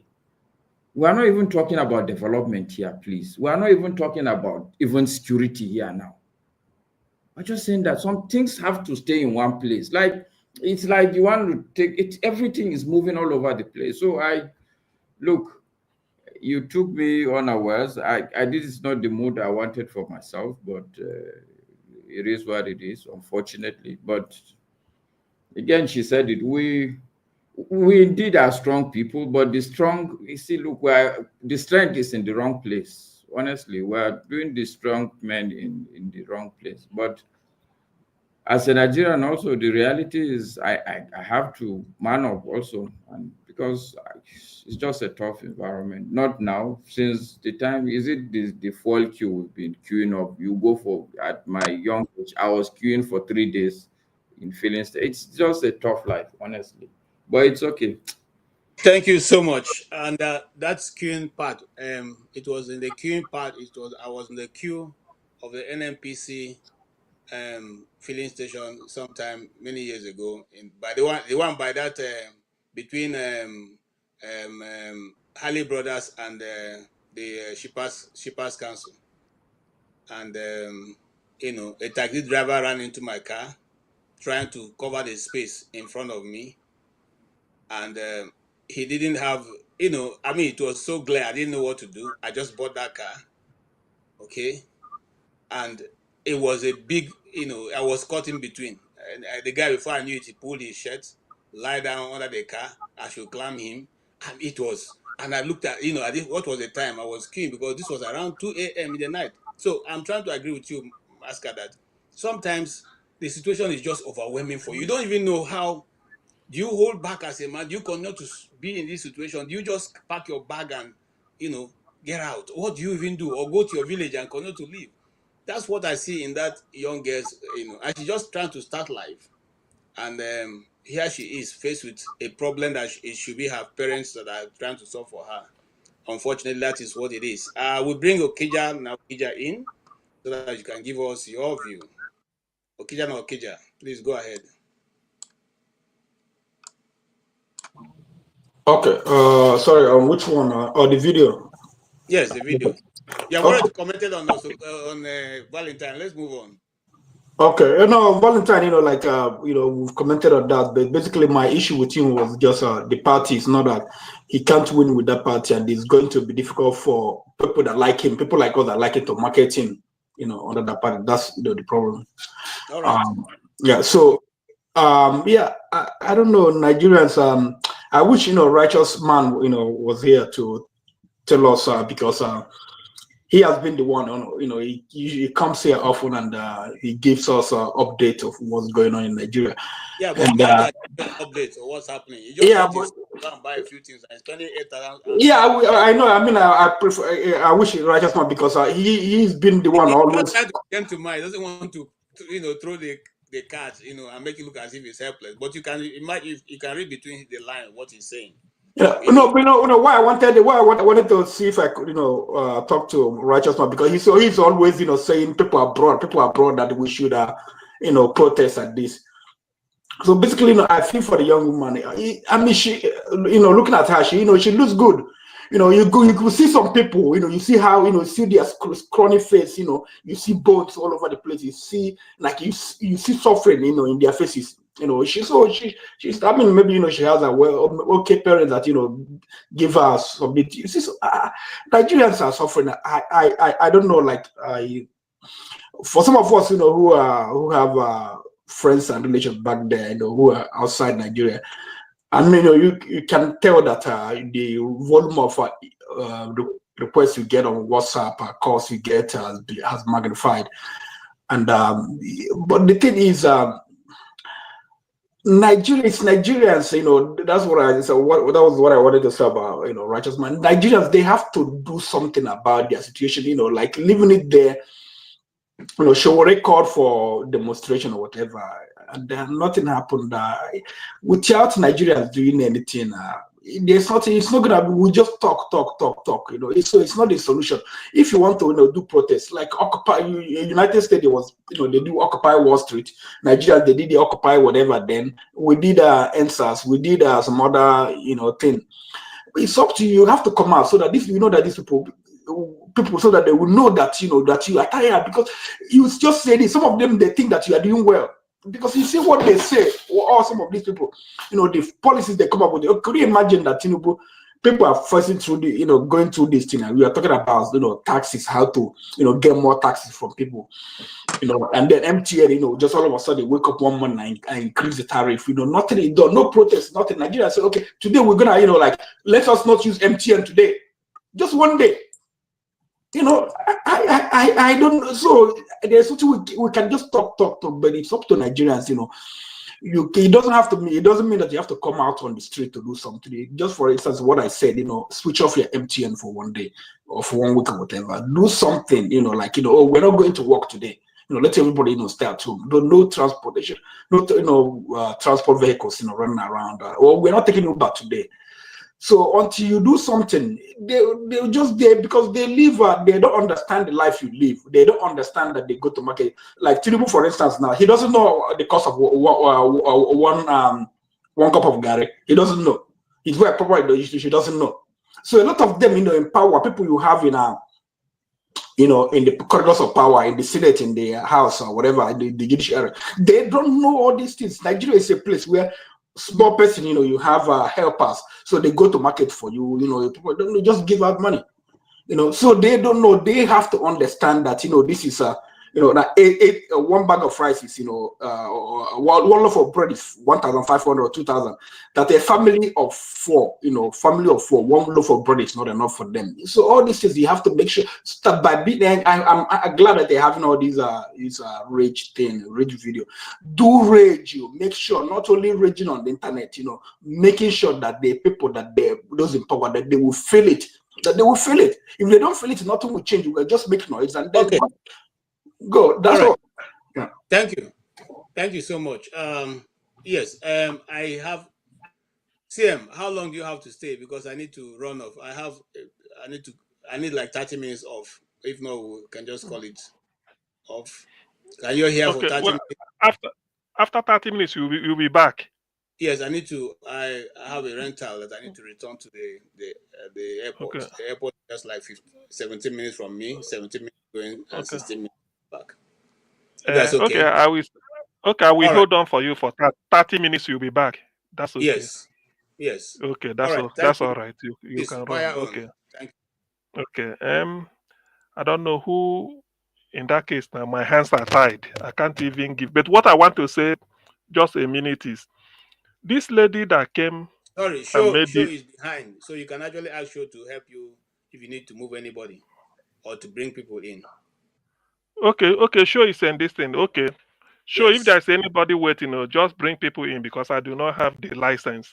The thing is, regarding what this lady that made the video said, my contribution will be first, I need to find out from her if she voted APC in the last election because Nigeria, Nigerians like to come on this thing and then ask for sympathy. Whether she voted APC is important to me so that we I know. think this is also a Yeah. major Yeah, problem. you don't be ghetto man, no. You don't be ghetto man again when I know. Even if she votes for APC, that does not excuse the fact that she should come out and complain. She may have voted for No, it's not that. We will still help her. It's just like asking somebody, what is your name? Then you start to help. But we want to know her political, who we vote for. Because not that he present her with the same opportunity again. He go and vote APC again. That thing is not good. Anyway, let me leave it at that. So let me go. Please, let me go this way. The point I'm making is that irrespective of who voted you into power, that does not abstain your responsibility to do the correct thing. No, I know, I agree. No, I agree. I said, no, I'm not against. I said, the fact that some people have the wisdom to know that you are not going to perform does not take away that responsibility on us to call you to order and on you to actually be held accountable. I think that's just it. We shouldn't go the route because somebody voted for APC, then he cannot criticize APC. No, not that I can't criticize, so that she will know her mistake, so that next time, that mistake. Because if you didn't drum into her, say, see now you vote next time, you vote wisely. But She just expressed her mistake. She just expressed her feelings to you, whether APC member or not APC member. You saw it. She was crying. There are even Nigerians that are not of voting age, and they will still suffer. So let's leave that matter. Okay. Please. Omoru, P2B taught me that when somebody is drunk in a beer parlor, you don't go and start settling the bill. You have to bring the person out of the beer parlor first before you start to settle the bill. Because if it's the continuous drinking, but that is by the way. So, please, in case this thing disturbs me, my internet, let's go in this way. Okija, you have spoken. The next person will be Akwachi, Patrick Okafor, Ike, Omoruyi. Then we end with Tony. So let me go to Akwachi. If your this thing can allow you. I think Maska, you've spoken. What Yes. Maska has spoken. Maska has spoken. So let's hear Akwachi now. First and foremost, I wanted to tell KJ. There was something KJ said, which to me, it's kind of like I don't understand KJ these days. Is it that KJ is just flip-flopping up and down? Okay, when he says NYSC is a paramilitary, whatever it is, and as such, you cannot criticize the government or whatever it is, you are serving your country, for Christ's sake. And the word the girl used is terrible. It's terrible an insult. You can say somebody is terrific. You can say somebody is terrible or terrible government. It's not an insult.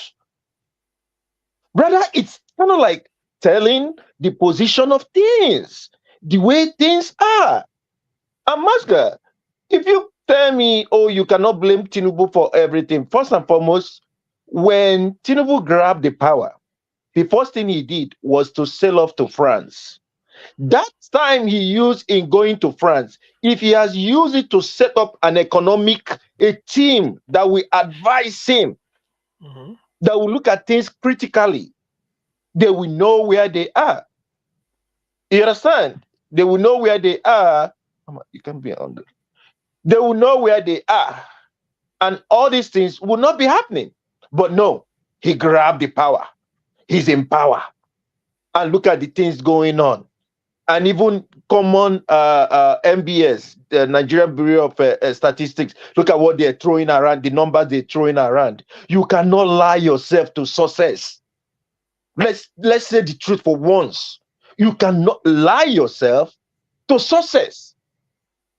If you, as some people who work with data, when you have an estimated data or you have an accurate data, you can be able to do things better. But when you lie yourself and keep giving false data, it's never gonna work. Economics is not voodoo, because it's only voodoo that you go to a shrine and you tell the Amadioha to appear, and probably it will appear to you if it will not strike you. Akwachi is like your. You can't hear me? Oh, no. You can't hear me? Then that's your network. Okay.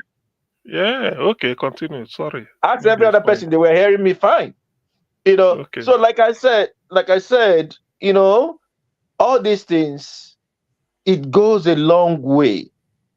Freedom of speech. When I see where people try to shut people up, like the NYSC, whatever, is it supervisors or directors that were calling her to threaten her, take down that stupid. So that's somebody is saying something the way it pains her, and she clearly stated it there. That is her first time of staying away from her parents. As a matter of fact, I think I agree with what Aisha Yusuf had suggested. Can NYSC be optional? Because they claim that they will give them allowance. As a matter of fact, the lie they gave this year was that they increased the allowance to 77,000. I have a nephew that is going through it now. He doesn't depend on allowance because that allowance don't even get to them. And it's 33,000 that they're giving them. So who is lying to who? For Christ's sake. That's all I can say for now. Thank you. Okay, Patrick, I think, Patrick Okafo. After you, then we go to Ike. Yeah. Thank you. On the issue of the outburst of yes, Patrick, you can speak now. Yeah. Can you hear me? Yes. Continue. Okay. Yes. I said on the issue of the outburst by the youth copper, and I understand was she arrested or she was removed from camp. I think this is the stock in trade of the APC government. The so-called leadership of the APC that is in power, that claims to fight for our democracy under the platform of NADECO, and all that we have seen the president himself do while he throughout the period of the PDP government's protests and saying all these things. These are all the things they are condemning. They are trying to gag anybody who tries to speak up about bad governance. And it's just a shame that our laws are being interpreted these days to make anything you speak about government to be defamation, to be cyber crime and all that. The lady spoke very well, and she demonstrated something that is really not characteristics of the people of our age, because you know that age is the age they call Gen Z, and what they do about social media. It's they are always criticized for people as being people who don't really know about what is going on in the country. But you know, she really stood out for someone of our age. And if we can have this kind of person to speak up, it is a challenge upon each and every one of us, you know, to keep on putting pressure, because what they hate so much is pressure. And when I listened to the video, I now realize where the girl struck a chord. What really struck a chord in all that she said was that Lagos State is smelling.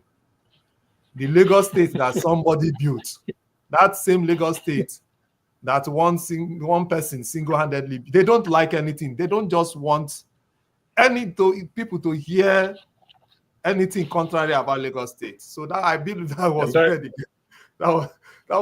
girl really stepped on somebody's toes. But the point, and that is APC, mind you, that's APC or APC. Yes, APC. yes. So the point is that it is an infringement of our rights to hold her responsible for speaking up over bad governance, because that was what she did. She didn't say Tinubu stole money, which is a talk for another day. I'm not going into that. She only said that the government is being mismanaged. After all, it is the policies that the government set out about on the first day of governance that put us where we are today. Somebody coming at the inauguration ground to say subsidy gone. You don't have economic team. You don't have plans, and you just come and utter. And you know how Nigerians work with the body language of a president. We are very good at working with body language, you know, where filling stations will be locked up to know how the government will behave. And if they behave in a certain way, they will begin to add money to fuel that is already bought. I think you've rounded off, Patrick. Okay, so I just want to conclude that we should lend our voice on what she's going through and keep on, you know, criticizing government policies that are not in favor of the people. Thank you. Okay, thank you, Patrick. So the next person is Ike. After Ike or Morui, then Tony. Before we get back to DVC, be like say you miss your turn. So Ike, can we hear you on this APC? Maybe an APC lady, I don't know, but just don't know whether because who is gonna see her? Yeah. What is APC phobia, APC obsession? I don't know what's going on. Maybe then the first complaint. Those people shouting Emi Pawa in Lagos, they voted for APC. Can we not kill them because they voted for APC? Okay. They are still human. Thank you, Ike. Continue. I saw the video in the morning and I listened to her reply after the call came from her supervisor. I saw the video also. This is part of what we're talking about. This is the same party your brother Val Ozigbo want to go and stay and contest governorship of Anambra State, right? If we are living in a decent country, that supervisor woman by today is supposed to have been fired because she was threatening the life of the woman, the young girl, telling her to put down the video. Calling, you know, so when the girl asked her, "Are you threatening me?" He said, "Shut up, I want you to put down the video." So that was the time the girl said, "How did she got her number?" And she ended up remembering that in their form, they have to fill their home address and what their telephone number. So that's why she was saying, listen, that now that she know that they know her house address and telephone number, Nigerians should know whatever that happens to her, They should know where it's coming from. You know, this is a country where we are. Maska said it when he was speaking. It's a country sometimes you want to get angry about helping people in Nigeria. At times you go back, you sit back again and you said, because of humanity, have to do what they have to do. You know, because it's really sickening that somebody, a student, or somebody who is serving his fatherland cannot be able to express herself to tell the people what is going on. I don't know where that supervisor used to go and buy her things. Or maybe she's, no matter whatever your salary is, in Nigeria today, at least, you can understand from where the young girl is coming from. No, but she's serving her master. So she was trying to bully her to the point that she was threatened. So are we living in a decent society? That supervisor by now would have been fired from her office, you know, and all the people that are threatening her are supposed to have been brought to book. But this is what the government of the day is. It's all about bullying people. It's all about threatening people. It's all about instigating fear on people. It's all about using the government apparatus to threaten Nigerians. So I think that is a clear sign that we don't know where my country is heading to, you know. Sometimes you try to be objective to what is going on in Nigeria, but sometimes you can't you are help frozen. it. Not me. I'm not frozen. You can't hear me? We can hear you loud and clear. So personally, I think that Nigerians should stand with the young girl.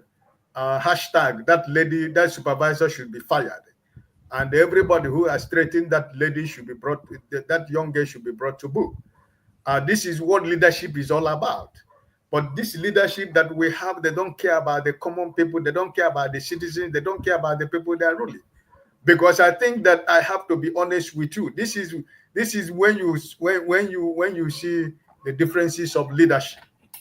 And I should believe that if it were, you know, if it were somebody like what Mr. Peter Obi is the president of this country, he wouldn't, by today, that girl would have been in Asoro. Because that's what leadership is all about. You got to listen to the people that gave you vote to become president. You cannot bully people to submit to submission that they cannot speak their mind.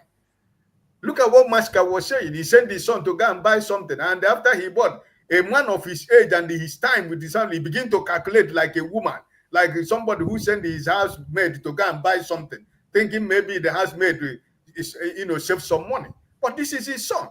That is to tell you what is going on in the country is everybody, nobody is sure what is going on in Nigeria. Because you wake up this morning is something completely different from what you saw today. So really, honestly speaking, I believe that this young lady has opened another can of warm about this government. And I think that this will go far because I think now Nigerians are on top of it. So I think it will really go far because Nigerians should be able to know that a time shall come, like Maska said, if you cannot react, maybe the world will react for you because I don't really know where we are going because this is everyday news story, you know. So I just pray that the girl is safe and I just pray that her family is safe. You know, that's my wish for now. Okay. Thank you. Omoruyi, let's hear you. Then Tony. I have nothing more to say. Omoruyi. People are hungry. Let them die. You are muted though. I'm not muted. Somebody's playing a video on the background. Yeah, I'm supporting Tinubu 100%. You're supporting Tinubu. 100%. Not me. To deal with Nigerians. Okay. Somebody's people like you. Yeah, he's talking like you. He's repeating what you said. I will now see whether when people bring money, you will vote for them or you will do your conscience.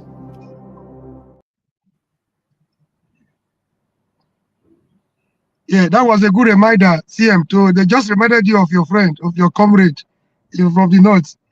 You know, having said that, that was on the lighter side. I think there is need for us to wake up. She has every right to complain. You can't beat a child and ask her not to cry or want to teach her how to cry. You know, I mean, I don't know.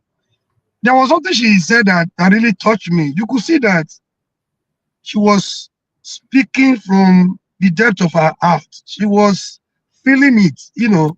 He who wears the shoes know where he pinches. So she was expressing her pains. Whether she voted for APC or not is immaterial. Those that voted for Donald Trump in America, most of them have started complaining already. You know, at one point, politician can tell you one thing and they do another. You know, even those that work with Donald Trump in the last dispensation, Michael Pence was the VP to Donald Trump. In the last dispensation, even as we speak, they are no longer in good terms. You know, there you can make a mistake. There are people that contributed to the formation of APC today that thought they were looking for a better substitute for PDP. Today, little did they know that they were creating a bigger monster than PDP they tried to replace. So we are human. We can make mistakes. To hell is human. You know, they having said that, there was something she said that really touched me, that we're all cowards. I don't want to believe we are. Fela also said we believe in suffering and smiling. I believe to a generation that we're able to tackle the military out of power, that we're able to face the bullet, we're able to face the tear gas. They will tear gas us today. The next day we are still on the street. We will be arrested. The very day we are released, it came to a time when Gani taught us how to go with our toothbrush in our bag because we never knew when we could be arrested. Where has that courage gone to? Where has that spirit gone to? Well, have we been captured? I don't believe in spiritual, those that believe in spiritual, whatever. Has somebody cast a spell on us? This is not the Nigeria I grew up to know. This is not the Nigerian youth I grew up to know. What has happened to us? And again, the problem is not far-fetched. It's among us. We are so much divided. I don't blame people that want to defend the tribe, defend the religion. We have a common denominator. That common denominator is our sense of humanity. We were all human before we grow up to say we are Igbos, we are Yoruba, we are Hausas or whatever. We are Fulanis, we are Ibibios, we are Edos, and we have something in common. That sense of humanity. That is what is lacking today.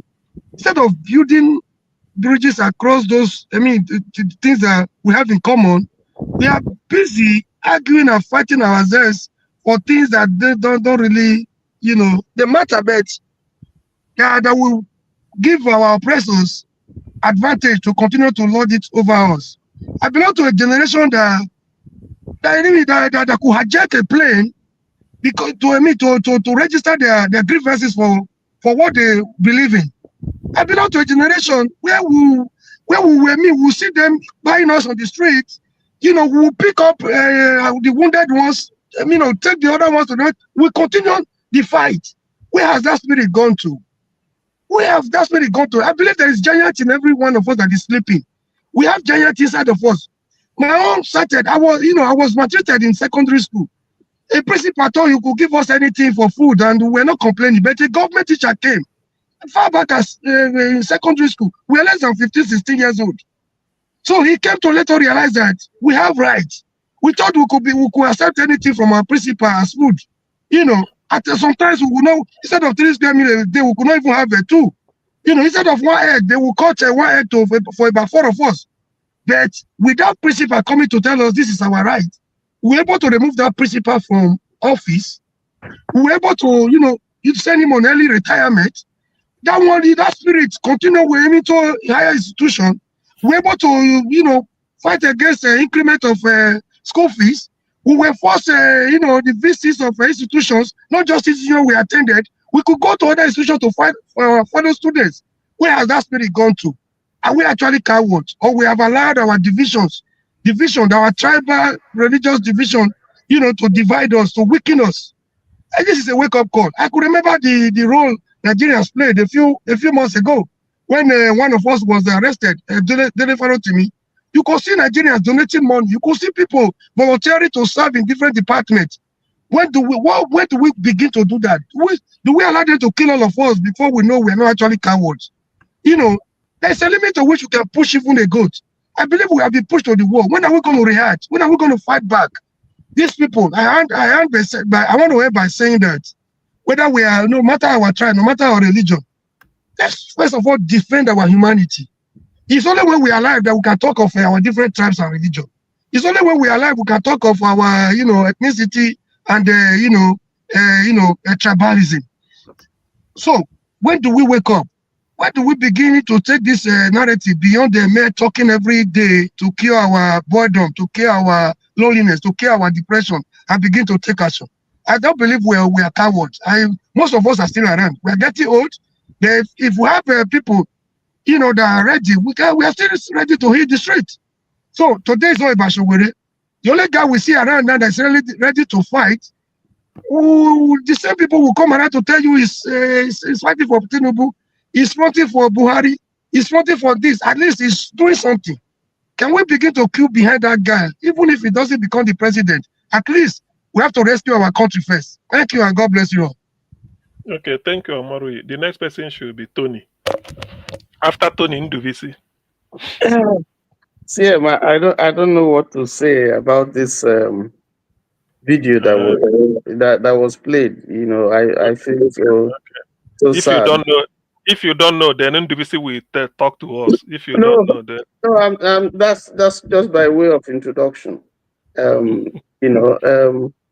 When people begin to castigate Nigerians who take the dangerous route of going through the Sahara Desert and the Atlantic Ocean in balloons and so on and so forth, and you're wondering what would make anybody, any human being, take that kind of risk. This is what the lady just said, the copper just said, is part of what, the desperation that drives people to even think of that, because they take the risk, they know that it's either life or death. It's unfortunate, it's very, very sad. And I think Masca, just encapsulated all that the lady was saying. When I look back, the year that I served my youth corps, the allowance that they pay you, it was enough to take care of you, for the month, and so you wonder what really has gone wrong. The same country, how did we get to this point that, every day, nearly every week, we get calls here, from Nigeria, asking for all kinds of help. Some you're able to help, some you just can't help. And, I was in Nigeria in November, December, and I know how much, we had to spend, in spite of the fact that we had sent some stuff ahead of us, shipped some goods, they all went, and you never can satisfy, people as much as you can. I think the truth is that our country has really gone down. It's things have gone very, very, very bad, and unfortunately, that's not what the people at the top and our legislators are doing. They are there debating about Akpoti and this, and all those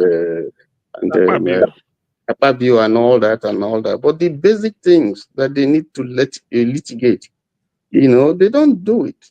So I think there are two different countries that we have now. Those who live in Banana Island, who don't feel the pain that the common people feel, and those who live in places like Yanakbaja and so on and so forth, who just barely, why wouldn't there be election rigging? If you give someone like that 5,000, 10,000, that's a lot that is going to do for him, So why wouldn't the system that we are running now, why would things, change? So that's the tragedy of our country. And these things that we debate here and we say here is making some impact, because we got to talk about it. We must continue to interrogate these issues. Some people are helping. We try to sensitize people who are home and here. It's not easy with us, but we're trying to do what we can do.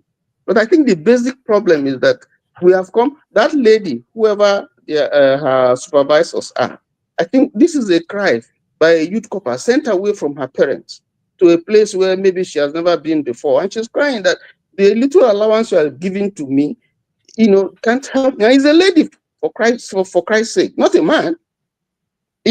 So what I expect is that, they will take her in and talk to her and see how they can help her or, address her, not to try to intimidate her and so on and so forth. What does that mean? And I think these are issues that should be taken up on social media, because this is all hogwash. Things are really bad, very, very bad. So does anybody know how much? Because I know minimum wage is either 70,000. How much is youth corps members paid now monthly? It's still about 30,000. What they promised them, they are not paying them. They promised them a minimum wage. They are not implementing it. Even if you pay them 70,000, what is it going to do? Transport back to and fro home. So in some places, the places where you serve don't give you accommodation. You got to feed yourself. So how much would that do? 70,000. How much is that going to do for a lady, for instance? A man, he can struggle. How much is that going to do? Tony, just so that we remain on track, what the lady is talking about is not even whether the money you have can sustain you. No, that what you have today, tomorrow when you go to buy things, it go change. It's all tied to that. It has doubled from what it was yesterday. So even if they increase your salary, okay, so Tony, I believe yes, it's true. The inflation is spiraling out of control. That is what I think. That's what she's saying. That you may buy bread today, hoping that when you finish tomorrow, next tomorrow you go and buy another one. When you come, the price has doubled. Or well, APC. Okay. Let's hear Ndivisi now. Thank you. Okay, Sia, thank you so much. Thank you, my fellow panelists. Well, that young lady has just reminded us of our situation in the country. So what she is experiencing or going through is what virtually every Nigerian is going through, except those who are stealing the money of the country. But my only concern is that it has further showed how our country has gone low. When a citizen is complaining about hardship, the only thing the NYSC thought to do is to look for a way to shut her down. Somebody, a supervisor, calls her and tells her to pull down the video she made. You see, the government has so made everybody to become so scared and as if we are now slaves in our own country.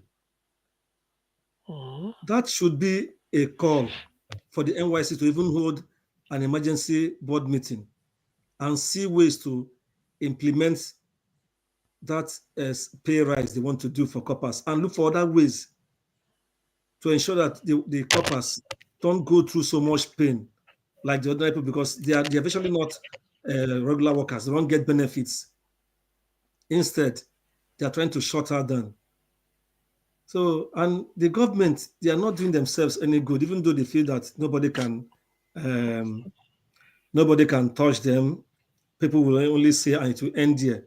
But going ahead to try to intimidate the lady is something very uncalled for. It's not good.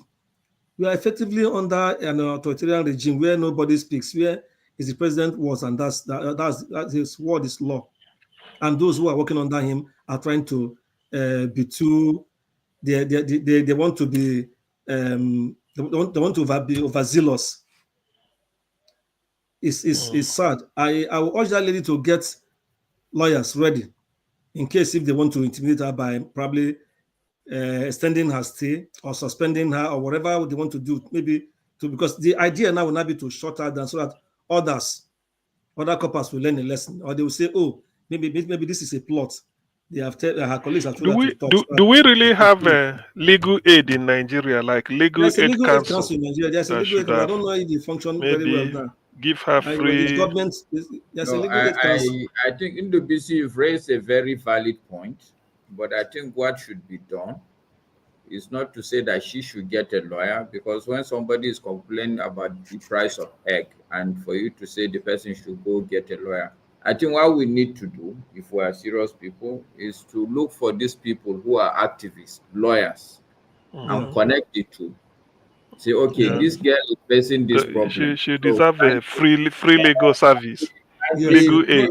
I'm not even saying that she should get a lawyer that she's going to pay. No, I know that some lawyers, many of them are there. They'll take it up. I'm sure they are going to take it up in case if she gets intimidated by the government. Any one of you knows a lawyer that is here in Nigeria that is an activist lawyer. This is the thing we can do. Get the contact of this lady. Get the contact of that lawyer. Please talk to this lady, because this is potentially going to go dark through the route of intimidation. If you can do anything for her, do it. I don't know. I read that they will extend her period of service by 1 month. I don't know how true is that. I've read it somewhere. So it's still punishment. She doesn't deserve it. She has freedom of speech. Also about Nigeria is that this NYSC is a very critical thing, because if anything you get, people will cycle back to NYSC. I filled a form where they were asking me like whether have you ever had an extension of service by NYSC. So it's almost like a criminal record, and she really needs a lawyer to stand by her. This is a very serious issue. And one more thing, the lady in question is very courageous. When they were trying to, sorry, Omo is going to have said something like that. Inibe F. Young and some other lawyers have already come out to take up her matter. So yes, she's a good dance. Yeah, and again, she's very courageous. She's a very courageous lady. We're trying to bully her. So, do we see round up? Let us have up Chisco. Okay.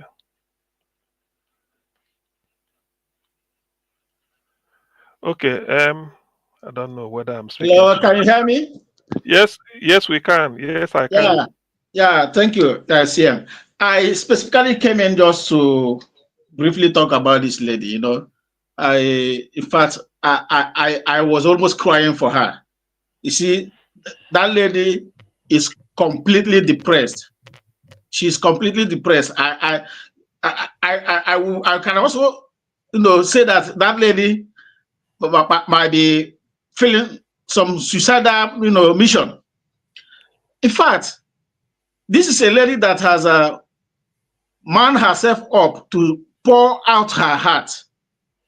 But unfortunately, in the climate we are, you see, I heard that the NYSC have apprehended her, and the next thing now, a lot of punishments, because she expressed her emotions over what she's going through. Some people could take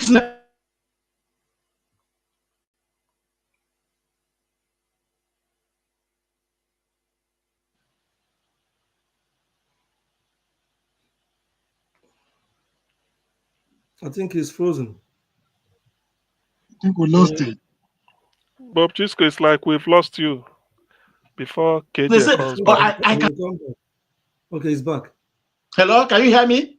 Yes, we can. Yes. Sorry, yes. I don't know what happened. In fact, this lady said this is the first time leaving her family to go for NYSC, and this is the experience she's getting. This is the same NYSC I served from when I was earning 7,500 naira way back in 2004.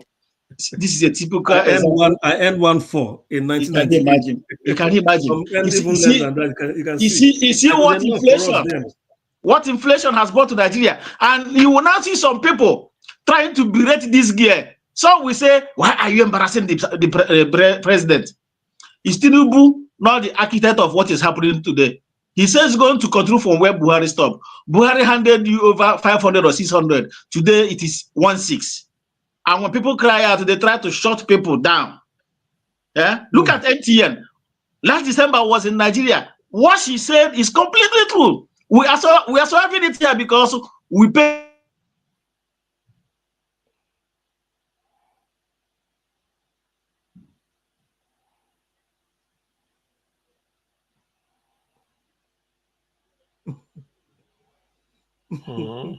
So we said the West is all cut Bob Internet. Bob, what did you say? He's back. I don't know if Buhari people. I don't know that he's listening to me and trying to cut my internet from Nigeria. You said Nigeria jaga jaga. Oh my goodness. Is anybody hearing me? You can Yes, hear you. yes, we are. Just round up so that I don't Round think up before your internet goes off again. See? Because Go and remove Jaga Jaga, Nigeria Jaga Jaga. That is the cause. round off before your internet goes off again. In fact, let me use 1 minute to complete it. I see Buhari and his people, they don't want me to talk. Maybe they're watching this and they want to shut me down. You see, let me make this final. Let me make this not Buhari. Tinubu, yeah. You see, Nigeria would have been up in flames if we are to be certain countries in Africa.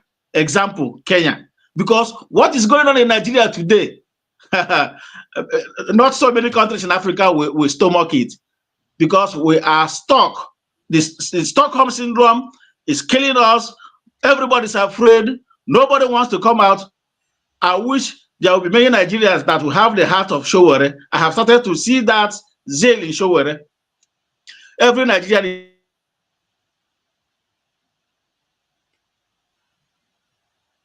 Okay. Thank you, Chisco. Thank you, Chisco. We know where you are. The government has made it a policy to drown the voice of opposition. They don't want to see anything opposition from a little child or an adult. You can imagine a girl of that age, a young lady like that, starting her life, saying that kind of thing. Instead of to go back and have a soul searching and see what can be done to alleviate the pain of, at least start from the NYSC, if they can't talk about workers. They are there trying to intimidate her, threatening her or here and there. It's terrible. This is a wake-up call for our people, because they want to just grind everybody, squeeze the life out of everybody. Anyway, gentlemen, well, the thing is, the suffering in Nigeria knows no bound, which we all know. And it continues to spiral out of, I don't know, well, sometimes I said I don't know how people survive, but somehow they survive. But for how long? If her colleagues in the National Youth Service Corps, we sort of rally around and probably make it, I don't know, to amplify what she said, that will help. And then the lawyers that have taken up the case, I commend them, because it should be on a pro bono basis. I commend them. Yes, they should also look into it. I think what they should be demanding is they not charge the supervisor threatening her. By the way, is it because she said things are difficult? Is that why it shouldn't? Is there anything in NYSC code of conduct that you should not criticize government? They were telling her the president is not her mate. They were trying to bully her. They're trying to shut her down, just to shut her up, not to express her feelings. Yeah. The supervisor that called from NYSC was busy saying, you're not talking to your mate, as if he has nothing to do with, as if they were in the village square. I wonder. It's so appalling. It's disheartening and disappointing, man. Is it about age? And I listened to a group of Nigerians last night. I was so disappointed. They were beginning, fellow Nigerians were beginning to, they were busy calling her names, all sorts of names. She's this, she's that, she wants to live above herself. Somebody that could not even afford a crate of egg.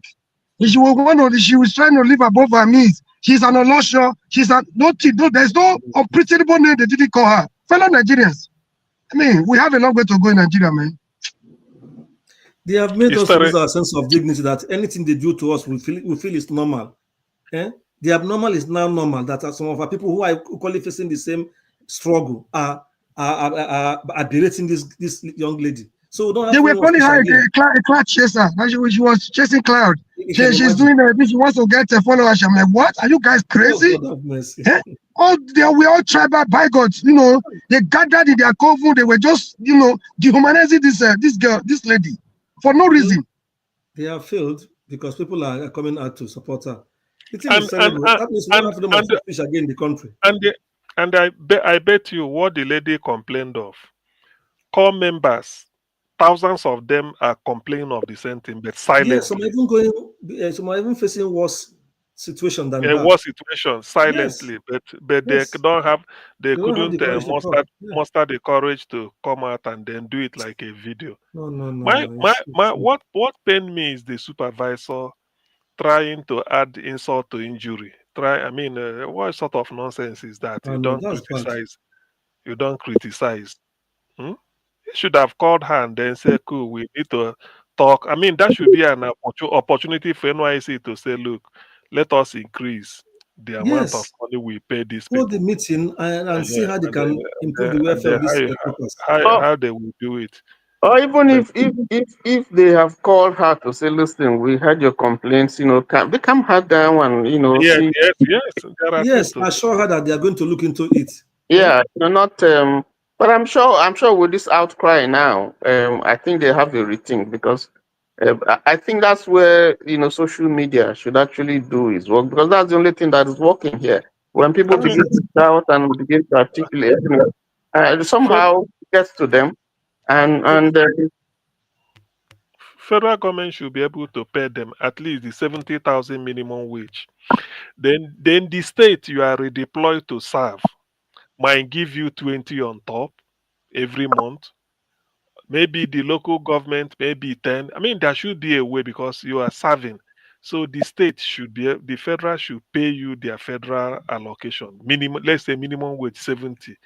The state you are deployed, maybe you are teaching in one school or you are working in one secretariat or whatever, you are within the state. You should be able to get something from the state because it's a 1 year affair.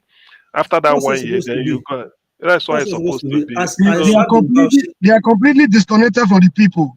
I They have served in created Bauchi. another. There was another point the lady made. Lagos being a smelling place, which is a fact. Is it I not got to true? Nigeria sometime. I was tired of staying in the hotel. Somebody came to pick me. If you see where this person lived, the whole neighborhood was. You can't spend 5 hours there without going to the hospital. I'm like, are you guys It's sleeping the here? poor sanitation now. You know, Mr. Molobi, it's the poor They have sanitation. created one Lagos for themselves. They have left the other Lagos for the commoners, like this lady that was complaining. It's So they poor are sanitation. completely disconnected from the people. They don't know what the people are going through. They are insensitive and completely disconnected. This thing you said now reminded me of one incident that happened.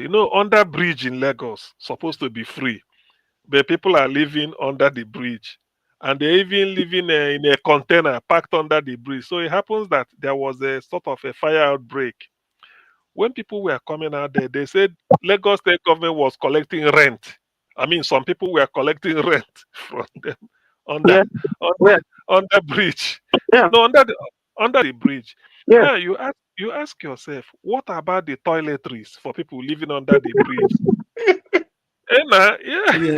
Yeah, see what they say. Don't you see them sometimes? They will go to the bridge and be defecating on the bridge into the lagoon. What I'm trying to say is that I'm trying to describe the ecosystem. Why the lady said everywhere is smelling. So you can imagine the situation. That is the issue. What the lady said is in order. I don't see why people should shut her up.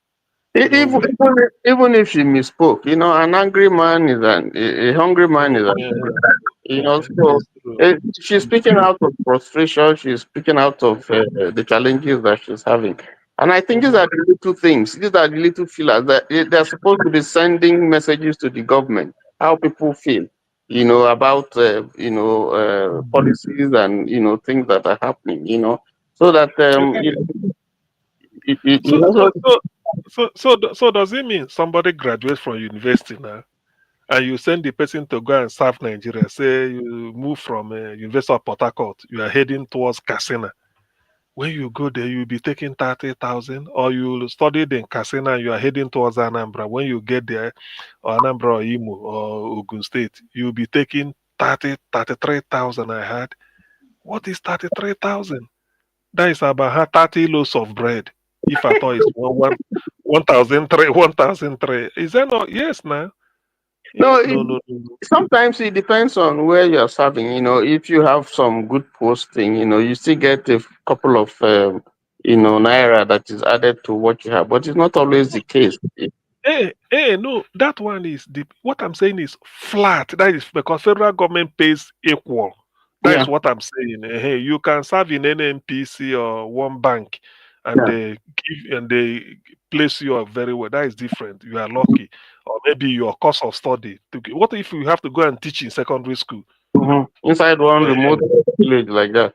Inside reward because you read the education or maybe they lack physics teacher and they push you or mathematics because those people they always like them to teach. So go and teach mathematics in one secondary school and you go there 33,000. That's all you get. She also said they take Uber, who cost them like 20 to 25,000 just to take an Uber drop.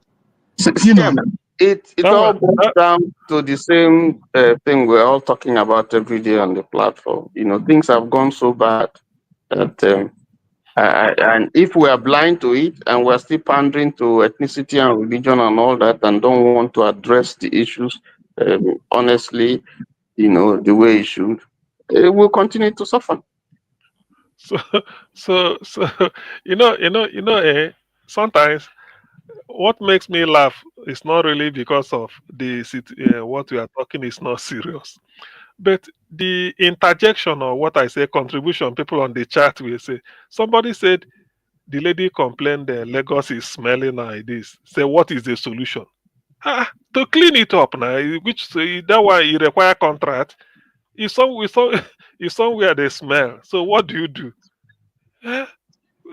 are not aware. The Lagos they belong to does not smell.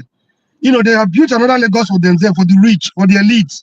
The Lagos mainland, if you go to Alimosho area, you know, when I was complaining to this guy, like, oh, why are you living here? How are you coping?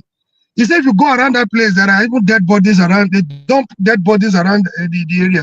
So there is no light. In the night, you open your net, you are inhaling this. How do you wake up in the morning? How do you survive this? You know, he said he has no option. That's the only way he could get a cheap accommodation. You know, I'm very sure this guy, he doesn't have the money to pay the accommodation in the Lagos that belongs to the rich. He probably be living on the mainland. They are so disconnected. Let me cast our mind back. Some of you may remember, maybe you don't. I remember one time during Fashola last time, they said Fashola is telling people, come and take 3,000 naira and pay transport and leave Lagos. I don't know whether how effective that formula was just to entice people. Come and take transport money if you don't know how to get back to your village. That Lagos is congested. I don't know how that thing worked. But see, that is Nigeria for you. So it's a shame, really. I wish this this video this lady made should be a wake-up call for Nigeria to review the allowance they pay to UCOR members. Anything short of that 70 or 80,000 minimum wage, I do not accept that. Not that it can be. You can pay them over 100,000. Yes, Nigeria can afford that. But I mean, let there be a base. 33,000, 50,000 is rubbish. It's just funny. Oh, what for what? Is it up to the money to go to town? I don't know how much Lagos City bus. In fact, a way to do all these things is that, let's say if you are serving in a city like Lagos or anywhere, they might say they give you part of your use service and part of your distance. You get a bus card that will entitle you to enter Lagos State bus free of charge anywhere you are going. So far, you wear your uniform. The driver can ask you, this is the bus card. Let me see your NYSC ID card. It shows you. And then you say, okay, you get in. Or you scan it. So this type of thing can also help, not just in Lagos, anywhere you are serving in a city, to make sure that transport has been taken care of. You don't need to pay.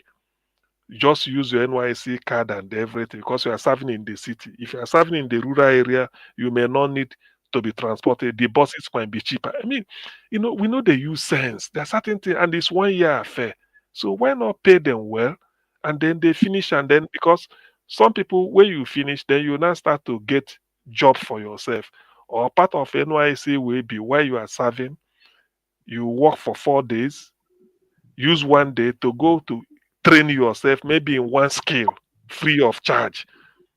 Nigeria we are not creative because you said, okay, you do want to go and learn hairdressing for that 1 year, that day, or IT, computing, or cyber security, or anything you want. Any skill, plumbing, wiring, whatever.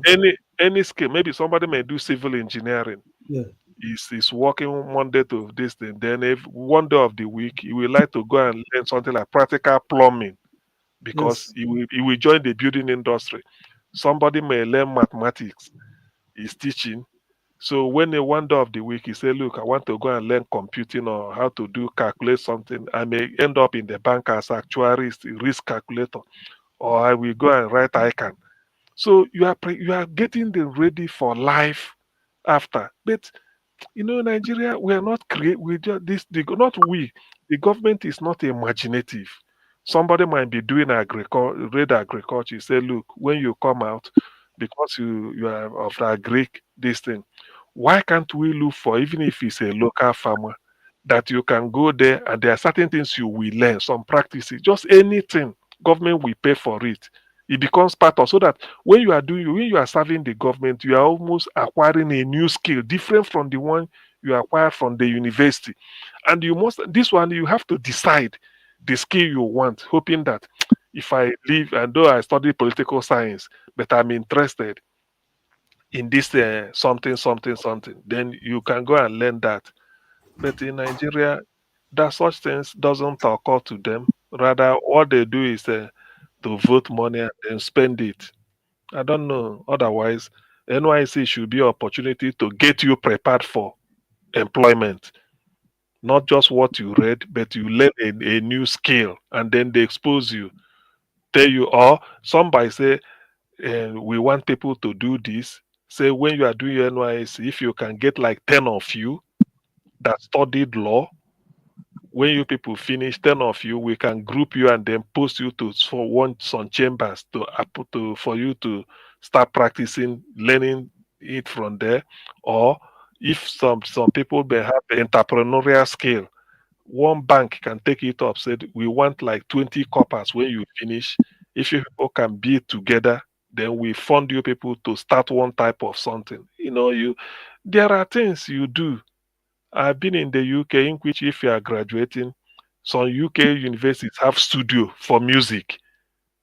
Music studio. I've seen things, University of Nottingham, music studio. I say, why? I say some people may have the talent to be a good singer. So when they're at university, they tell you can try your hand. It doesn't mean the course you are studying. That is it. If it's not, it's not. Some people may be good football players.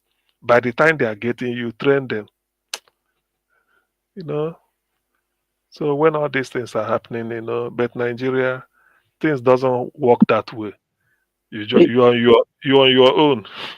It's the entire system, because if you leave the coppers and you're looking at the military, the police, and the civil servant, after working for 36 years or so, and he retired, and he's not sure of his pension, what he earned, his gratuity cannot do anything for him. It's like he wasted all his years, whereas our legislators earn that in maybe one day. What he earns, what is going to end in 35 years or 36 years. But do you know, if Nigeria, I've argued this thing somewhere else, our NYSC passing out parade should be a veritable recruiting ground for our armed forces. Some people may like to go into the army, into the navy, into the air force. They're all graduates. You enlist them. Maybe out of 500 passing out, maybe 2,000, 3,000 may indicate interest. You screen them from every year. You are getting elite people joining the army, no longer secondary school. They are joining the army. They've read engineering, they've read economics, they've read political science, sociology, mathematics, any course. They are now want to join the army. At that level, they're educated, they know what they want. And when you imagine 10 years of this type of recruitment, you have a very good disciplined army, because they are now entering it as a profession, not because of they repented.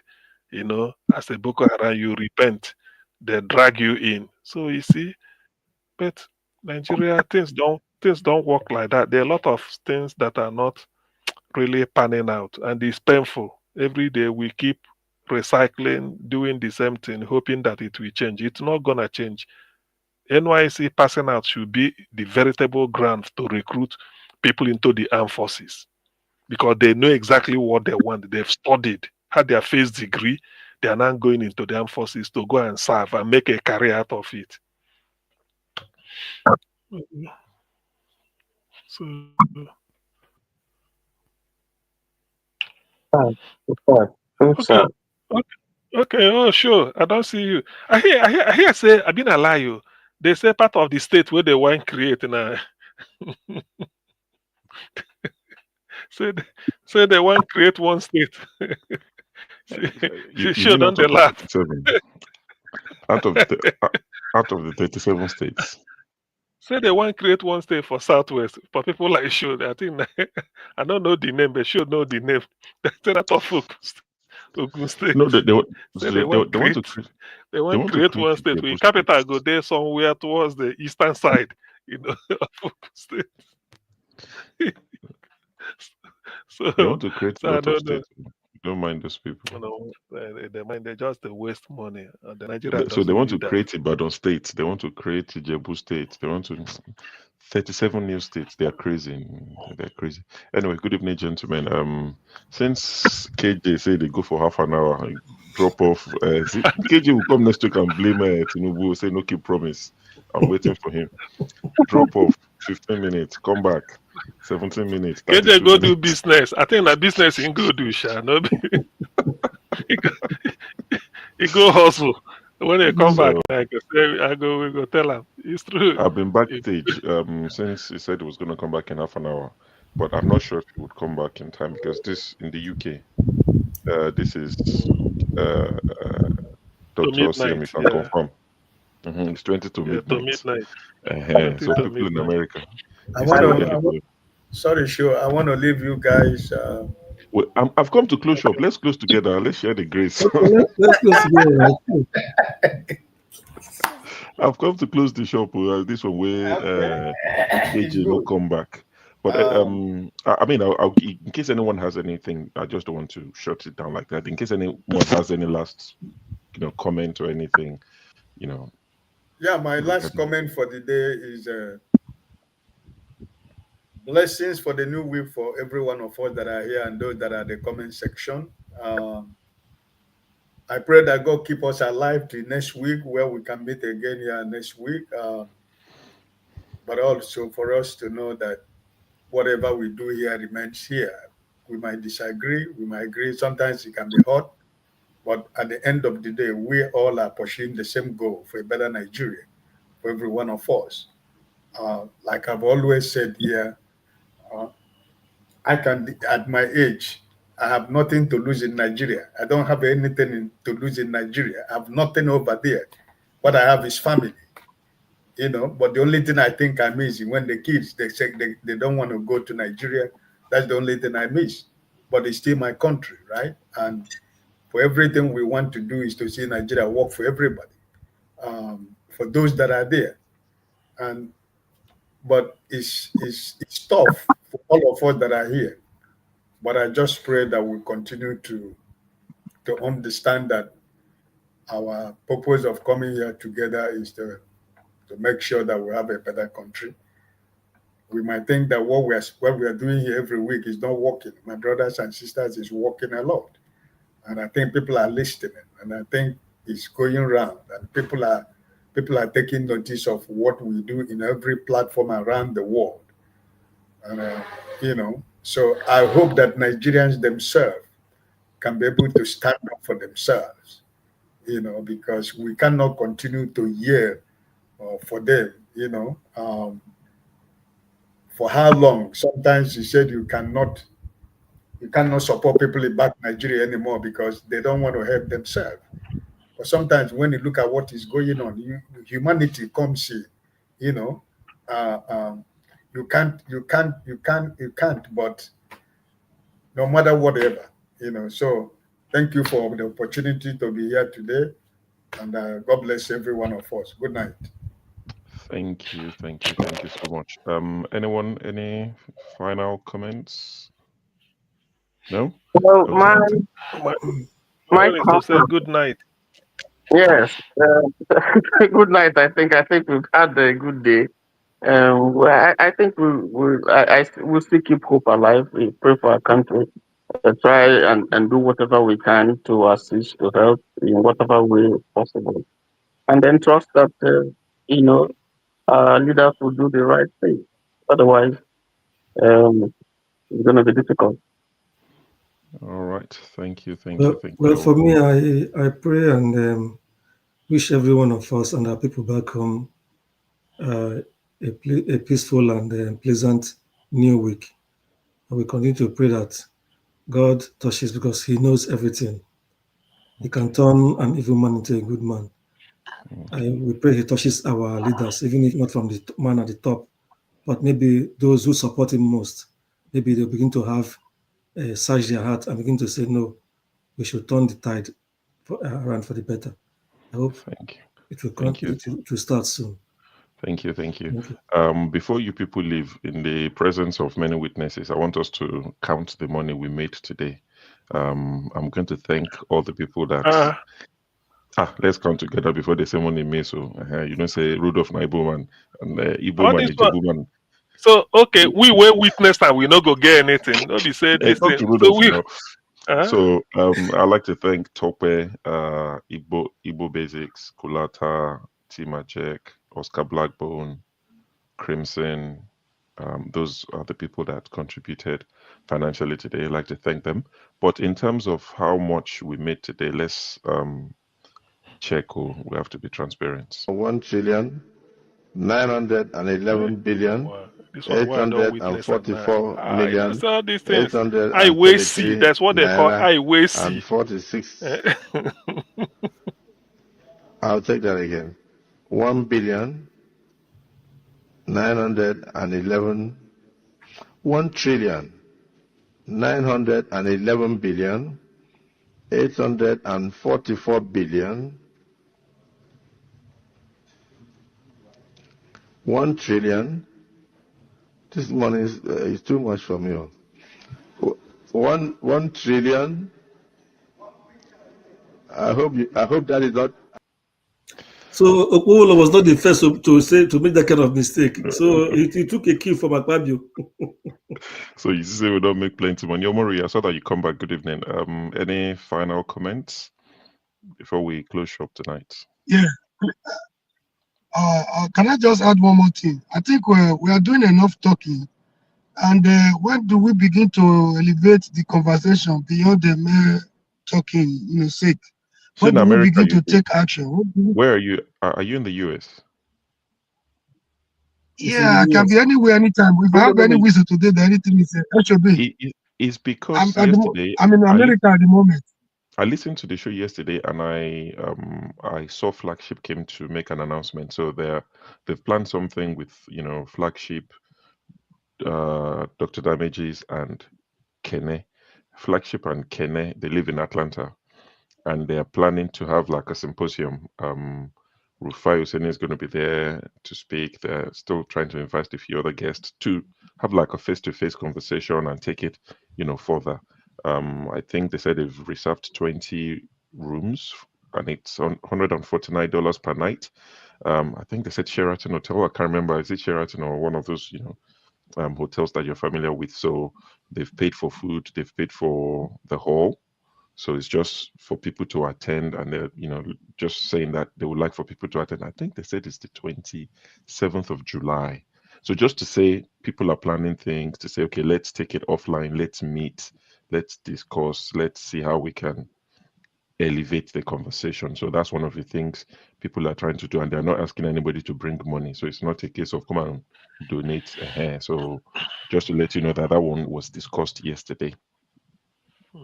Okay, for those in US mainly anyway. Yeah, but I mean, you can get ESTA. If you live in the UK, you have a British passport, you get ESTA and you go to the US and go and join them. Why not? Your summer holiday. It's in July. And then such a conversation should be devoid of our tribal, religious, and political affiliations. It's we should discuss as human beings. We should discuss as human beings, as Nigerians that we are, on the way forward. It's face to face. People will be more reasonable. Say if you break votes now, if you go talk anyhow, I'm just joking. But because it's face to face, people will be more reasonable. When you're online, you can do anyhow and talk anyhow. But when it's face to face, people will be more responsible. So I like to think he'll be a very, very good outing. Yeah. Okay, they say it's taking place in Atlanta. Atlanta, yes. And if he lives in Atlanta as well, so I'm sure she would be there as well. Okay. Yeah. All of I'm only not the Atlanta. Those people we fear so much. They're not only as strong as we think. The only thing they fear most is ability of the people to come together. They fear the people's unity more than any other.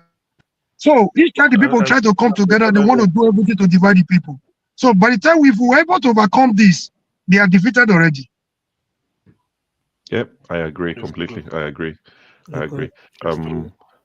But gentlemen, I would like to thank everyone that's been a part of the show. Our guest today, Mr. Val Ozigbo, I believe, for joining us. I didn't watch any of it. I'll just go back and watch it. But thanks to him, Valentine Ozigbo. Yeah, I'd like to appreciate him for joining us, and also everyone who's contributed. People that commented, shared the video, liked the video. If you haven't, please like the video. It doesn't cost you anything. Like, subscribe, share with your people. Let them, see what we're talking about. It doesn't cost you any extra data. So please like and share, subscribe to Dr. Damages, also to Roku Post TV. Those are the places you'll find us on Saturdays and Sundays. On Saturdays, we broadcast at 5 p.m. Nigerian time. 6 p.m. Nigerian time. And on Sundays, we broadcast at 6:30 p.m. Nigerian time. So we look forward to see you next week. Gentlemen, it's been a pleasure. And KJ, the next time you say somebody didn't keep promise, it'll be all of us and you. Okay, KJ.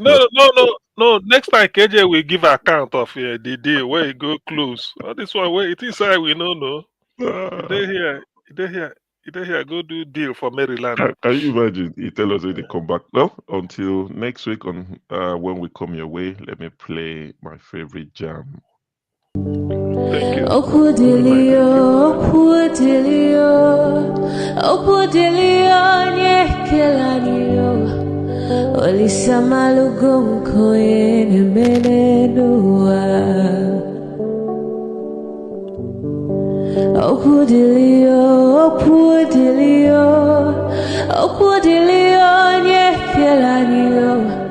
Chukuna malugo yo biadi ocha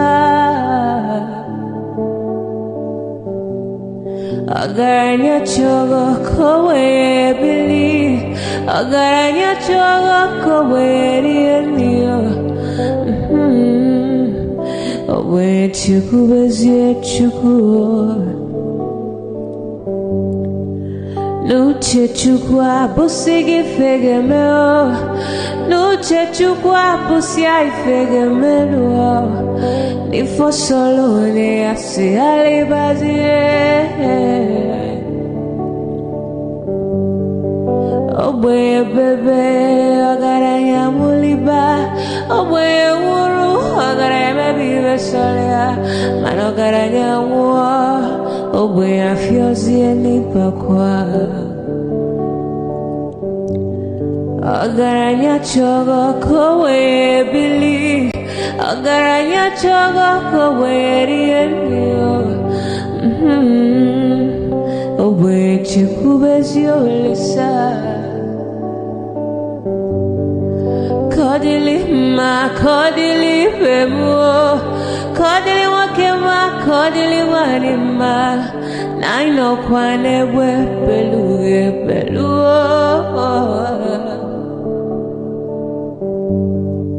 Kodili bemo Kodili kemo Kodili heyo Ibedwe me wane Nikadie zibo himo